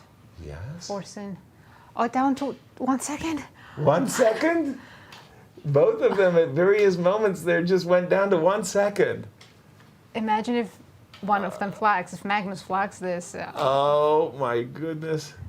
I'm predicting playoffs, everybody. You heard it here first. It's still, table base still showing a draw, of course. Still showing a draw. But now the threat is E3. Magnus found one of the drawing moves. He's playing very accurately. With almost With no time. No time. And at by the all. way, this looks like a 3-time repetition. I feel like I've seen this position before. But it's hard to claim that, so. For sure, it is impossible. And that's it. it. That Oh, draws that's it. the game. Oh. Wow. What a, okay. That was a great fight. You gotta applaud Duda. Yeah. He came back from a terrible opening and nearly pulled it off. I was wrong. All my predictions this tournament have failed. I thought a playoff. Magnus can finally relax and take a deep breath. Wow. And I just got to applaud Magnus. He just had one They of made the greatest. 124 moves 124. in a blitz game. That was one of the finest performances in a Rapid and Blitz that we've seen on the Grand Chess Tour. We've had some amazing, amazing performances, but what he scored, and what did he score finally in the Rapid and Blitz VAR? Plus, in the blitz portion, I think his plus was just absolutely huge. He had plus, he won 7 in a row. Then I think it was like plus 9, even plus more. maybe 10. I think even more. Well, yeah, but even more importantly, $40,000 richer. Our congratulations to Magnus for winning their Superbet Rapid and Blitz. And Duda did not give up his crown lightly. No, he fought until the very end. That is for sure. Wow, very, very deserving champion indeed, Jan-Krzysztof Duda, as he pushed Magnus to his limit, even though Magnus just ran away with the blitz portion. Such a bad start in the Rapid, first game loss, and then in Blitz, such dominating performance. Impressive. Let's take a look at the final standings for the tournament. And here we have them. Magnus Carlsen winning and stealing 13 Grand Chess Tour points from other players. Absolutely. Jan-Krzysztof Duda, a clear second place, and winning 10 Grand Chess Tour points. And $30,000 as well. All right, and sharing third, Wesley and MVL, and taking 7.5 Grand Chess Tour points and $22,500. Very, very nice. Our wildcard player, Levon Aronian. Very solid finish in the 5th place, stealing 6 points from the Grand Chess Tour players. Exactly. And taking home $15,000. And really pushing the other players. Rich Rapport finishing in the 6th place, Anish Giri 7th, and Kirill, Bogdan, and Radoslaw finishing 8th, 9th, and 10th. And our congratulations to Kirill, because his rapid chess performance was not spectacular, but in Blitz, he was showing everybody that he was a force to be reckoned with. Yeah. Very, very young as well. So congratulations to the players and their standings. And to remind everybody, more chess coming your way, including Zagreb. Super United Rapid and Blitz in July, players will be playing in Croatia. And then later this year, they'll be coming to St. Louis for Rapid and Blitz and the Sinkfold Cup. Exactly. And VAR, in that final game, did the table base show a win for Duda? I think Magnus was probably holding. Maybe at one point there was a chance, but I think Magnus defended incredibly well. Despite the fact he was playing on seconds each and time. a couple of times he made a move with 1 second on the clock, but he just held it. So it was amazing defense. I think so many people would have just blundered and lose that game, and then would have had the playoffs. Wow, very, very, very impressive there. I'm learning how to play end games. Just watching these guys. Aren't we all? One of the things I wanted to say that in my time we had the adjournments, and so we did play very accurately the endings thanks to the adjournments. these players with almost, as you just saw, with seconds on their clocks, they're still playing Also, incredibly accurate. After It's all day of crazy playing 8 rounds. where you're exhausted. Absolutely exhausted, yes. Wow. Again, spectacular stuff. And let's go to the closing ceremonies in Warsaw with Cristian. Thanks, guys. After 5 days of exhilarating chess, it is finally time to crown our 2023 Superbet Rapid and Blitz champion. We are joined by Adam Lamentovich, the CEO of Superbet Poland, and Michael Khodorkovsky, the executive director of the Grand Chess Tour. Michael, I'm going to give you the first word. Thank you, Cristian. Yes, last round was to the wire, and we're very happy that Magnus Carlsen, who is #1 world chess player and 5-time world champion, won second leg of the Grand Chess Tour here in Warsaw, and I would like to congratulate Magnus on this achievement. And once again, it was a thrilling event, and we're looking forward to see Magnus in Zagreb in the third leg. And he actually has good memories about Zagreb. Most likely he will be looking forward to make third win in Zagreb as well after 2019 and 2022. And again, congratulations to Magnus, and congratulations to everyone who were watching, and to all chess community. And of course, I would like to thank our sponsors from Superbet here, and looking forward to third leg in Zagreb. Adam, please present the trophy to our champion, Magnus. Magnus, great congrats. The last game was really very exciting, and the whole tournament. And really thanks for joining us here. And I hope Poland will bring only warm and good memories to you. It was a great event. Definitely looking forward for the next year, and inviting you all to Zagreb, as Michael already said. So thanks a lot, and really great job and great achievement again. Thanks, man. Thank you. And we will pass this to Magnus. Magnus, first of all, tell us your initial thoughts and your initial feelings. Everybody's hearts are pounding right now. How about yours? Yeah, for sure. I could. It's one of those things, when you can feel your energy slipping like a little bit when a day goes. Like at the start, I was playing with more flow and it was easier. And then with 3 rounds to go, I could already feel in the 5th, 6th games that I was not feeling as energetic anymore. And then I was hoping I was already starting to think about the last game. I was really hoping that I wouldn't have to get a result in that game. But to Duda's credit, he kept going, and even in the last game, I think he made a poor opening choice, because these dubious lines, that's really my territory. So I generally that's the stuff I actually know. But he dug in after that, and he played extremely well, and I really had to fight so hard.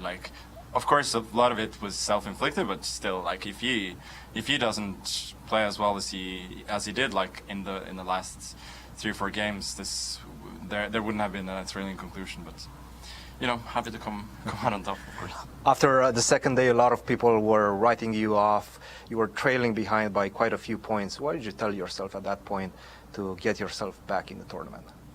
No, as I said earlier, I played a few blitz games online, and I was doing well, and I just needed one win, really. And after that, I thought, already on the third day, I was feeling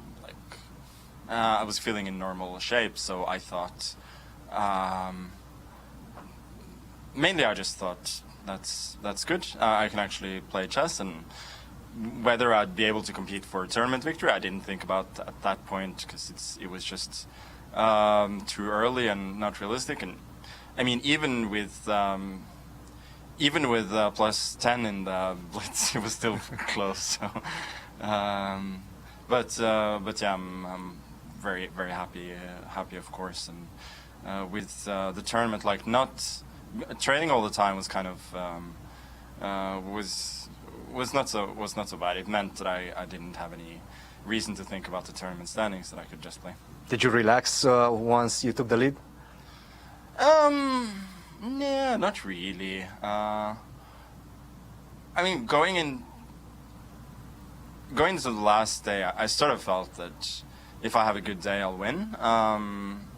Since I thought for Duda there will be extra pressure and it wouldn't be so easy, but I wouldn't necessarily. I would say I was pretty relaxed the first few rounds, but that was more of like being in decent shape and playing well rather than leading.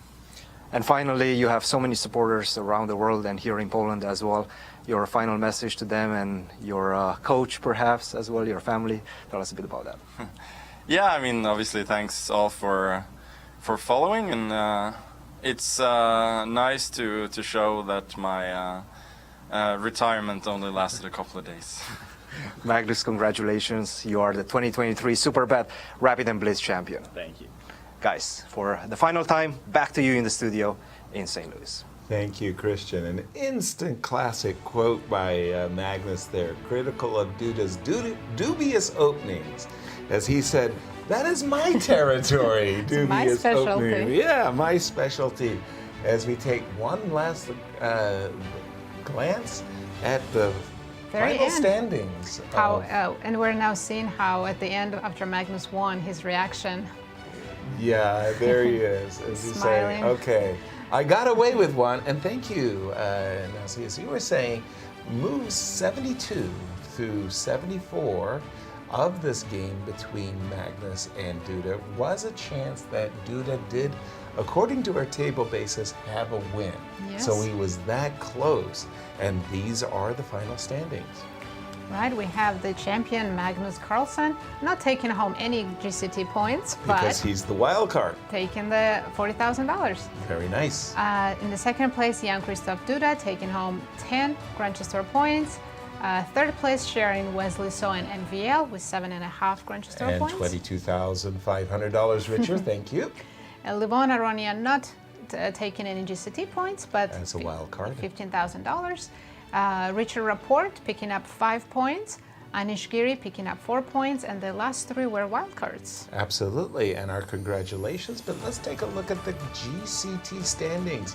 Now that we've got 2 events of the tour in the history books. So coming into this, Fabiano was in the lead. Exactly. And now 2 players have passed him. Wesley with 15.3 Grandchester points. Right. Jan-Krzysztof Duda with 14.5. Right. And Fabi with 13. Richard very close, 12.8. MVL with 12 points. Anish 11.8. Ali Reja Firuja 7.8. And our new world champion, Dingliren, so far only 3 points. And Jan Nepomniachtchi 2 points. You can imagine those 2 players wanting to roar their back. And here we have it. Our congratulations from all of us at the production here in the St. Louis Chess Club and Scholastic Center. You are the champion, Magnus Carlsen. Yes, congratulations and thank you for entertaining us Oh, with such very exciting much so. games. Var, sum it up, please. I mean, it was very, very exciting. Duda played great. I mean, from the very bad position, he really, improved the position and pushed Carlsen to the limit. I was analyzing a little bit. He did probably have a win around that move 72 to 74, but it was very, very hard. Even after putting it in, it's not easy. So, but great fight by Duda, and finishing second place is a great result for him as well. But of course, Magnus just absolutely incredible in a blitz portion of this tournament. So, congratulations to him. Absolutely. And to sum up, thank you both. I mean, it was really a great pleasure working with you, Varuzhan, and you, Nazi. I mean, I know this was your rookie outings with Bucharest, but I think at the end of it, you become seasoned pros. You were really, really great. Thank you. It was my honor, my pleasure. And as you just saw there, Cairns Cup coming up June 3rd to 13th. That's next on our agenda. We'll hope you hang out with us and join the show. Will you be back for the Cairns Cup? I'll be back. All right. I'll see you again. All right. Very good. Goodbye, everyone. Thank you so much.